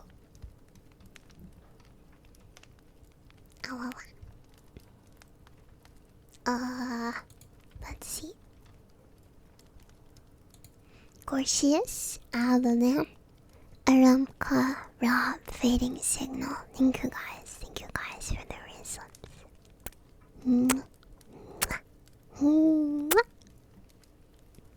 Ichigo Dial, thank you for subscribing. Gamersha, thank you for the bits. I'm glad you liked it. I got a little jumbled at the end, a little spaghetti. I feel like if you read aloud for so long, you kind of forget how to read. You forget how to do it. It's like, oh, how does this work again?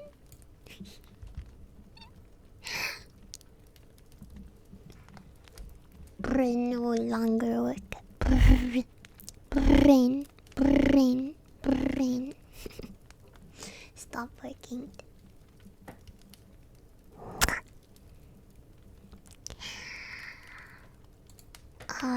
Nimbus and Anonymous, thank you guys for the gift subs. Sidewinder, Peregrine, Swinkins, Tizipo, thank you for subscribing. Bright, thank you for the gift subs. Thank you so much. Thank you. Thank you. I really appreciate it. Thank you. Zigzag Kangaroo, thank you for the gift subs as well. Thank you. Thank you.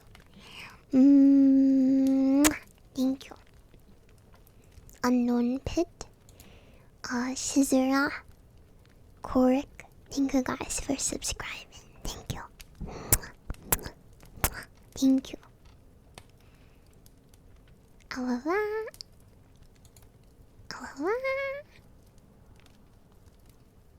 Let's see. Touch Boy, thank you. Thank you so much for the 20 gift subs. What the heck? Thank you. Thank you so much. Thank you. What the heck are you guys doing? Thank you. Mwah. Mwah. Mwah. Thank you. Thank you. Sizemore, thank you for the bits. I'm glad you like the reading. It's quite comfy to read to someone. Very relaxing for me too. So I'm glad you enjoyed it. Mwah. Thank you. Tristan, thank you for the gift subs. Thank you. Thank you so much. Thank you. Thank you. Farron, thank you for the gift sub. You're trying the gacha. Cork, thank you for subscribing. Matic, thank you. Thank you for the 5 gift subs. Thank you very much. Thank you. Thank you, thank you. Thank you. Frizzle, thank you. Thank you for the gift subs. I really appreciate it. Thank you.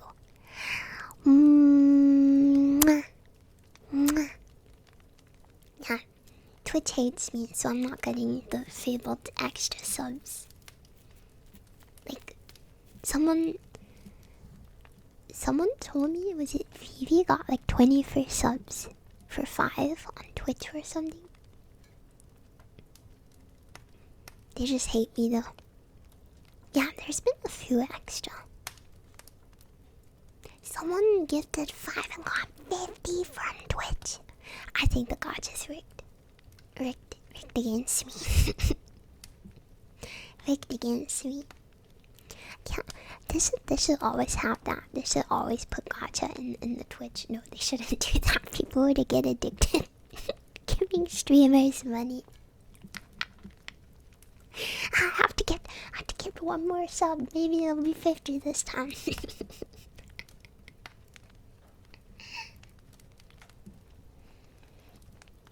Rigged gameplay.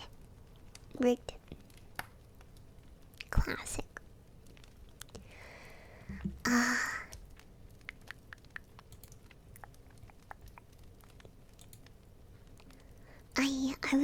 I checked Iron Mouse's subathon before because she's very, very close to breaking the record of most subs ever. She probably will, which is freaking crazy. And I saw Twitch on her leaderboard and they'd gifted literally thousands of subs to her channel. It was crazy. Because she's doing such a huge thing.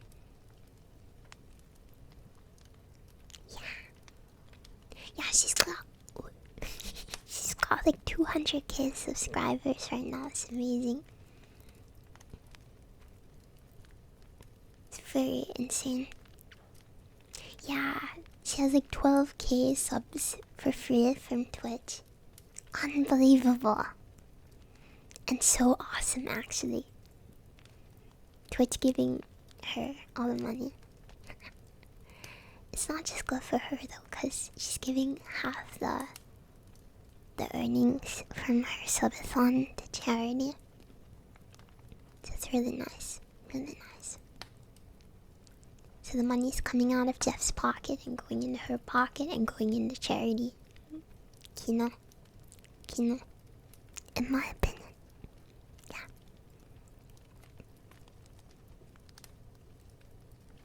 Thanks, Jeff. Win.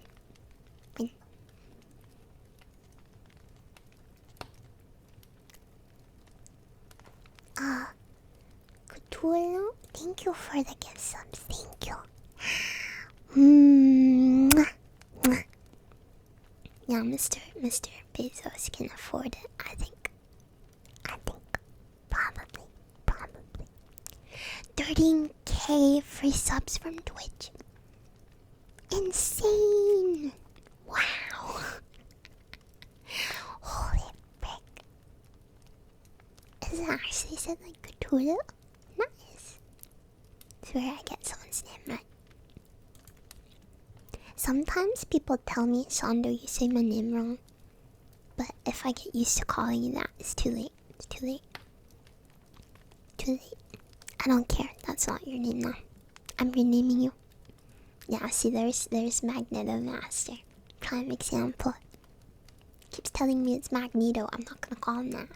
I've been calling him Magneto Master for like a million years. Has someone to get your... Wait, your name is... It's actually Moose? Moose?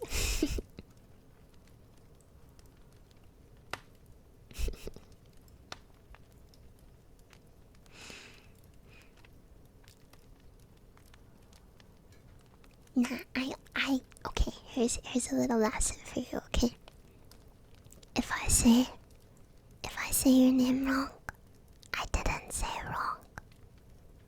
You thought it wrong, okay? You thought of it wrong. I'm right, you're wrong, okay? That's your name now. I'm renaming you, okay? Okay, that's how it works. Alright. I'm always right, yeah. That's one thing you have to learn about marriage. The wife is always right. Always. Always. Yeah. It's true. Sorry, Inez. It's true. It's true. It's true. If you want me to call you something, you're gonna have to rename yourself a certain way. Like, sound your name out if I say it wrong. Sound it out if it's wrong.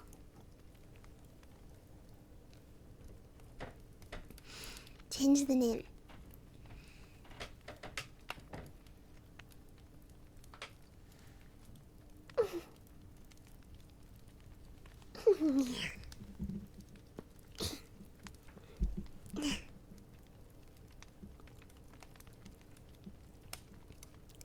Ghost Rick Tower, thank you for 33 months. Thank you. Storzine, thank you for the bitch. Thank you. You say Shondo like Shondo. Pretty simple. Shondo. Shondo. Shondo. Why are you holding it? Shondo, why are you holding it down tonight?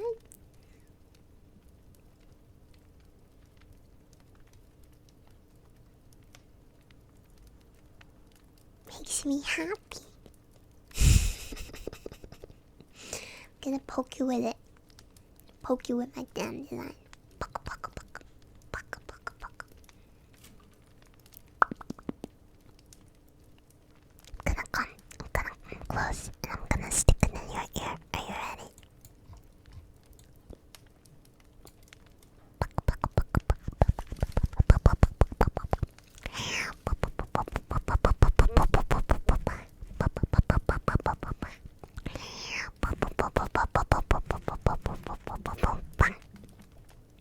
Okay, other side.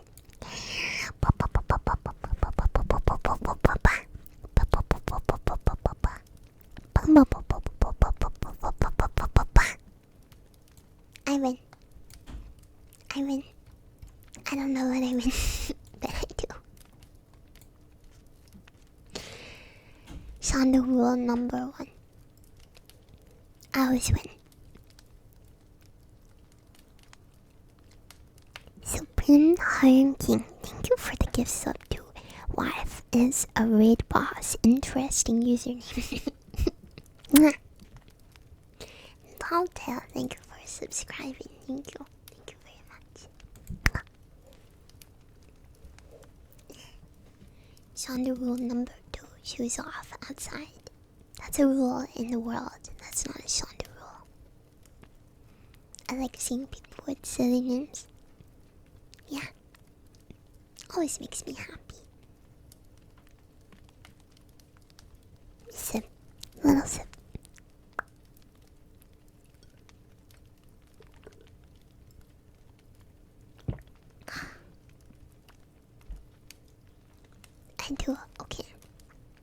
I do have the right to eat you.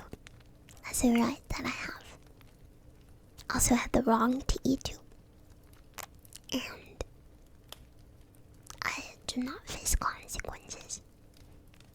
Cause I'm too cute to to the consequences.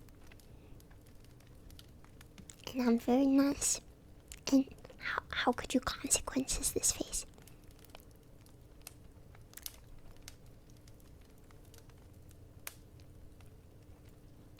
Look how polite I look. This is the face of someone that says please and thank you and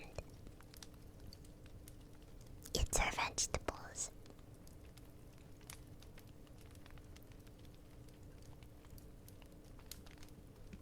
It's true.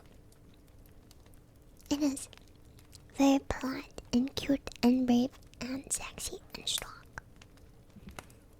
All me.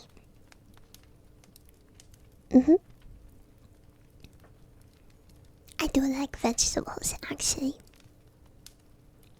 I do. I eat them. And I do like them.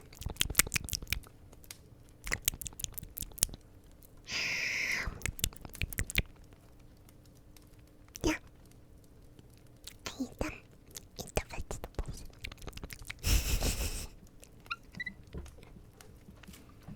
I'm a bunny. It's true.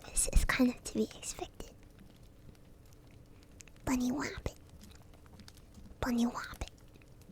Bunny wabbit. Bunny wabbit. Bunny wabbit.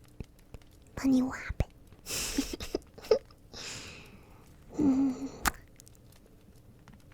Okay, so thinking for next week, probably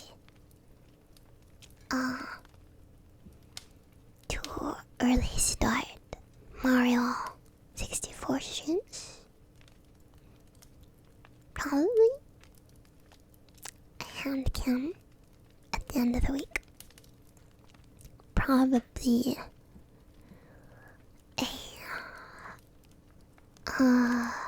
another stream question mark. Maybe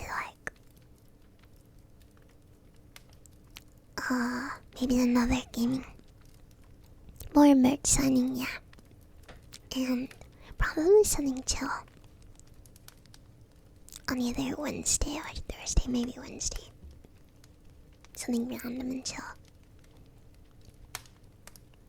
And then Saturday we'll do a longer stream.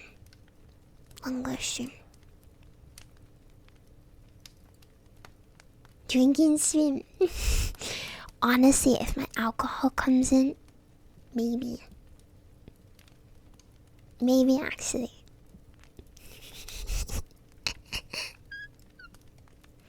You keep saying no. Nobody has said I'm not allowed to drink. I just have to say in Minecraft. Nobody has said I can't drink.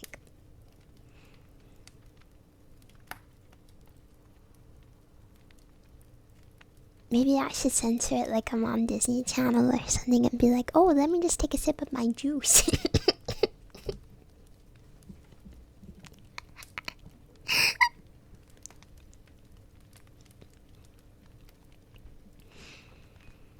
I just gotta behave, it's okay. No, I wanted to private the VOD of the last stream, even before it got totally bonked by Twitch. Yeah, I'm gonna continue the You Laugh You Drink challenge. Yeah, 4 Kids censorship. You're watching the Sundo channel. Yeah, getting some new alcohol that I'm gonna try. I'm getting I ordered from Hotel Chocolate. Okay, the thing is, I'll say this first. I ordered from Hotel Chocolate. I ordered some new Black Forest gato stuff. They have a new liquor, and it's Black Forest gato flavored. It's from a company that makes really nice chocolate. Yeah.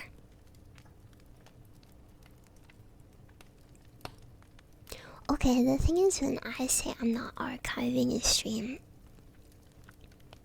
I'm big enough now that I know all that means, and I have no delusions over this. When I say I'm deleting the VOD, I know other people are gonna save the VOD. It's ridiculous to assume people are not going to. When, because there's archivists, it's not something that makes me mad or anything. I don't get like grumpy over it. I don't mind if people like clip things or upload it somewhere. Yeah, that's just how it is, unfortunately. Unless you're like, for small creators, it's very naive to assume that if you delete something, it's gone. That's not how the internet works. Every time I go live, it's I know full well it's forever. I have no delusions over that. Yeah. I do think it's a little rude though. I do think that. Like if someone doesn't know, it's totally fine. But I do think it's a little rude if I'm like, don't clip it, don't share it. And then someone active in the community does that. It does make me go, Not because they can't, but just because it's kind of a blatant disregard of my feelings. Yeah. Again, it's not because I'm expecting it not to be archived or shared, because that would be a stupid thing to expect. The internet is forever. But also, on the other hand, I do think it's a little... Like, if it's like a big clip or something, like, just stumbles across a clip, or people are like, oh, what did she say that got banned, and they're sharing it around for like informative reasons. But if it's like a community member who's like, check out this clip from the stream, it's not gonna upset me or anything. That would be stupid, but I also think it's like, it's a what can you do situation. I don't care that much, but it's also, yeah, it's just kind of like, oh, so they don't respect me at all. If it's someone who should know better, I think. Now, I don't want anyone attacked. It's best just to ignore it and leave it alone. If you see things like that. Yeah, it's okay. It's okay. You do not have to knight for me. It's alright. Don't worry, I can fight my own battles. If it did bother me, I would ask for it to be taken down. And I'm pretty sure things like that, anyone active would take it down. It doesn't bother me at all. It can stay up. It's not about it being up. It's about the message, I guess. The message of someone doing it. It's like, oh, you hate me. You can fight my physical battles, yeah. You can do that. Big strong guy.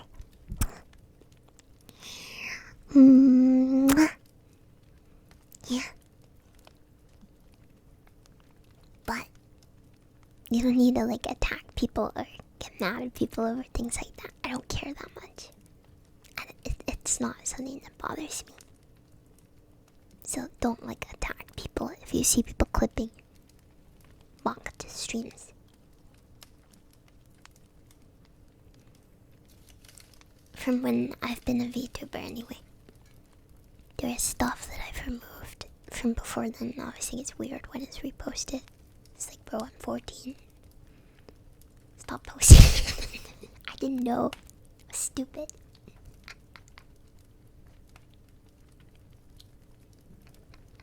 I didn't know how the internet worked yet. I never expected to be someone clouded with the sauce. Oh. Oh well. Yeah. It's a case of it is what it is. Yeah.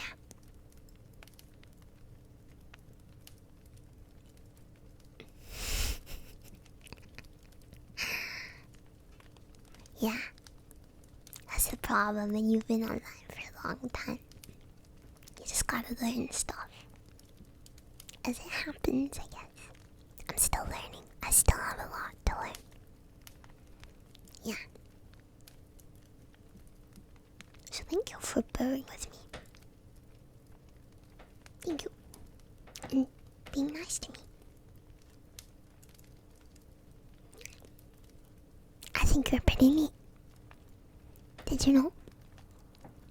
I rate you 10 out of 10 actually. Wait, let me think about maybe no, 10 out of 10.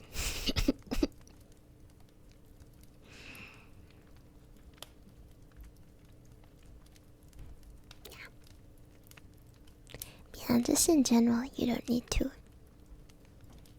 fight battles for me online. That's a little silly. Cause even if you see someone being mean about me, I probably won't see it. And even if I do, it has no effect on me. It's okay. So I don't want you to waste your time with people whose opinions are never gonna change and people who don't matter. Yeah. I know it's hard to resist the urge to take the bait sometimes, but I believe in you. I believe in you. Gambare. Yeah, fight my battles in real life. Don't get into an argument because someone on the internet called me a poopy head. Fly out to their house and take an axe to their fingertips in game.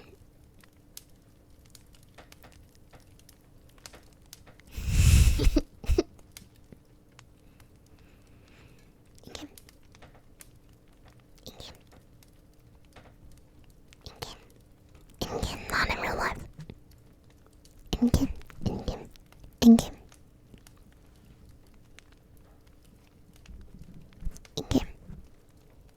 In the astral plane. That's a good one. Fictionally. In the astral plane. Astral plane. In Among Us. In Minecraft. In the Hunger Games. In-game. In the astral plane. In Fortnite. In Mongoose. In Jazz. In Hatman.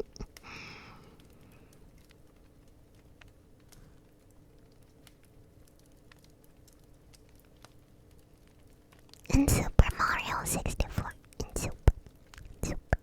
I don't want to think about Super now. On Steam. Yeah. In the computer. That's where you live. So it's okay to do it there. Mulch. I want some mulch. My tummy is rumbling. I get a little snack. A little snack. I don't know what. Not yet. Little snack before dinner. I'm not moving the mic to my tummy, you sicko.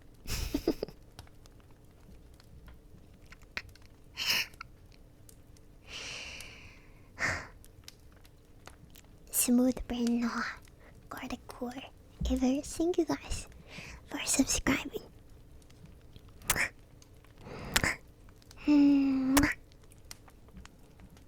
Thank you. No. No. No. No. Okay, you.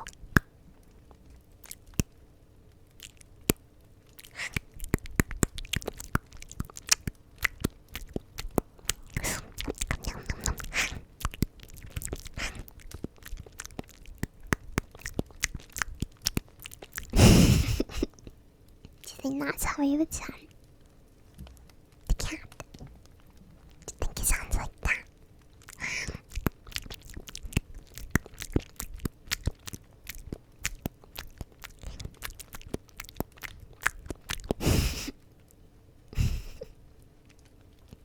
I'm sorry to everyone that hates eating sounds.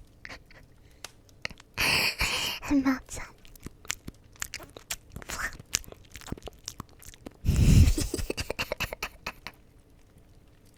I find that sound so funny.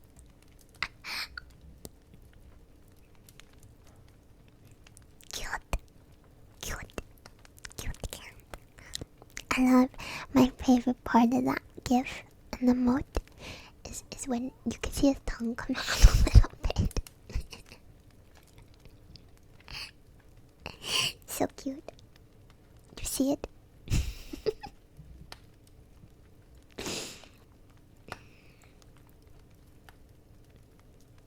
So cute. I love watching cats eat. It's the best thing. They eat so stupid. Look like they're choking.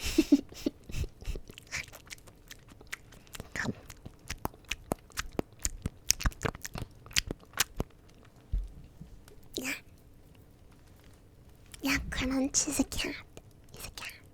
Crunch. It's a gif of a cat, and he's eating like a freak. They don't know how to eat.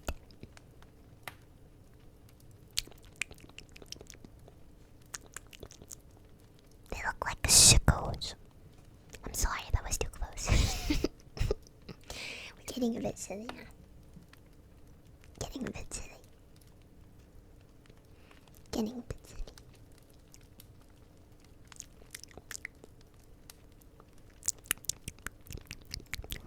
Nom, nom, nom, nom, nom. Yeah, what did you think? Why did you think everyone was just saying crunch, crunch, crunch? I didn't know it was an emote.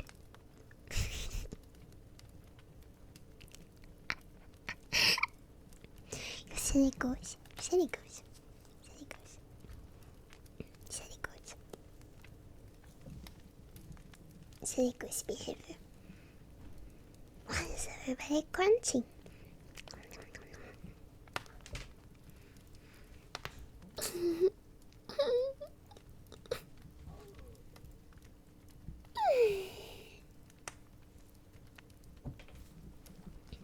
Okay, I best be off, cause I have to look into why the frick Forest Others cake is in there. I have to do a little investigation. Since this is a quiet stream, even if it's not like actual, in real life, ASMR.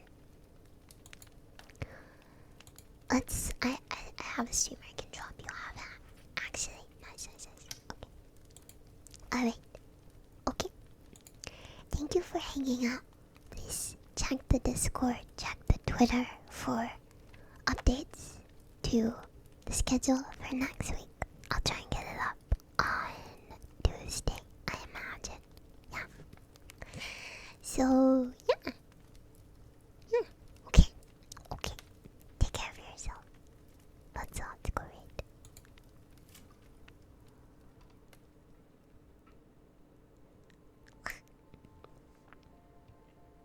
Can you hear that? I can't hear it. Why can you hear it? But I can. Okay. Let's read where Time, an ASMR streamer I trust, is streaming. ASMR is very nice. So we'll go over there and say hi. Yeah. Okay. Thank you for hanging out with me. Thank you. I hope that you enjoyed my reading. I hope so. Yeah. Take care of yourself. Have a wonderful shadow weekend. Okay? Yeah. Be nice to yourself. Behave. Be good. Be kind. Behave. Remember, I love you a whole lot. Okay? So for now, bye bye. Mwah. Mwah.